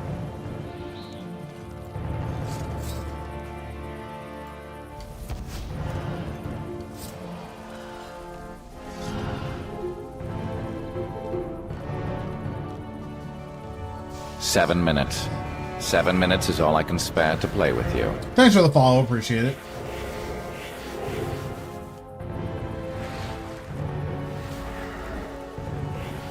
My main is 19 years old. 18, 19, so somewhere around there. Yes, this is an iron.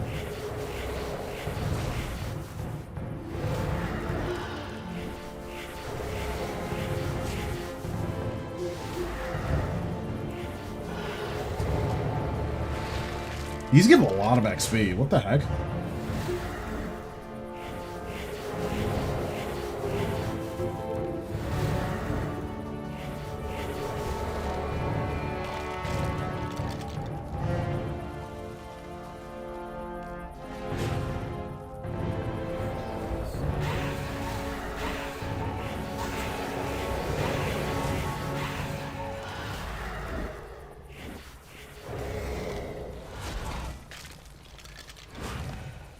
No, I do not have the Class cape. I think I have the 15-year cape. But I never played on RuneScape Classic, so I do not have that cape. Oh, that was convenient. I did not expect that to be how that worked.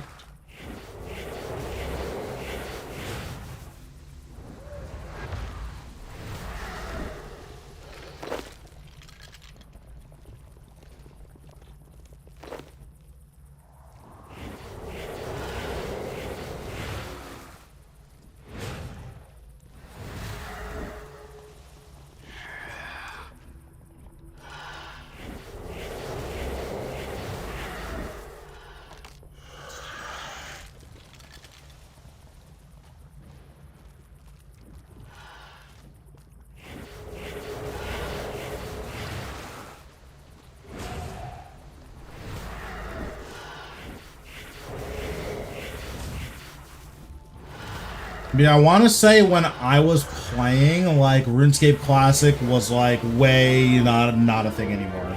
Like, it was still in the game, but people were not, like, playing RuneScape Classic.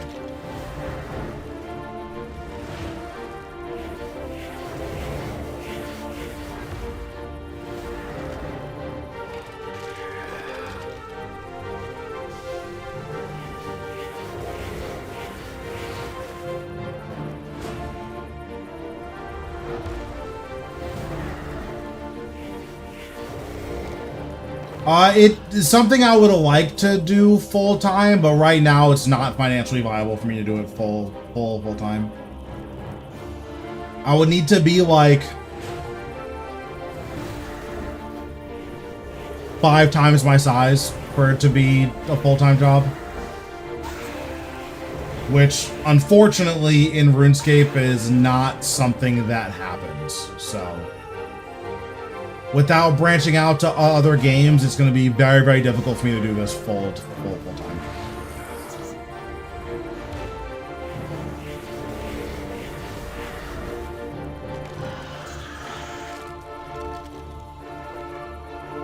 Which is not something that I'm opposed to. Like, I like other games. I play other games. Just right now, RuneScape is what I'm enjoying, so I'm having fun with.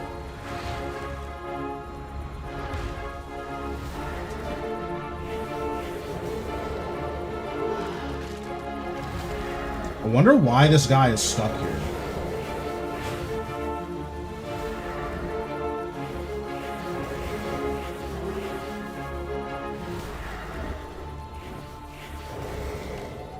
Yeah, I mean, who knows, right? Like, the reality is that just like with any industry, very few people ever make it to the top, right? Why can't... Oh, it's on the other side of the wall. I didn't even realize that. But, like, very few people are able to make careers out of this, right? So, like, in RuneScape 3, I think the only one who's big enough to make a career out of it is the RS guy. Like, even with, like, the few 75 concurrent streamers that we do have, I think it's just Bunny Bop and maybe Az. Even with those people, I don't think that they could do RuneScape for full time. Or if they could, it would be like a very modest living. So unfortunately, this is just not one of those games where you could actually play it full time and that be like real.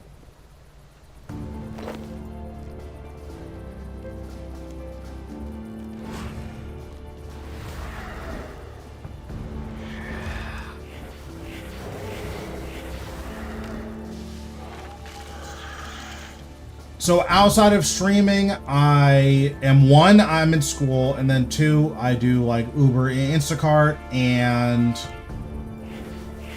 there's another thing, and I'm just like blanking. Oh, I like help this disabled guy like in a program where he can't get to like the store, so I like take him where he needs to go once or twice a week.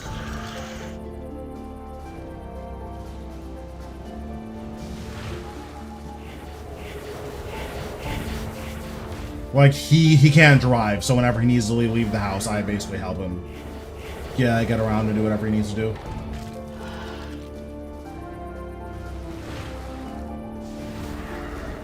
Bound skeletons would be a lot better if looting these weren't such a hassle.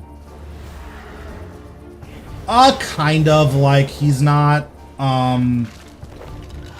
like, he doesn't need to be taken care of. It's just he can't go to the store, like, by himself, because he can't drive. He's too big to drive. He doesn't have any feeling in his legs. So, like, he can walk very slowly, but driving, like, is just, that's off the table. So whenever he needs to go somewhere, I take him wherever he needs to go.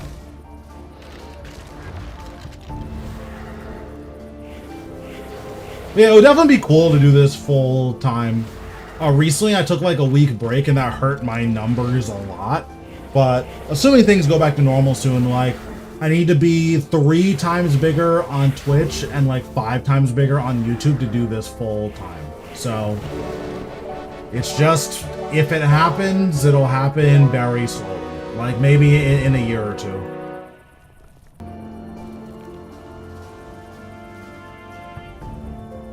Oh, that's sick.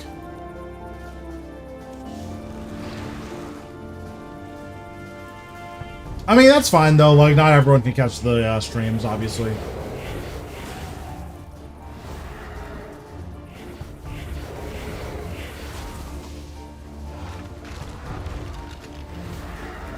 Yeah, right now the content is in, like, a weird spot because I have made guides for, I believe, every boss in the game. And all of my guides are as up-to-date as I want them to be. So there's not a whole lot for me to do right now.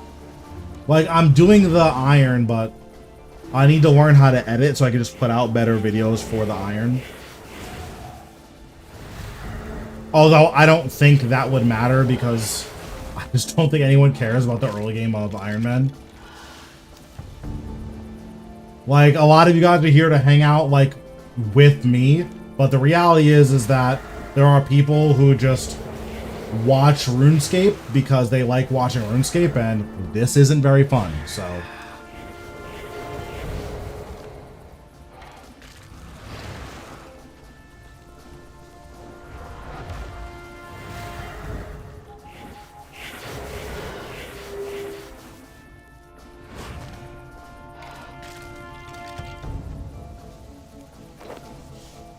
Okay, so I'm gonna go back to the fort.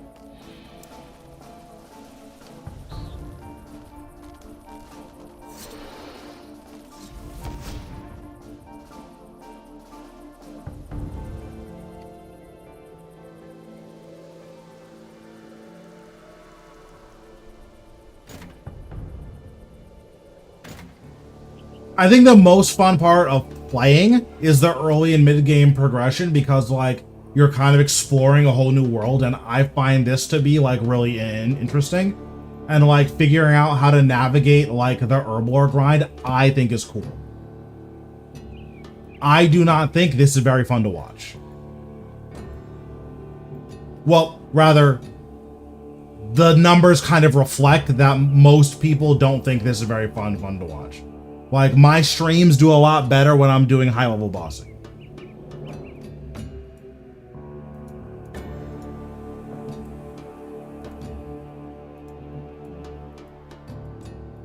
I forgot what I need this and this. Okay.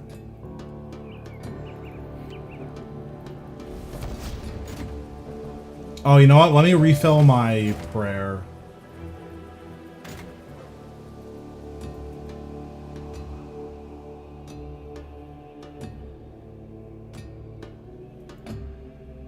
I mean, I agree, but again, like, the numbers kind of speak for themselves, right? Yeah, DXP is soon. I am doing rune crafting over double XP. And then if I somehow hit 200 mil, I will potentially do other stuff as well. But, yeah, I'm doing rune crafting for double XP.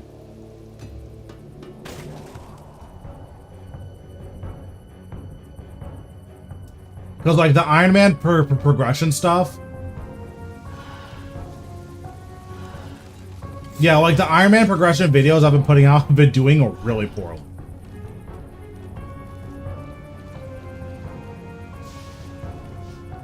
And I'm sure a part of that is because they're very under-edited. I'm not very good at editing. The software I'm using kind of blows.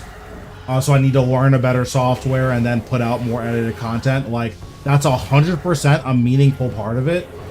But I just don't think anyone wants... I just don't think people like watching the early Iron Man stuff, especially in RS3. Because, like, one of the biggest issues with RS3 is that we have a lot of, like, 100-hour grinds that every account has to do, period. Like, you can't play the game without getting those grinds done, right? Like, you have to unlock Invention. Yeah. I mean, I'm sure that's a part of it as well. But, like, you have to unlock Invention. This divination grind is... It's not a long grind in terms of number of hours, but this is 3.5 weeks of hitting your caches every single week. Or of, like, double caches every single day. Like, that's what level 80 divination is.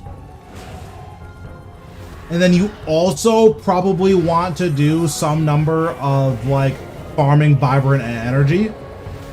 So, like, that's level 80 div. Like, that is 3 weeks of stuff to do. That being said, it's relatively low investment. It's like, I think overall it's like a 10-hour grind, which is fine. But then there's mining and smithing. 85 smithing,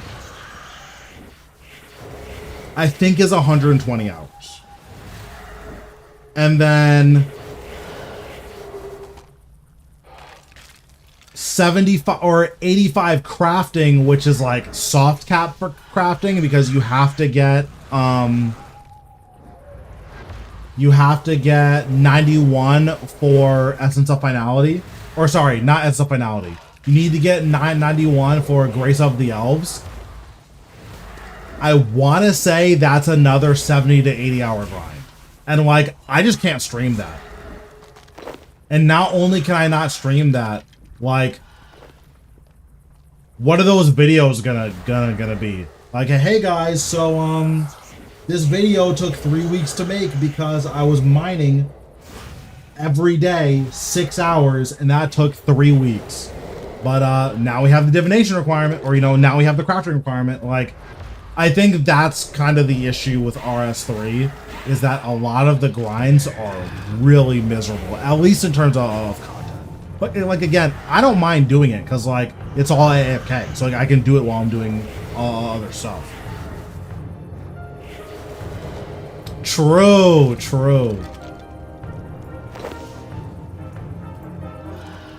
But yeah, like, one of the issues with the RS3 Iron Man experience is that until you're a certain size, the content aspect of it kind of blows. Like, the RS guy has 400 concurrent, so he could stream himself doing literally nothing and still have 2, maybe even 300 concurrent. But, like, I'm 25, 30 concurrent, so me doing something that's boring on stream that brings my numbers to, like, 15, that's just not worth it, you know?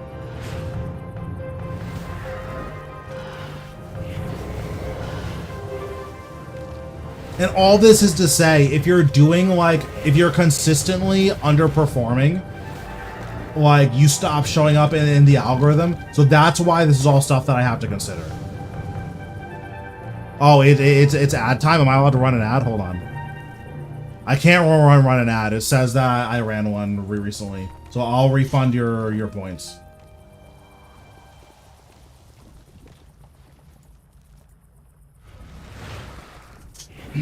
But yeah, like, that's kind of like what's been going on. True. Well, let me figure out how to refund points, since I'm, like, basically AFK right now. Community. It's not community. Viewer rewards. Channel points. Maybe it's rewards.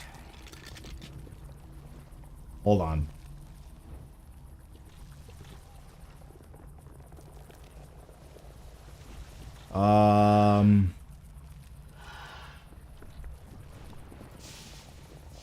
John, you're a mod. Figure out how to how to figure out how to return his points.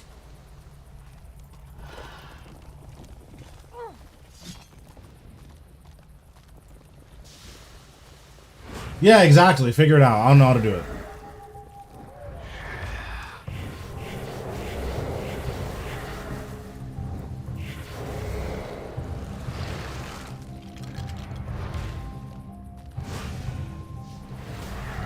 Listen, I tried Manscaped. It obliterated me, so if they ever offer me an ad, I'm saying no.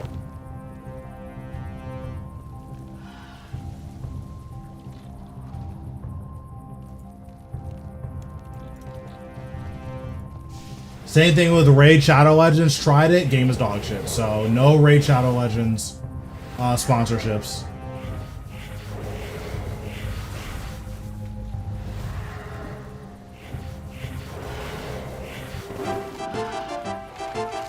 And there it is, 69 defense.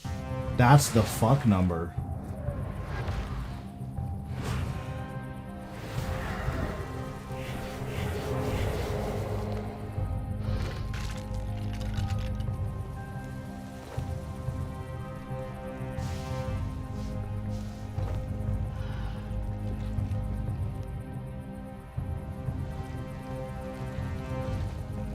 Like, this is the one thing that's kind of unfortunate about having a low-level account. You have to safe spot literally everything.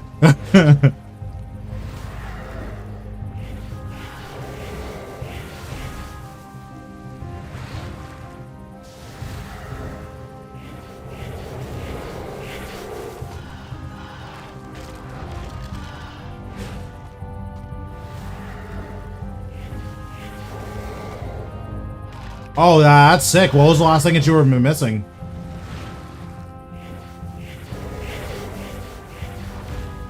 Oh, okay. I'm like, damn. I don't know if I would ever do Vorkath in a mass. Oh, that's so sad. My pet was 174, I think. Oh, it was 174 hard mode. I think it was 274 total. I was also averaging a spike every... Like, I was averaging a spike drop every 11 kills. So, I was making 170 mil an hour. And after Scale came out, I went back and got a Scale in 20k soon. So, like, my Vorkath RNG was really nuts.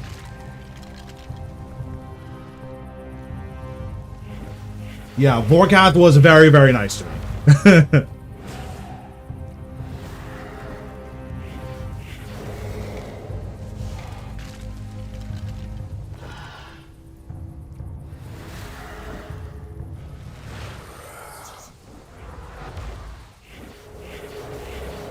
We got a lot of Slayer and Defense XP today. I hope we can hit 7. Actually, no. We'll just stay on until we hit 70. It should be either this task or next task. Probably next task. But we'll just stay on until we hit 70 defense. Then we'll make all of our armor as a victory lap. 7 minutes. 7 minutes is all I can spare to play with you. Thanks, Queso, for the follow. Appreciate it. Are you the Queso on my friends list, or is that somebody else?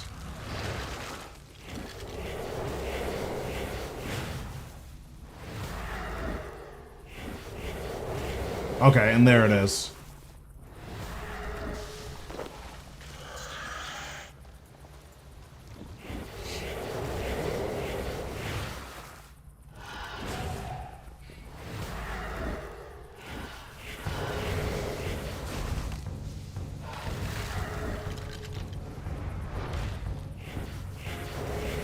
Right now, I want to try to get clues done off stream, but I'm just usually busy off stream. Stoked to try BBC main hand. What the heck? Thanks, Silver, for the Prime sub. Appreciate it.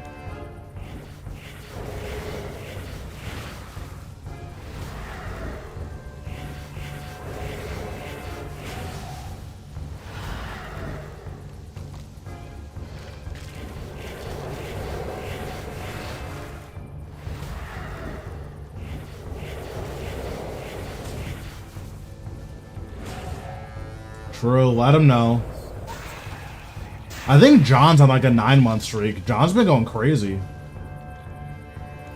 Very loyal.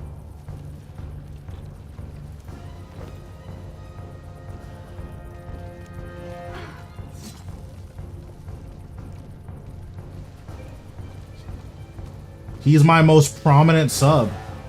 Oh, this guy is trapped. He's pissed.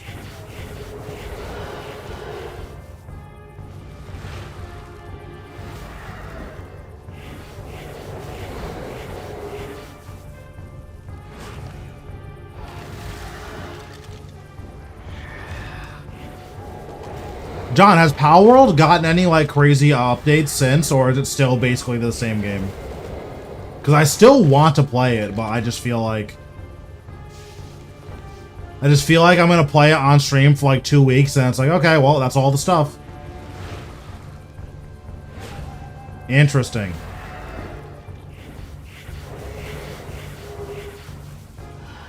How's the viewership on Power World? I'm assuming it's like dead.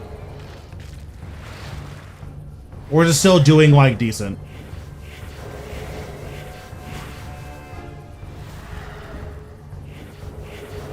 True. Dude, I feel the same way about streams. Like, I'll pop into, like, my RuneScape, like, content creator friend streams every so often. But, like, I do not watch streams.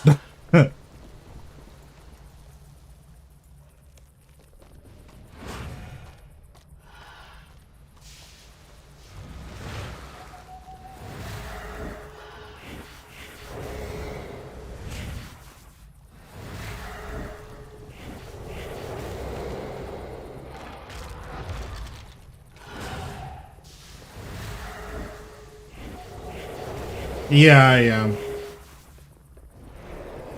Because, like, even my RuneScape friend stream, unless we're, like, talking about something, it's pretty hard for me to, like, oh, I'm gonna, like, sit in here for, like, 4 hours. Like, I was in Rayo's stream, and we were, like, chatting for, like, 45 minutes, and then, like, the conversation's over, it's like, alright, I'm doing literally anything else. I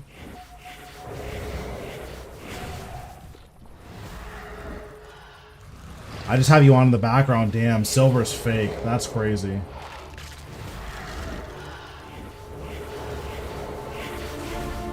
Yeah, of course. I expect most people watch most streams like that. Oh, I didn't have to move.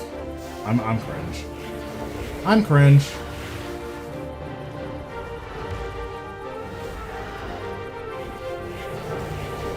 Oh, this guy healed the full. Grow up.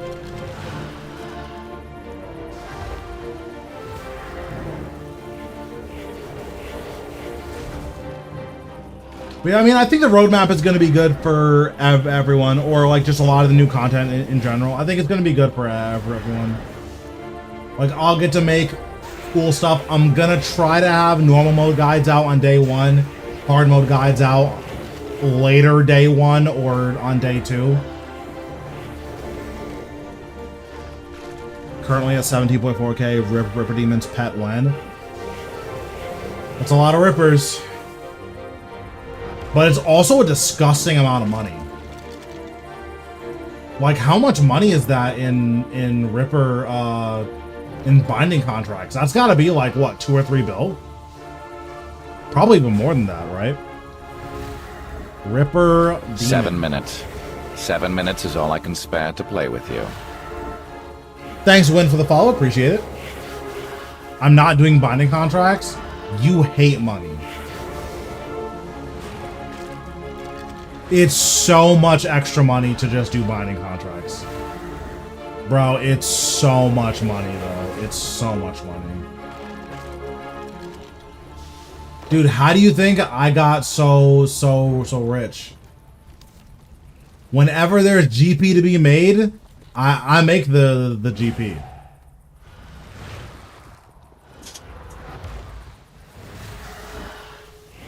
Unironically, if you're poor, You can probably make like 10 mil an hour going to Abyssal Demons in Slayer Tower and just hopping worlds. And just like sitting in the top floor and just hopping worlds and eluding everyone's drops. Like, unironically, that's probably like 10 mil an hour.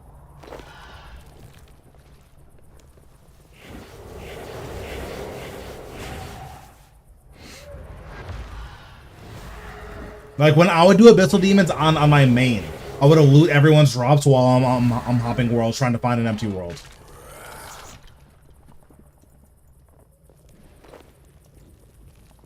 It's just free GGP. Like, why not do it, right?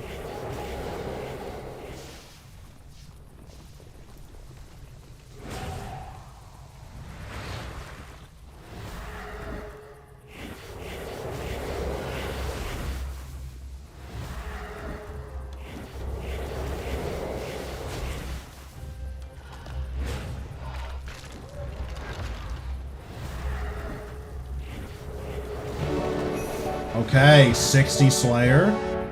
So now I can do Aberrant Specters. Those are going to be really good. I'm probably going to do all my ghost tasks at Aberrant Specters. Because, like, that's almost certainly my best source of herbs forever.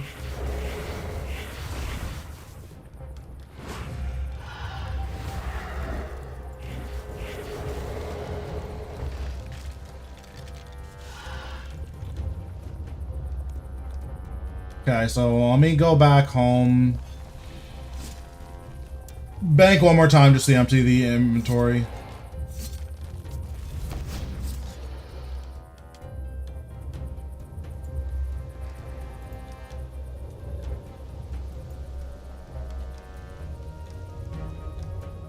Yeah, let me just see. Ripper Demon Binding Contract. How much money could you have had?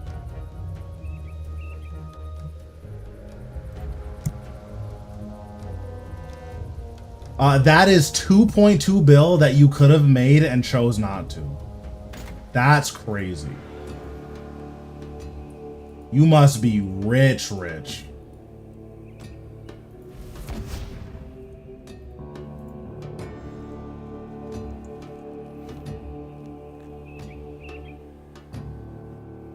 But it would take how long to make that contract? Listen, that's a valid point.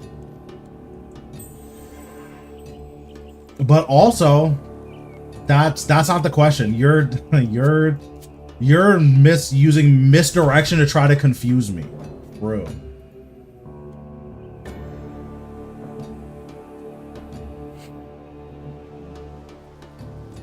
How long would it take to make binding contracts? How many binding contracts can you make in an hour?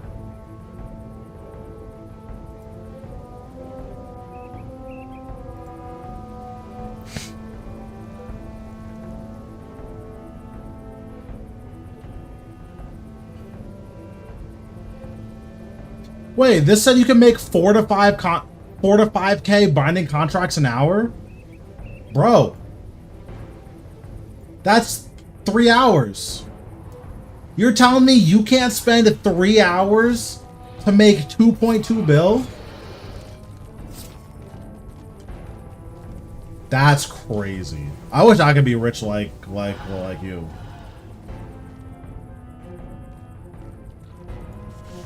Bro, I did a one wiki search and Reddit said you can make that many an hour. I trust Reddit.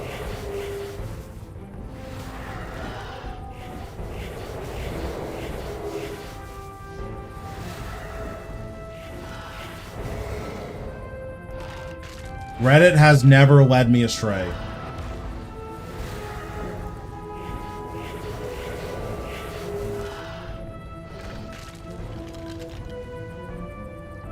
Oh, you know what? They're saying that you sell the materials to the store and then like buy them back from the store. And then you make them like a gigafast.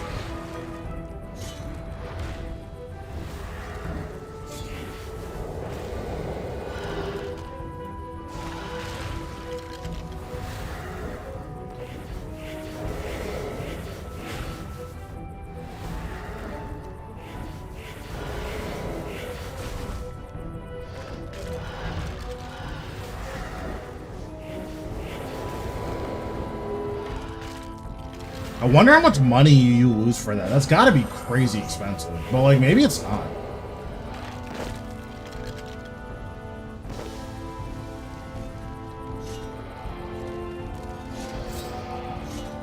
Okay, these guys are obliterating me. They need to stop.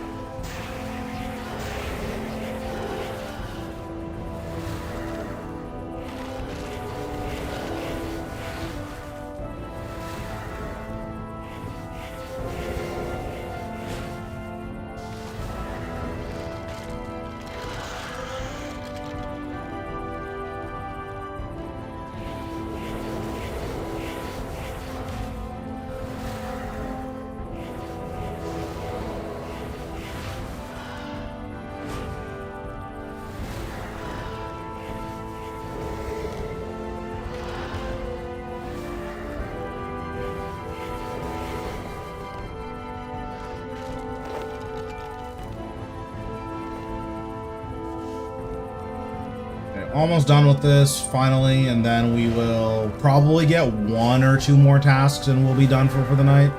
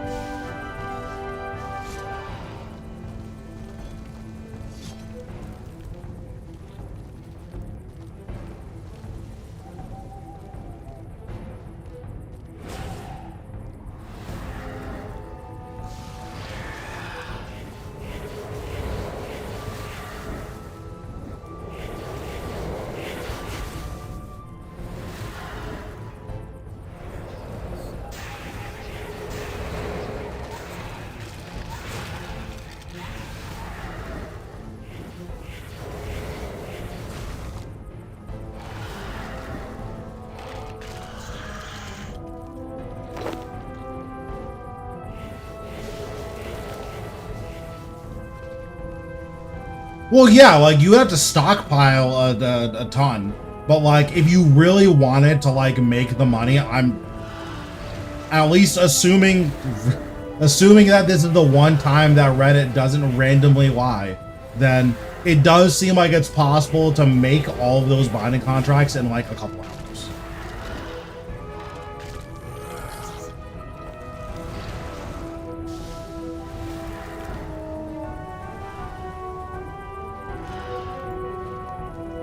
That guy is gonna reset. I can't get to him.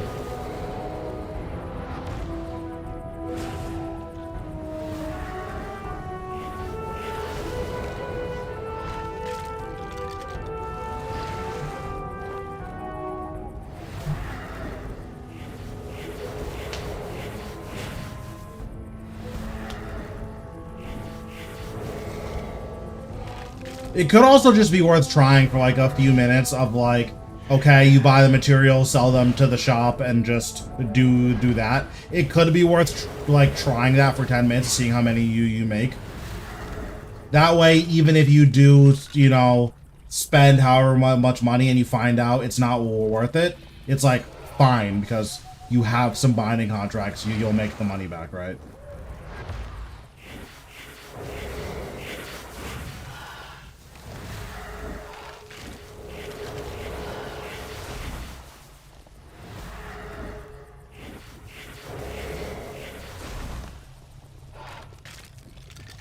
That's also fair.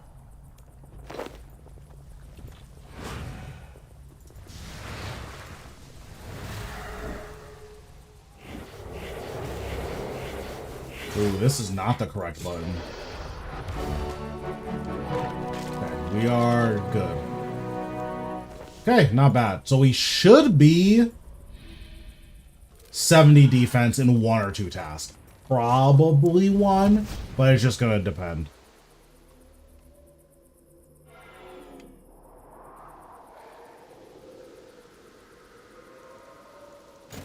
That task was really slow, though. I don't think I'm gonna do that task again. Sure, that's fair. HSR is a scam, but like if you don't want anything else, then like keep it. Lesser demons.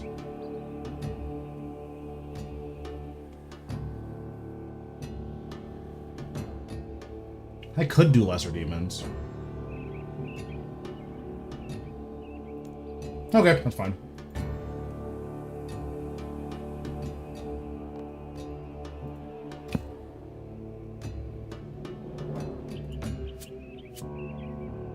What's going on, Indica? How are we doing?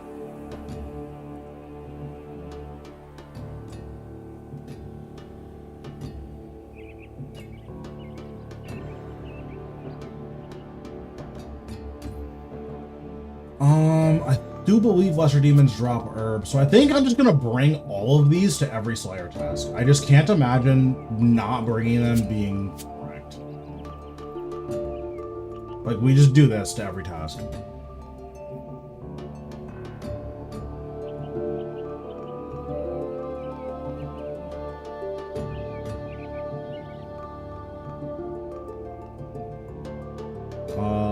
Where is lesser demons? Lesser demons are Taverly? Does that sound right? I'm going to Taverly, so even if it's wrong, like, rip, but...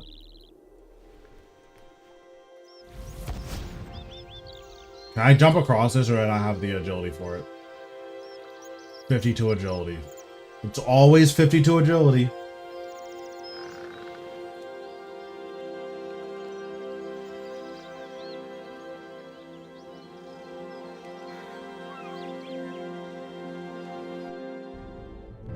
Oh, you know what? I guess I do need to put out a Croceus guide, so like maybe that's a guide I'll work on soon.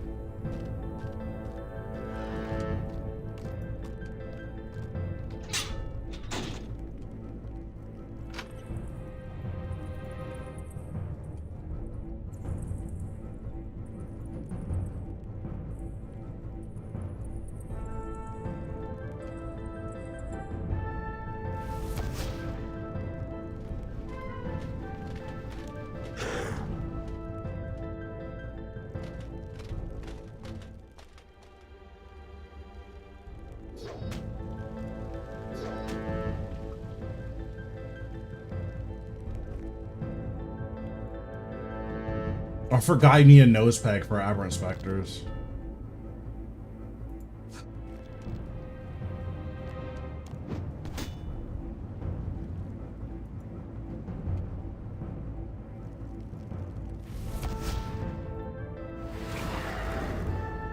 Oops, did not mean to do that.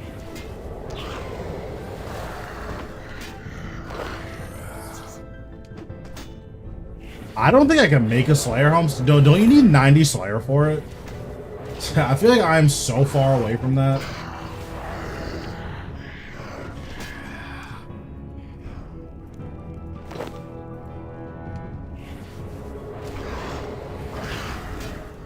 I feel like you just need Infinity Slayer for that, but maybe you don't.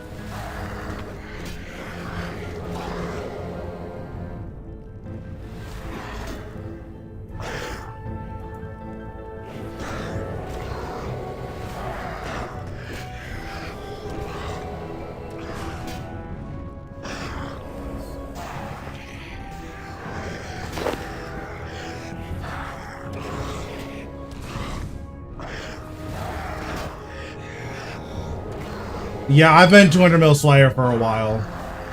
Not anywhere near as long as that. I got 200 mil Slayer when Abyssal Lords came out. Before they nerfed the combat XP. Because I think they nerfed the combat XP and left the Slayer XP intact, right? Well, like, I've been doing Abyssal Lords, like, since then. I think I got 200 mil magic, defense, HP, and Slayer in, like, a week.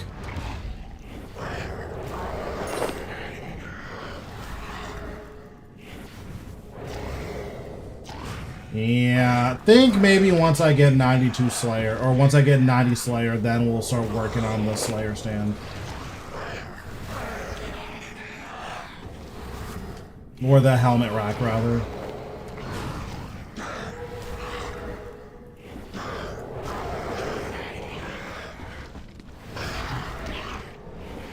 I don't think any of my levels are crazy high rank. Like, maybe if we had boss KC, I'm sure that my Zuk KC would be pretty high. But I don't think we have leaderboards for that.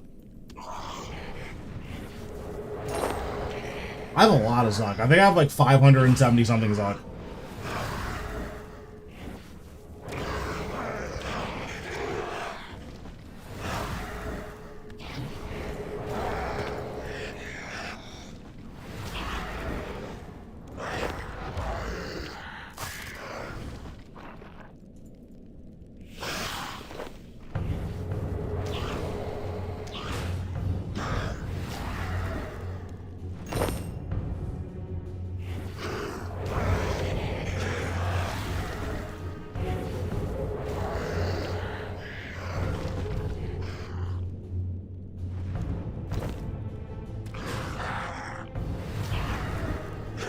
I'm probably really high for Abyssal Lords specifically, but not like Abyssal Demons. Because I've killed like 50-ish thousand Abyssal Lords.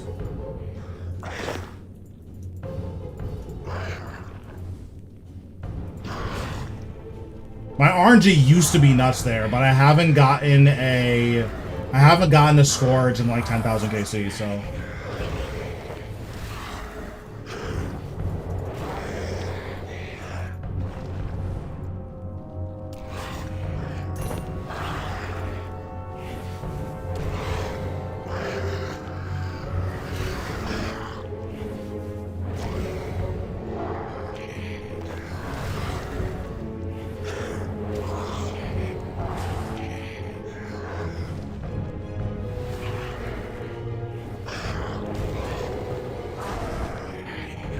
Probably be eating the salmon and not the lobster. Don't think it matters.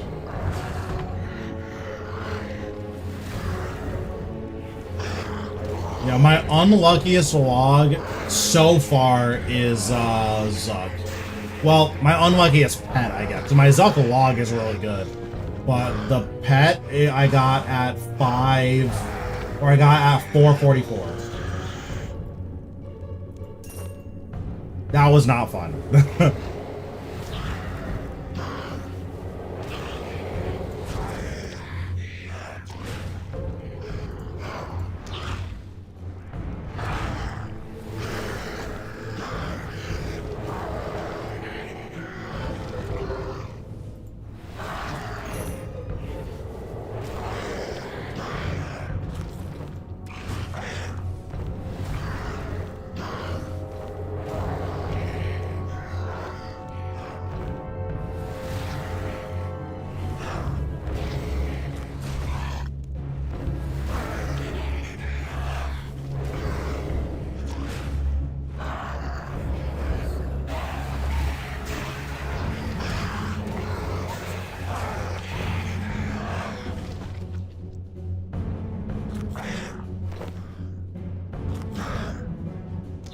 Hellier was very nice to me.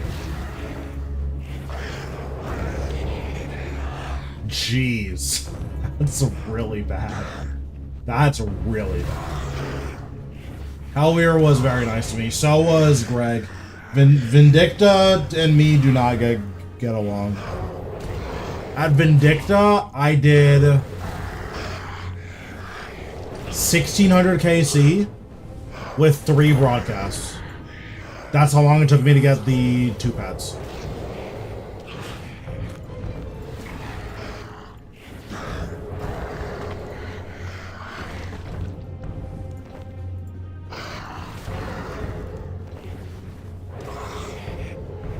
Like, it's actually so bad. I have 1 lance. Yeah, I have 1 lance and 2 crests in 1600.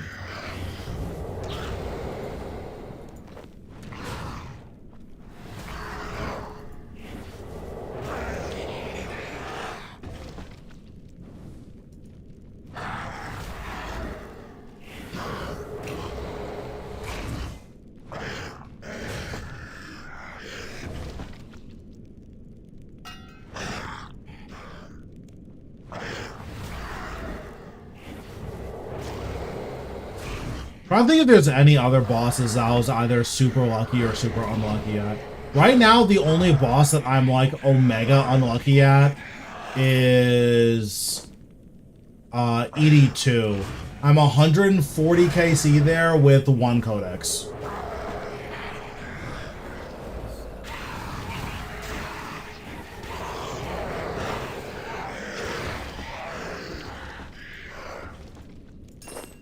That's like the only boss I'm unlucky at though. I'm generally pretty lucky when it comes to bossing.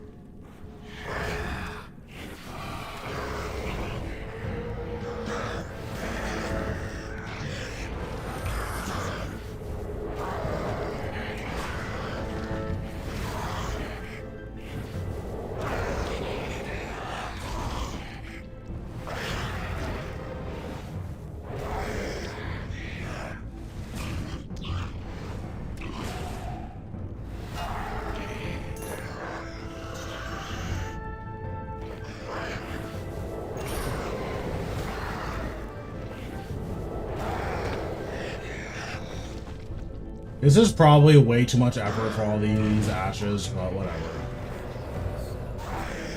It's gonna save me time later down the road, so it's fine.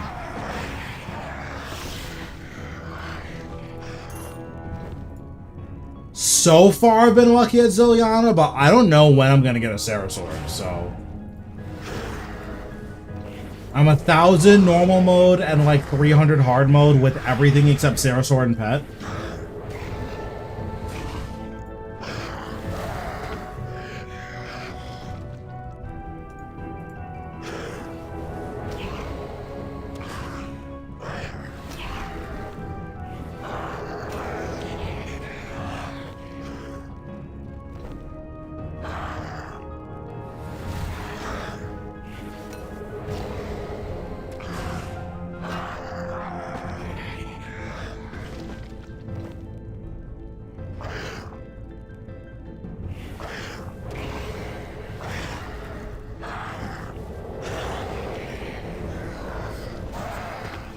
Jeez, that's rough.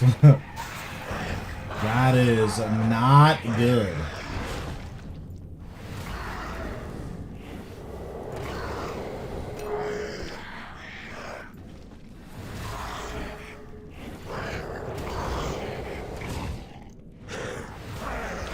Yeah, my care pack log is like right now it's pretty bad, but like before I got my last staff piece, I was 400 KC without my second piece. So I think right now I'm 2 pieces in 550 or so.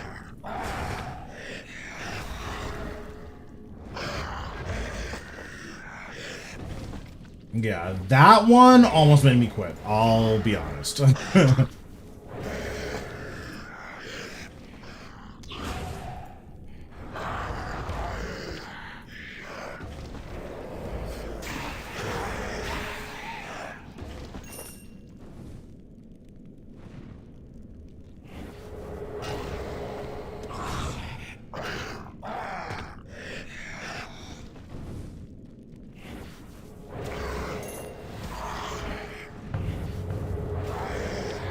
Okay, so we're gonna do this wilderness event, then we'll come back, finish this up, and we will be very close to or have 70 defense, so we'll see. Looks like kite shields are better than 2-inch swords, so we'll pick that up.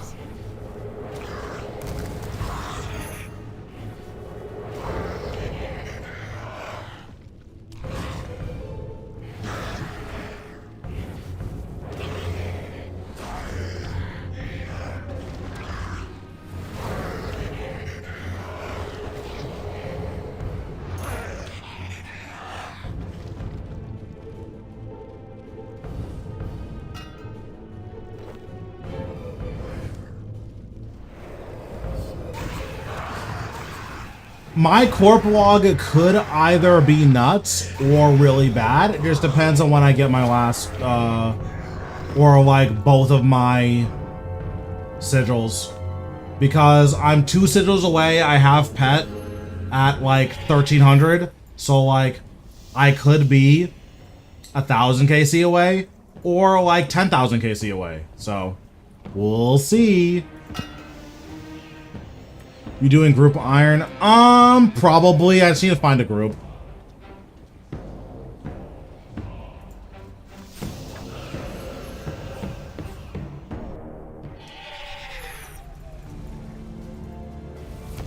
Okay, take it easy. Thanks for stopping by. 7 minutes.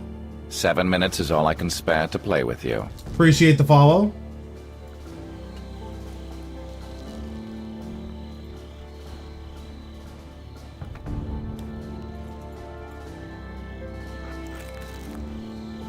Oh, I didn't even see that that was a poisonous one. I saw someone die here the other day. It was very funny.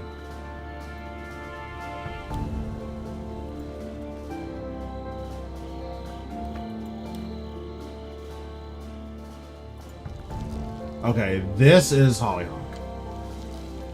And so is that, right? Yeah, okay, nice.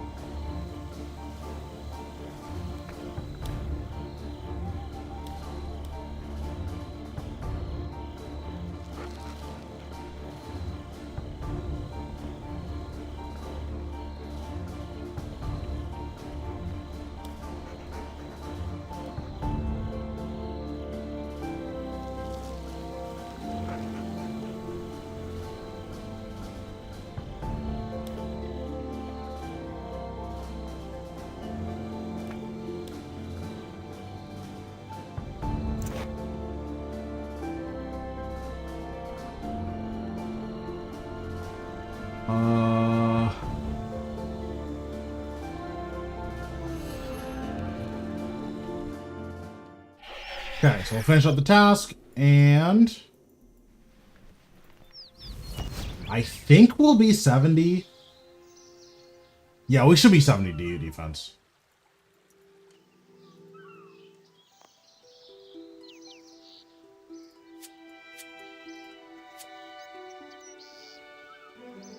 I'm so glad I got this herb bag as early as I did. This is like so good. I just never had this on my main until after I stopped doing Slayer.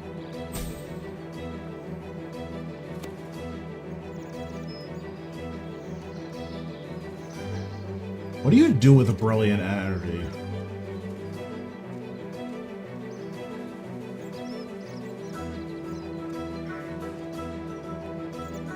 I feel like brilliant energy is just worthless.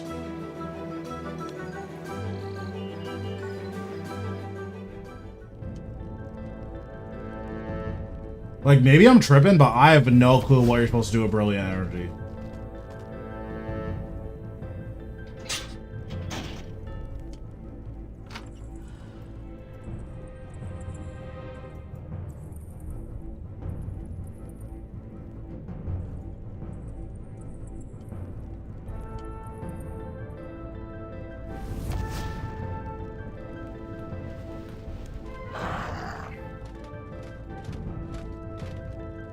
Alright, so we'll get 70, finish up this task, and then make our armor, and that will be the stream, I believe.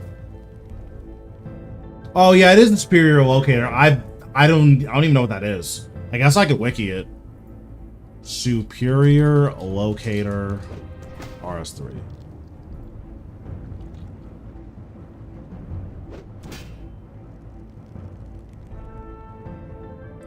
Take player to either the Legends Guild Southwest Mine or Avarak Southeast Mine.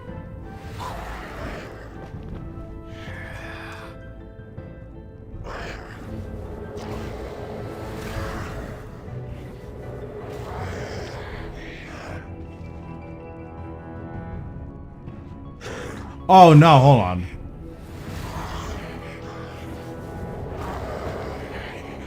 Oh, okay. I misunderstood. Wait, this actually seems like pretty good. Because what, you pick a resource that you want and it'll just teleport you there?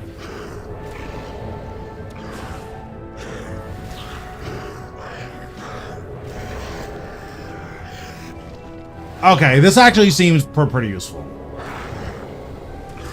Seems really useful, actually.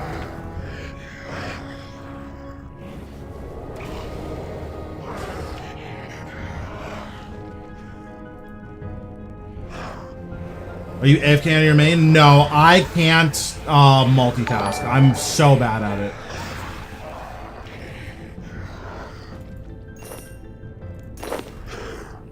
Like, so I'm usually pretty okay to like stream and do a thing, obviously, but I can't like stream, play on this account, AFK on another account, and be interacting with chat. I like can't do all of that.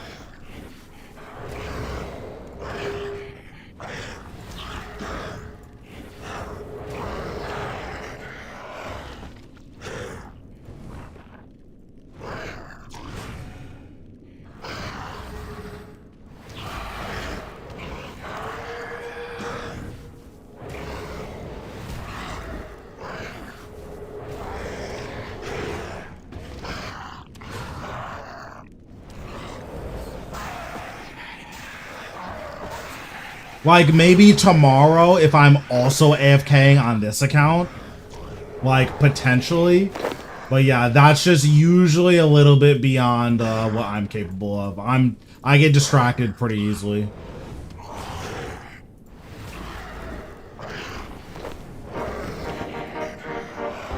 Okay, 65 Constitution, we take it.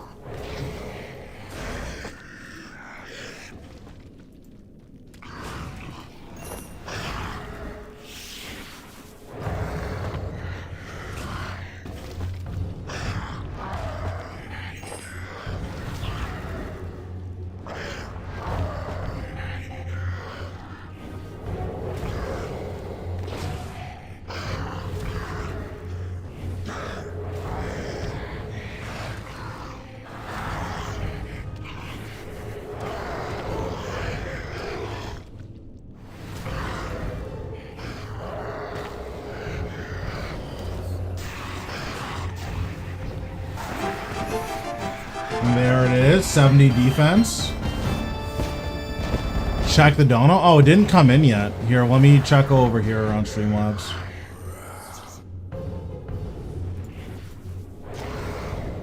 Yeah, it didn't come in on the stream, so I don't know why. Maybe it's because I'm not logged in. That could probably be it. Let's see.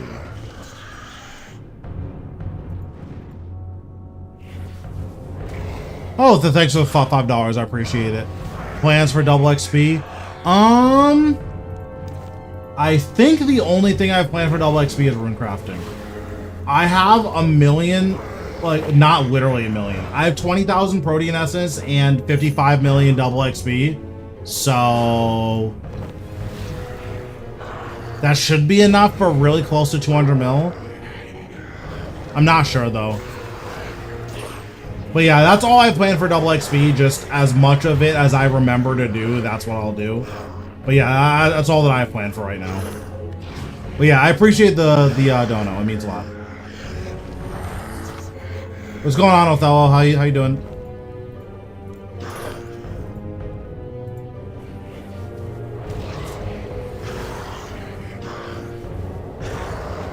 The 70 defense does go kind of crazy. I'm gonna be like pretty meaningfully tankier once I make this armor upgrade.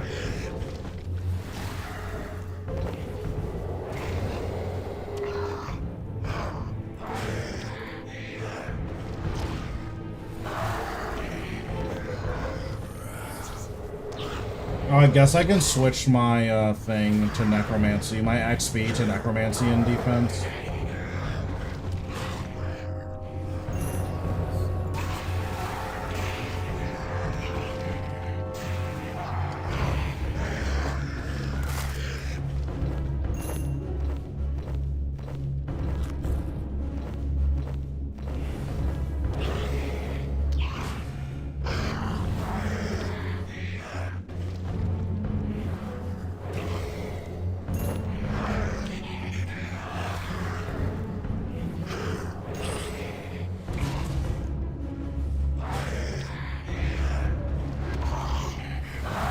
It is kind of nuts how many coin drops you get from these mobs, though. Like, you get a lot of just coins from doing, like, mid-level Slayer.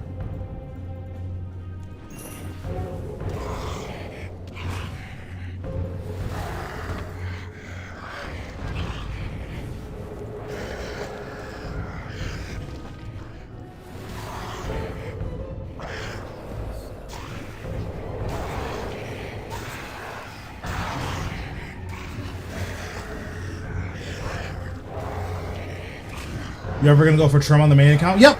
Something that I'm working on very passively.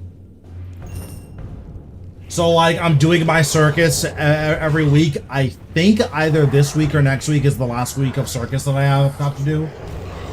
But I'm doing my circus every single week to make sure I get all the upgrades. I'm doing my ports every day. I'm, like, logging in and then re-rolling my ports to see if I can get the story voyages and the other voyage. The scrolls, I'm missing like 15 scroll fragments.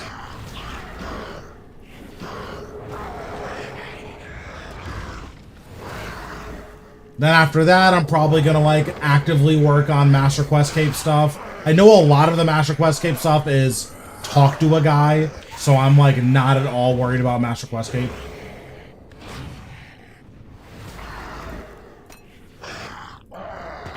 And then I've just incidentally done like a decent amount of stuff.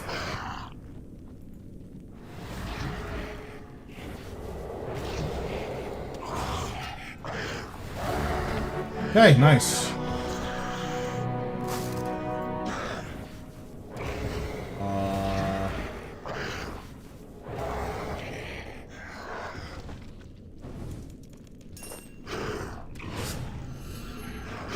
Yeah, I need to do the Ark stuff too, but as far as I could tell, the Ark stuff didn't look crazy time consuming. I could be wrong though, but it didn't look that bad.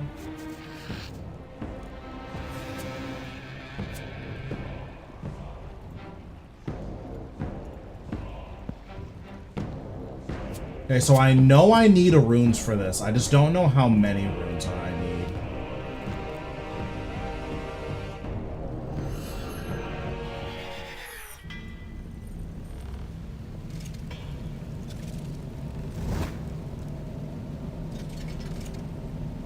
Okay, so I need 20 flesh runes, 20 flesh runes, 20 flesh runes.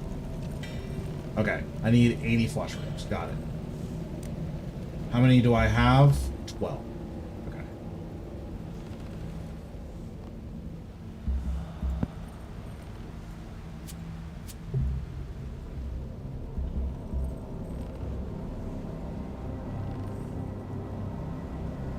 I'm really hoping this gives me 68 flesh runes, because if not, I'm going to be pretty annoyed.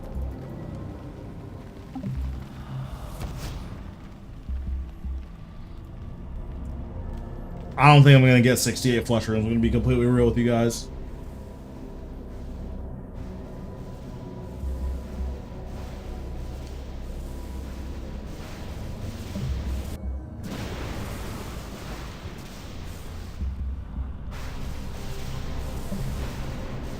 It's going to be like 67 or something stupid.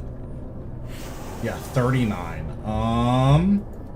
So I guess I'll do one ritual for essence.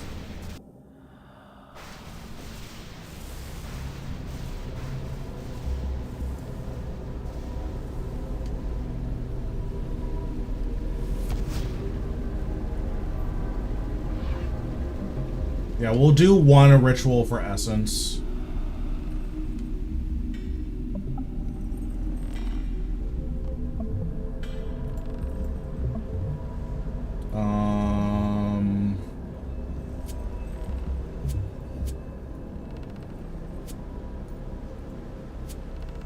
Do I need anything else? I do not believe. Oh, I need pure essence.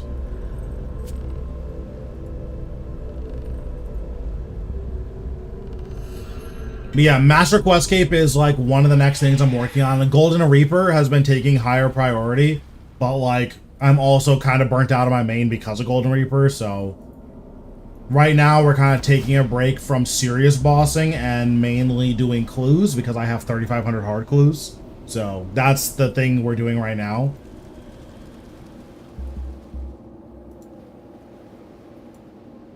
Once I finish up all of the hard clues, though, we'll probably make a pretty serious effort towards something else.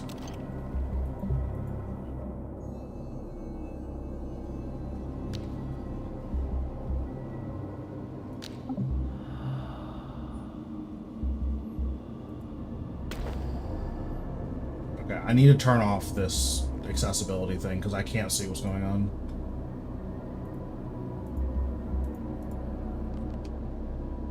Okay.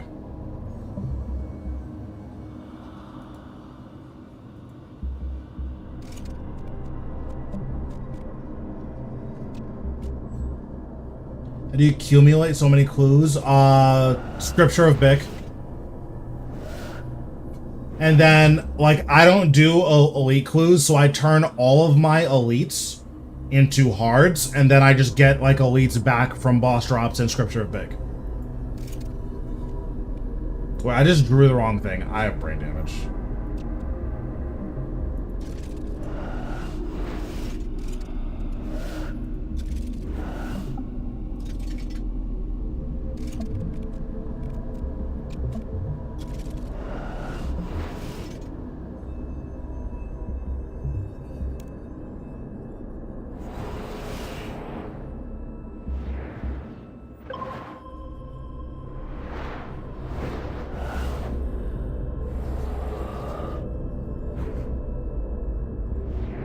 But yeah, once I finish all of the hard clues, we're gonna do probably a mass opening of 3,500 hards. So that'll be sick.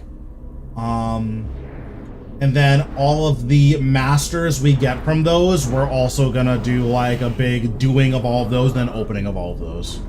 And then that's probably going to be like it for clues, at least for a very long time.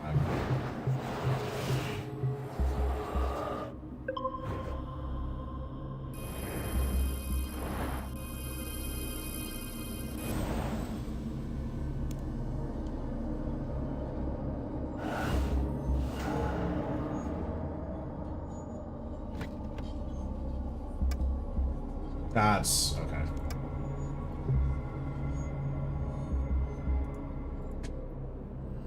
That's not what I wanted to do.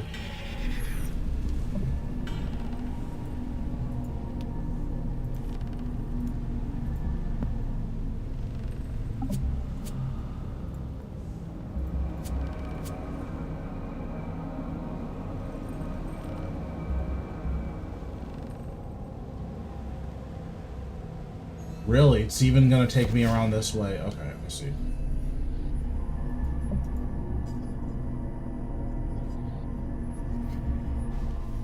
Are elites much worse than harder? I think they are, but ultimately it's preference. The big issue I have with elites is that elites, you need to like get good at them, and you need to get really good at them for them to be worth it. If you don't get really good at them, which is fine, it's not like a big deal, it's just something that can happen. If you don't get really good at them, they are significantly slower masters per hour than just doing and gathering hards. And I like doing masters. Everyone should do masters. I believe doing masters is faster than doing elites. I could be wrong on that though, but I'm 99% sure that doing masters is faster.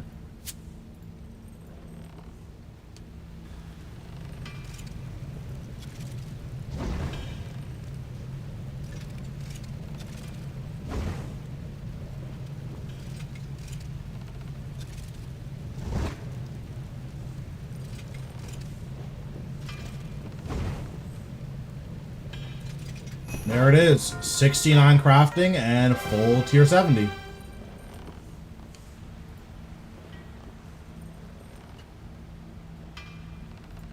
Yeah, I mean, I like doing hard clues. I hate doing elite clues. I'm not doing any of the death dealer. I'm doing the tank armor. Because I don't want to be, like, stuck at Hermod trying to farm all of the plates that I need. I don't want to do that, so we're just doing the tank armor. Because I have to make a bunch of power armor anyways, so if I have to make the power armor anyways, it feels a little bit weird to, like... Or because I'm getting, like, Raciel's armor, it feels weird to get Raciel's armor and then also, like, have the tier 90 power armor. It doesn't make that much sense to me. But I could be wrong. It just doesn't make that much sense to me. Okay, so what am I doing off stream? So off stream, I'm gonna get 100,000 vibrant energy total. So this will probably be done tonight. And then after this, we're just gonna be crafting for the rest of my life. Because I need to get 80 crafting for divination. Or for an invention. So yeah, probably just gonna be mining and crafting for quite a while, but we'll see. I haven't decided.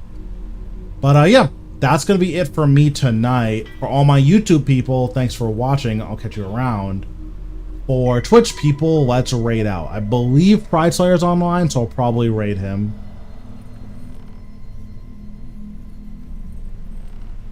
Let's see. Yeah, Pride Slayer's online, so we'll see what he's up to. Alright, I'll catch you guys.